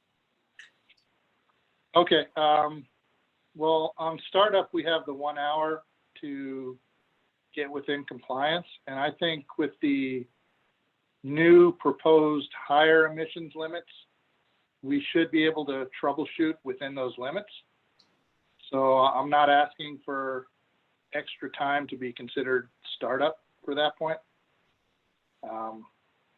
If we were completely outside of those limits, we would have to shut it down and bring in outside help. Okay, yeah, because you realize that the startup, you have startup emissions, you're not limited to this during startup. And That's it's only correct, yes. when you reach steady state after startup. So your Right. response is an hour is enough for you to do all the troubleshooting after startup, and you would shut down if. Yes, if, sir. Okay, all right, thank you. Okay, board members, any other questions before we close testimony? And it was Mr. Macalari, is that correct? Anyone else have any questions? Okay, then what I'd like to propose we do is we take a 15-minute break. We come back with closings, and then we will deliberate. So it's about 5 of, let's come back at 3:10. And again, please just mute your microphones, but do not disconnect from Zoom. We're off the record until 10 after 3.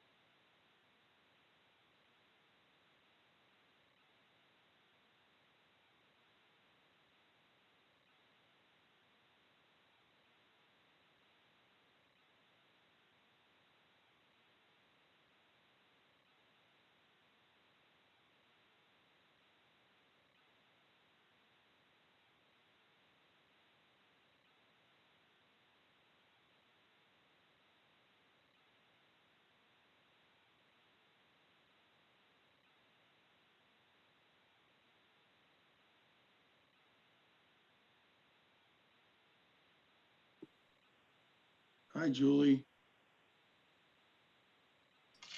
Hello. This is fun. It's really fun. I've been dealing with the homeschool child today who usually is very responsible, but of course today not so much. And a puppy who can't seem to calm down today. I'm getting texts from City Hall. They have a film crew there wanting to film some stuff. So I'm like, hey, I'll be there as soon as I can.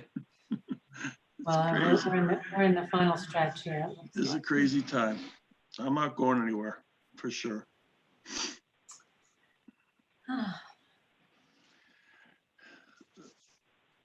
Got the Brady Bunch look on here and everything. It's perfect. I think next time I call a hearing, I'm gonna play dun dun dun dun dun dun. Here's a story. Dr. Bernstein, are you working with the city, advising them on the pandemic response? I'm the mayor of the city of Tustin, so yes, ma'am. We're Oh right my now. God. It's not so much. I mean, I'm advising as much as I can, but you know, mostly all the advice is coming from Sacramento and the county right now. But it's an interesting time to be the mayor of a city, that's for sure. Well, so I grew up in Tustin, in Callan Heights. Oh my gosh.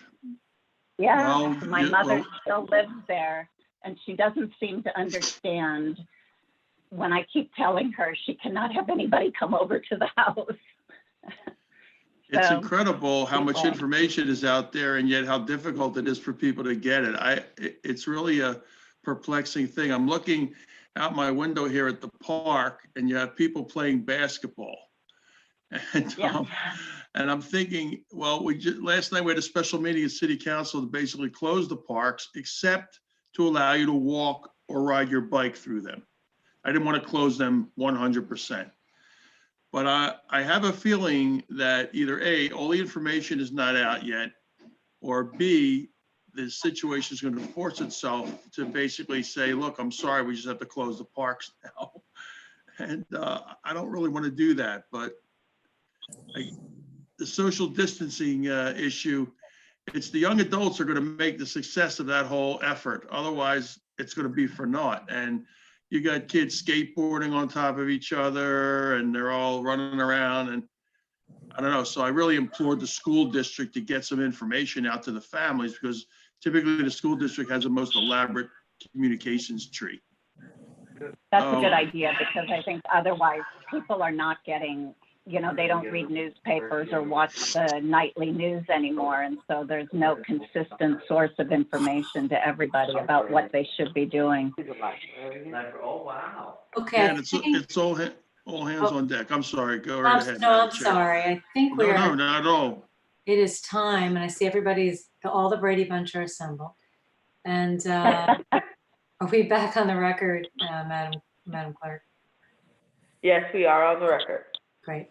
Okay, so Ms. O'Toole, if you'd like to give your a closing at this time. Yeah, Prusak, did you want to double check if there was any public comment in case someone had joined? I can do that.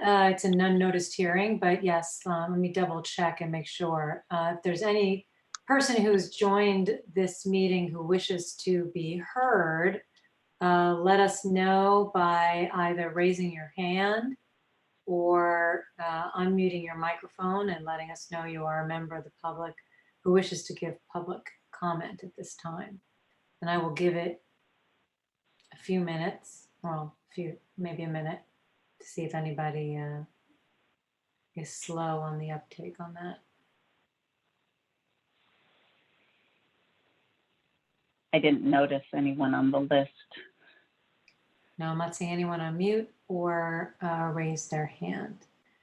Okay, so with that, I will turn it to Ms. O'Toole for your closing. Thank you, Madam Chairman and members of the hearing board. I'll try to be quick. I think you can make the 6 findings. Clearly, we've had testimony that the turbine was violating its NOx and CO limits when Caltech took the right action and shut it down. last Wednesday, March 18th. If the variance is granted, it's I think very likely that the emission limits are going to be violated. The violations may be intermittent, and Caltech is committed to try to keep them to a minimum, but they don't think the turbine is running properly so that it could be constantly in compliance. So I think you can make finding number one. Finding number two, that due to conditions beyond Caltech's reasonable control requiring compliance would result in an arbitrary and unreasonable taking. The manufacturer of the turbine is at fault here, not Caltech. They're the ones that delayed the delivery of the new turbine, and Caltech did everything it could to keep the existing turbine running in compliance. They had to shut it down due to the emission exceedances and switch over to city power. Their power needs haven't decreased during the pandemic, or at least not measurably so. And so they have to pay the city an extra $15,000 or so per day, every day that they run on city power instead of generating power themselves. And as Mr. McAlery pointed out, those costs are very substantial, even for an entity like Caltech. Depending on how long this goes on, it's going to be many hundreds of thousands of dollars, even over $1 million if it lasted more than 60 days. The third finding, that the taking would be without a corresponding benefit in reducing NOx and CO. I believe you've heard testimony about what the maximum emissions, excess emissions would be from the turbine if it were allowed to operate. The maximum, if it operated, well, nobody redid the calculations, but let's say it was 5 ppm, even though we know it's going to be 4.75 in the condition, that would be about 33 pounds per day. The CO, excuse me, at 9.5 would be about 31 pounds per day. So that's the maximum. They hope not to operate anywhere near the maximum. They have a SIM system. It will keep track of what their emissions are. But it's not as if shutting down the turbine completely eliminates any NOx or CO emissions for the generation of the power and steam that Caltech needs, which is what the turbine does. They will get steam from their boilers, which do produce emissions, and the city of Pasadena will produce their power. And as we've heard, some of the power at least comes from coal-fired power plants out of state. So the taking, I believe, would be without a corresponding benefit in reducing NOx and CO. The Caltech obviously considered shutting down the turbine rather than asking for a variance. They did shut down the turbine until they could get a variance, not wanting to operate out of control and out of above their permitted limits. And they've also committed to you to reduce CO and NOx emissions to the maximum extent possible during the variance period if you grant a variance. They're going to continue to investigate the cause of the excess emissions. They'll operate the turbine in a way that will minimize emissions and minimize occurrences of excess emissions. And as soon as the replacement turbine is received, along with a permit from the district, which they will pay to expedite, Caltech will get that installed and started up, and emissions should be down to the very low levels that Mr. Manassian was discussing with you. I noted that Mr. Balagopalan had offered to propose additional time for troubleshooting after the startup period when the turbine is started up again. And I'm not sure whether everyone appreciated what his comment was directed toward. And I think that in order to achieve the you know, the savings on both the financial savings and I think the savings on emissions that would occur by operating the turbine. If the board is willing to give some additional time for troubleshooting, that would be welcome. And finally, on the sixth finding, Caltech does have a SIM system. I believe that Ms. Sue has proposed an alternative to the limits that were in condition 7 on the variance conditions, and Caltech is willing to agree to those alternate limits, which I believe were 4.75 ppm NOx and 9.5 ppm CO, if I wrote it down correctly.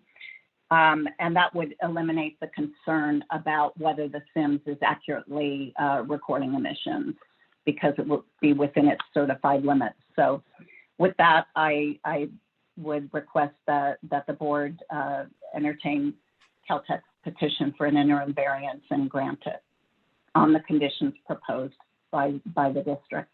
Thank you. Thank you. Ms. Sue, you're closing. Hi. The petitioner has said that it would be willing to abide by the proposed variance conditions, and these conditions would help minimize emissions during the variance period. The district does not oppose the petition for variance relief. The one exception is that we don't believe the variance relief from Rule 1303 is needed in this petition.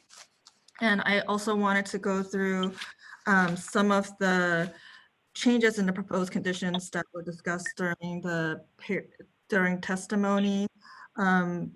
The witnesses have said that they would be willing to pay an expedited fee for the application that's in condition 2. And for condition 7, as Ms. O'Toole had said, the numbers would be NOx of 4.75 ppmv or CO of 9.5 ppmv. I also have one additional change, and that's to condition 6. And it says in the first sentence that petitioner shall determine the daily NOx and CO excess emissions using the NOx and CO SIMS, excluding startup time. I would like to add startup and shutdown time. Thank you very much. Thank you. And just so we're clear, I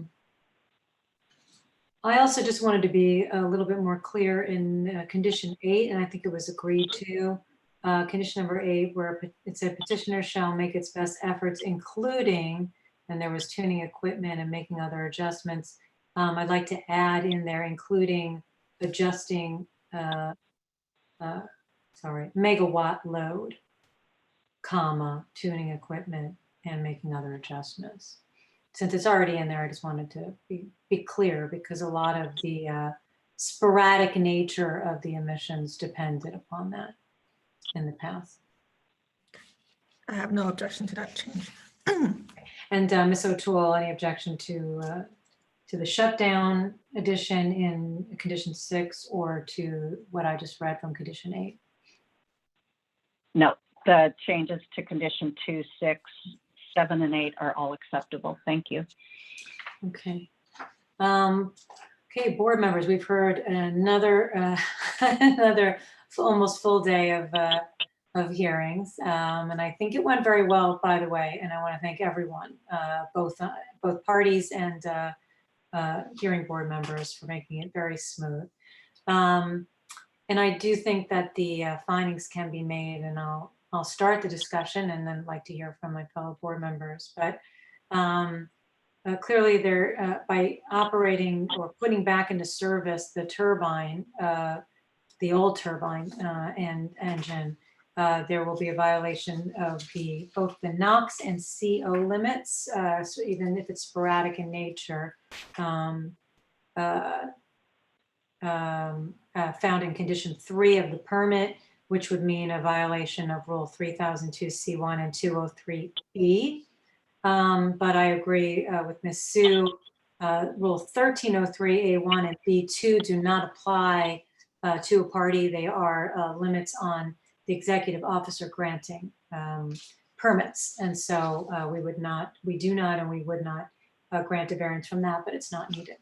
I think we already found beyond reasonable control when we were able to find that it could not reasonably have been avoided in order to move from good cause to the merits for all the reasons that have been stated, including the fact that it is beyond their reasonable control, that they did not receive the equipment on time, and that their manufacturer had so many issues that still have not been ironed out yet, plus the current conditions with the coronavirus, COVID-19 could lead to additional delays we don't know. So, but it is beyond their reasonable control to not need to use that turbine, and that turbine for some reason was working fine. Now it's not. We did identify the issue of not having applied for the permit to construct. However, we are not granting a variance from that. And they are going to work as quickly as possible. And we found that to be reasonable based on the fact that they're doing the same thing they've done several times every 4 years.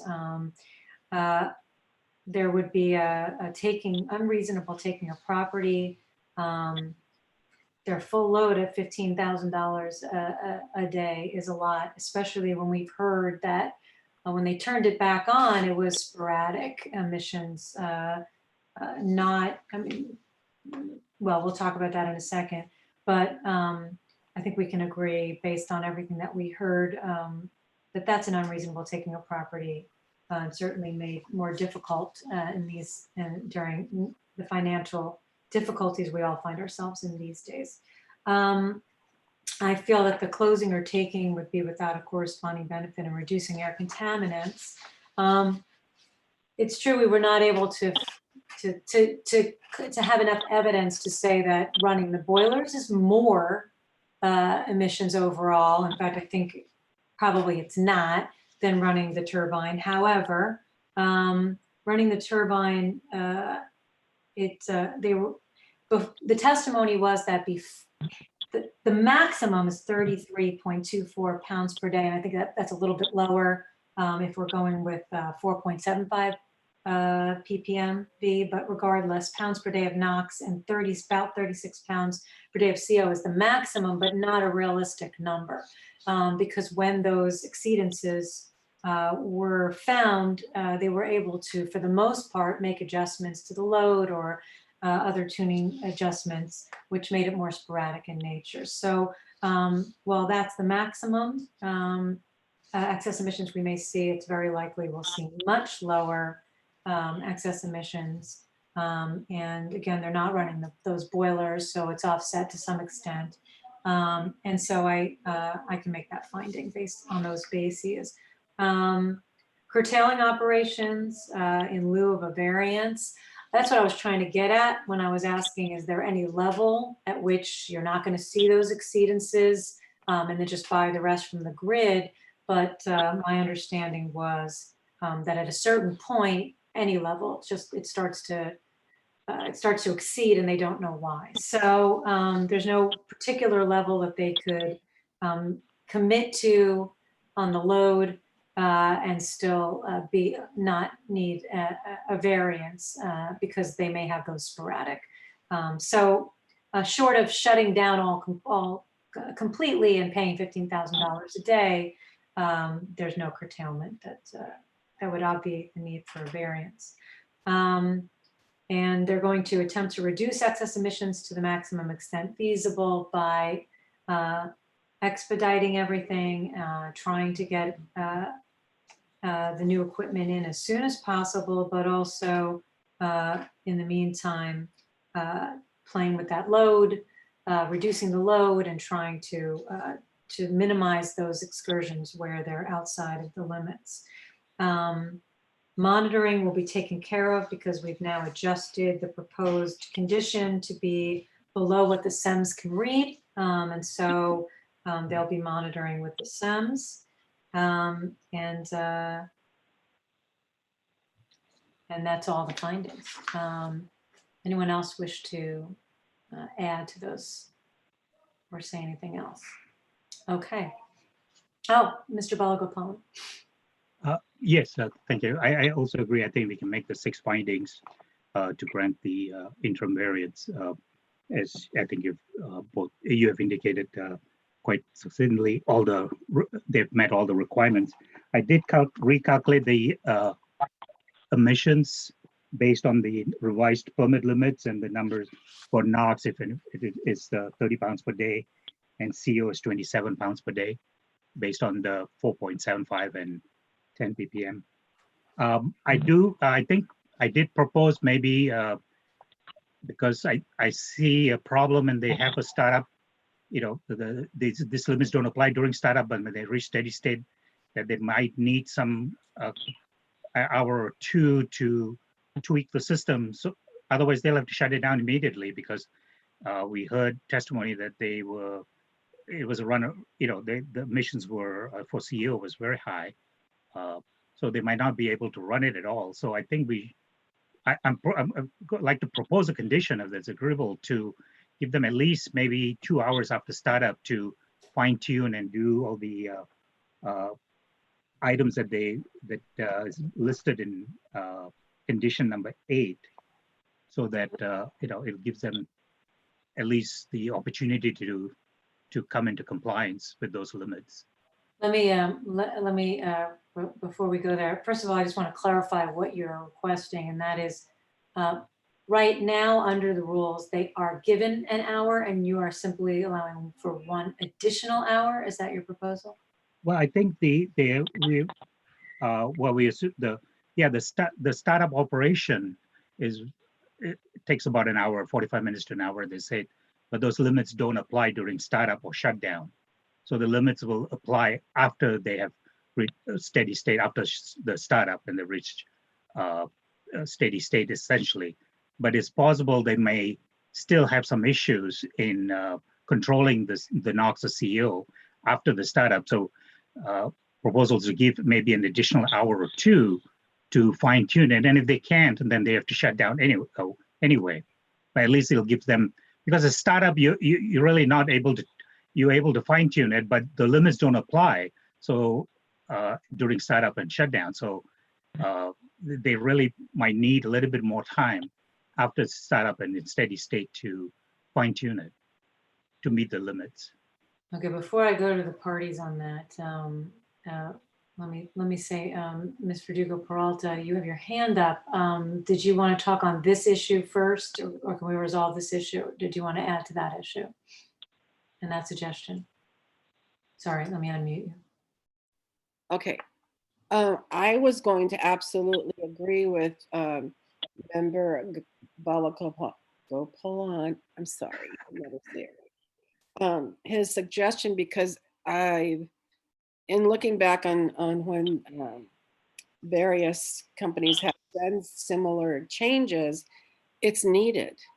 So I would also be very much in favor of giving them that extra hour. They may say they don't need it. If they don't use it, great, but it would be there if they did need it. Okay, I would be willing to, well, I'd like to go to the parties and see what the positions are of the parties, but I thought Mr. Midkiff had given testimony that would not be needed, but Ms. O'Toole did ask for it. So I don't know that we need to. I see Mr. Mr. Manassian is raising his hand, but we did close the hearing. But I will go to I'm going to go first to Ms. O'Toole to state your position on that, and then I'm going to hear from Ms. Sue. And then you want me to go back to my comments later? Your other comments, yes. Let's get this one ironed out. Okay, and, fine. That's fine. And we'll go right back to you. Okay. To you, Ms. Verdugo Peralta. But I wanted to hear where the parties stand on that issue, whether, in particular, if Ms. Sue agrees. But I'll start with Ms. O'Toole. Thank you, Madam Chairman. I believe that during the break, I'm not sure that the implication during the hearing when Mr. Balagopalan was questioning, or Mr. Midkiff, or about that issue of having time to make adjustments without having to shut down right away in order to avoid exceeding the limits in condition number 7. And I believe that in order to avoid having to come back and say, you know, now there's something else we need a variance for because we've discovered something that could have been resolved if we had another a bit more time to try to resolve it. My proposal would be to change condition 7 and say that except during startup and shutdown, and Mr. Balagopalan, you're probably more qualified than I to propose how the 2 hours would work, if it would be just immediately following startup or at any time while it's running. They have 2 hours to figure out what the problem is. These averages are hourly, but what I'm saying is that I think it's a good idea because I think it will avoid coming back to have to try to amend the variance or extend the variance if we could maybe figure out what was going wrong and be given enough time to do that. And my proposal, sorry. My proposal is to immediately upon startup, and it's a one-time deal also, not, you know, on an ongoing basis, just first time this it started up and then give additional time. And I'm willing to go as far as 2 hours to fine tune and do whatever is necessary to come into compliance. If they have to shut down, they'll have to shut down, but at least give that one-time opportunity to fine tune it. Not to exceed 2 hours upon startup. So be except during startup, comma, 2 hours following initial startup, comma, and shutdown. Well, shutdown, well, you know, we really don't have to worry. It's only the startup and then, you know, because those shutdown doesn't need to be in there. So yeah, except during startup and 2 hours following initial startup. Startup, yes. Okay. Thank you for that, both of you. And then I should go to Ms. Sue and see what the district's position is on that. I think I misunderstood what Mr. Balakopalan wanted. I thought it would be changing number 7 so that you would exclude this hourly average emission concentration from the 2 hours after initial startup. Am I understanding that correctly? That's correct, yeah. Okay, and so what I would like to request then is that the facility take portable analyzer data every half hour in that 2 hour block so that they can use the average of that number to calculate excess emissions during that 2 hour period of time. Okay, so that way they wouldn't have to shut down immediately, but they would still be on the hook for excess emissions. Correct. Yeah, Okay. I think that's fair, yeah. Okay, so then we would propose a new condition, or we could put just a second sentence on that condition 7. Petitioner shall take portable analyzer readings for NOx and CO every how long? I'm sorry, how often? Every 30 minutes. So that would be 4 readings in a 2 hour period. Shall take, shall take portable analyzer, shall take, well, I forgot how I wrote that. Portable analyzer readings. Readings, sorry, for NOx and CO every half hour during the 2 hour period following initial startup. And Julie, I think we want to clarify those limits don't apply during that 2 hour period. Well, we would have that. So the way that would be covered is at the beginning of the proposals that at the beginning of condition 7, the words except during Oh, startup okay. and 2 hours following initial startup, comma. Oh, okay. Thank you. Okay. Okay, so both parties are on board with those proposed changes. Is that correct? Yes, Madam Chairman.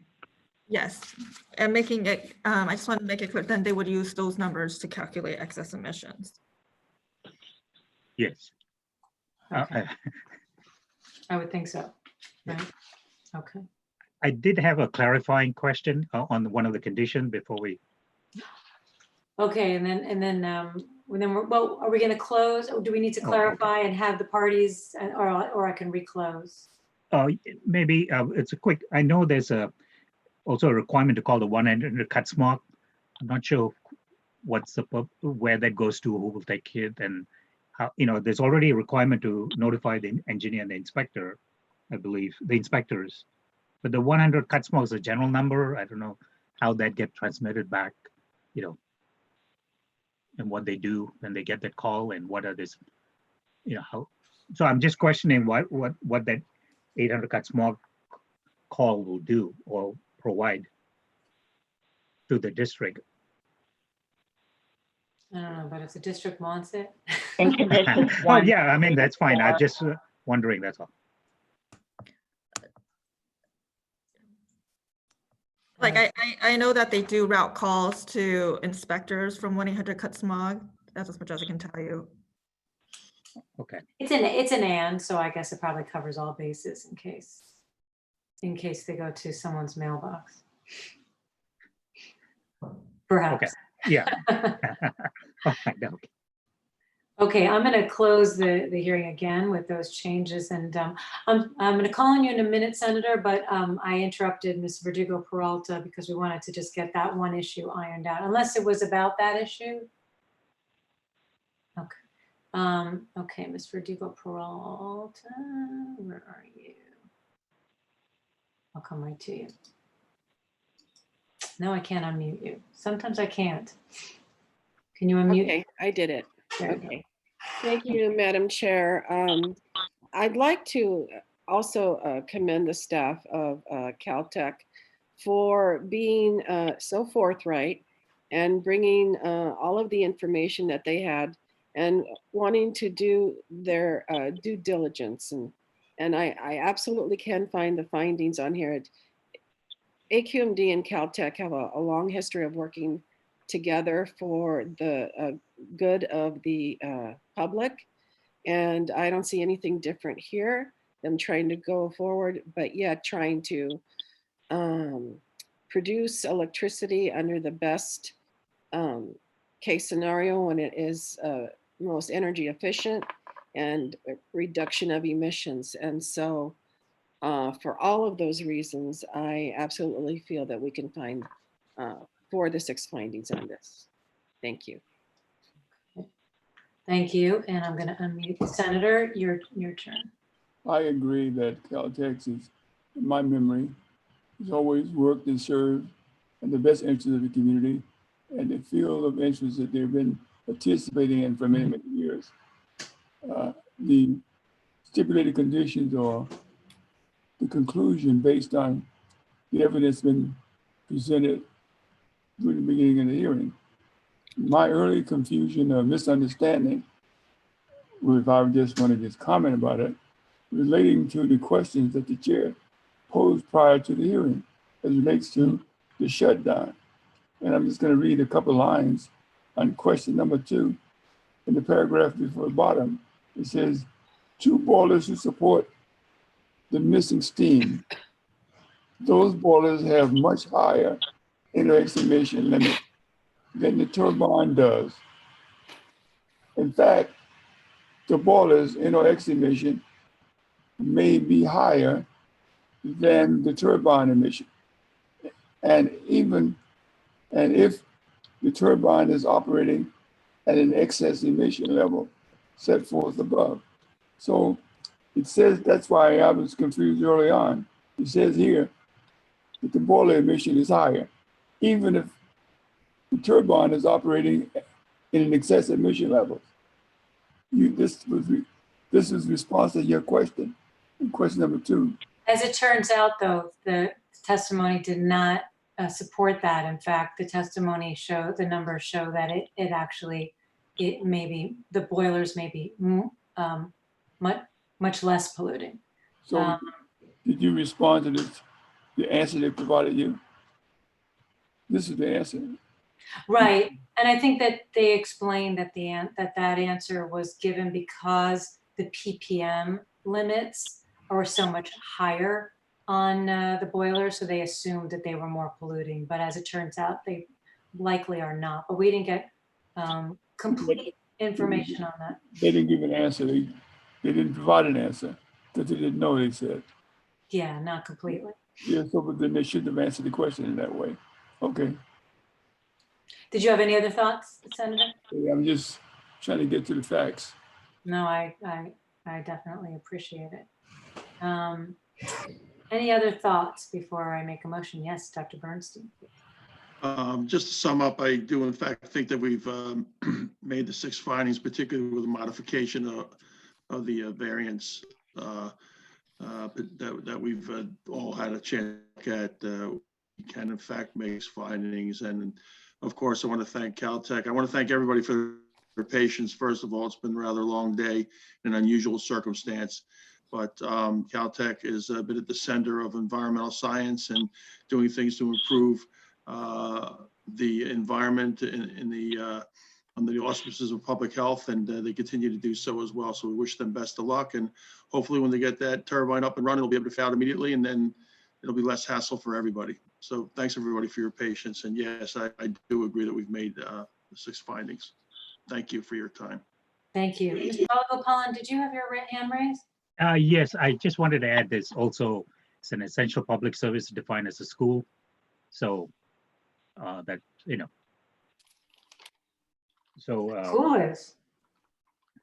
Yeah, in 518.2 E2B, that we should consider whether or not requiring immediate compliance would impose an unreasonable burden upon an essential public service.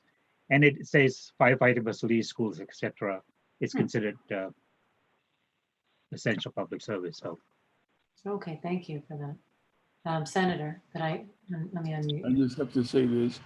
2 of my friends, Dr. Bill Hutchison, Dr. Jim King, graduated from Caltech, and many other people that I know. A.M. Zarum, founder of electro-optical system, which I worked at. And it's just good.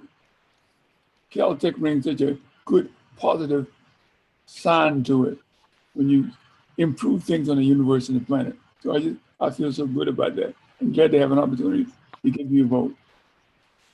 Thank you.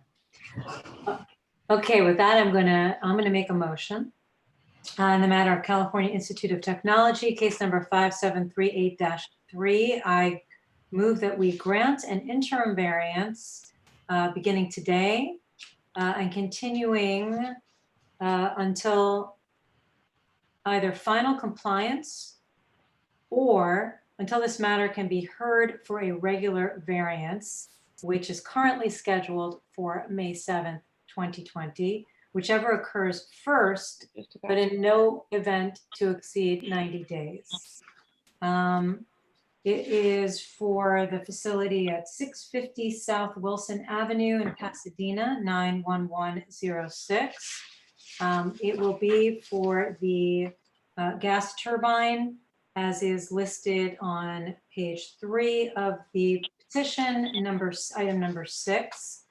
It is from District Rules 203B and 3002C1 with regard to the permit F92373, condition number 3, as relates to NOx and CO limits. I further move that we incorporate the proposed interim variance conditions as found in Exhibit A with the following changes. Hopefully I'll get them all.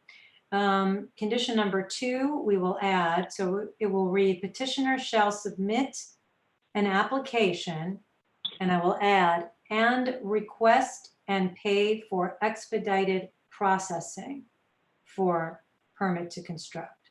Actually, it should be for a permit to construct. We need the word a.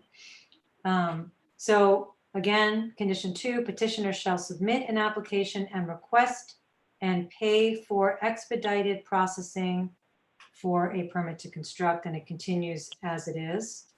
3 stays, 4, 5. Condition number 6 in the second line where it says excluding startup, we will add and shutdown so that it will read using the NOx and CO SEMS excluding startup and shutdown time.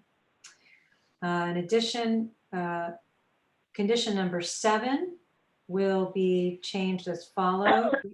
It will begin except during startup and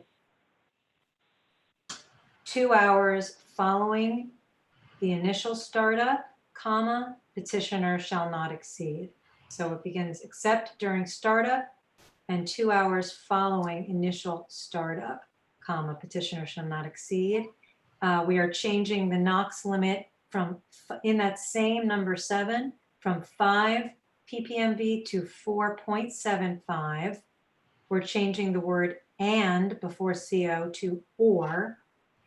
And we're changing the CO limit in that condition from 12 to 9.5. So I'm just going to reread that first sentence. That first sentence will now read, there is only one sentence, but we're going to add another sentence. So that sentence will now read, except during startup and 2 hours following initial startup, comma, petitioner shall not exceed hourly average emission concentrations of NOx of 4.75 ppmv or CO of 9.5 ppmv. And we'll leave the rest of the sentence as it is. And we're going to add a second sentence to that condition, which will read, petitioner shall take portable analyzer readings for NOx and CO every 1/2 hour during the 2-hour period following initial startup. So again, once again, petitioner shall take portable analyzer readings for NOx and CO every 1/2 hour during the 2-hour period following initial startup. I think 8 is it. Condition 8 will be changed. In addition, it reads now, petitioner shall make its best efforts, comma, including, and I'm going to add after including the words adjusting megawatt load. So it will read, comma, including adjusting megawatt load, comma, tuning equipment and making other adjustments. And finally, condition number 11 needs a date by which all applicable fees would include emission fees. And Madam Clerk, do you have a date for 15 days? Yes, that date would be April 10th. Okay, so number 11 will now read on or before April 10th, 2020. And finally, excess emissions are very conservatively estimated to be a maximum of 30 pounds per day of NOx and 37 pounds per day of CO, and are to be determined based on actual. And that concludes my motion. Is there a second? Julie, before I second it, I wanted to say that it's, you said 37 or 27 for CO? I said 37, was that wrong? Yeah, it's 27. Sorry, 27. And with that, I'll second it. Okay, 27 pounds per day of CO. That is the estimated maximum excess emissions. Okay, and we have a second from Mr. Balagopalan. Is there any discussion on that motion?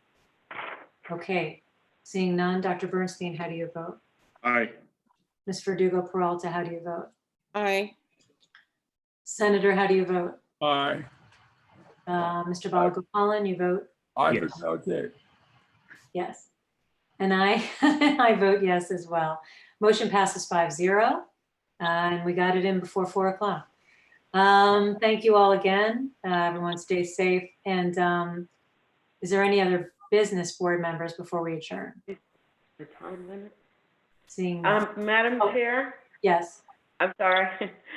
Did you indicate the time yes, limit here? yes, it is starting today and going until, Mhm. well, let me reverse it. I had said final compliance first, but until this matter can be heard for a regularly scheduled regular variant or publicly noticed regular variance currently scheduled for May 7th, or until final compliance, whichever occurs first, but in no instance to exceed, no event to exceed 90 days.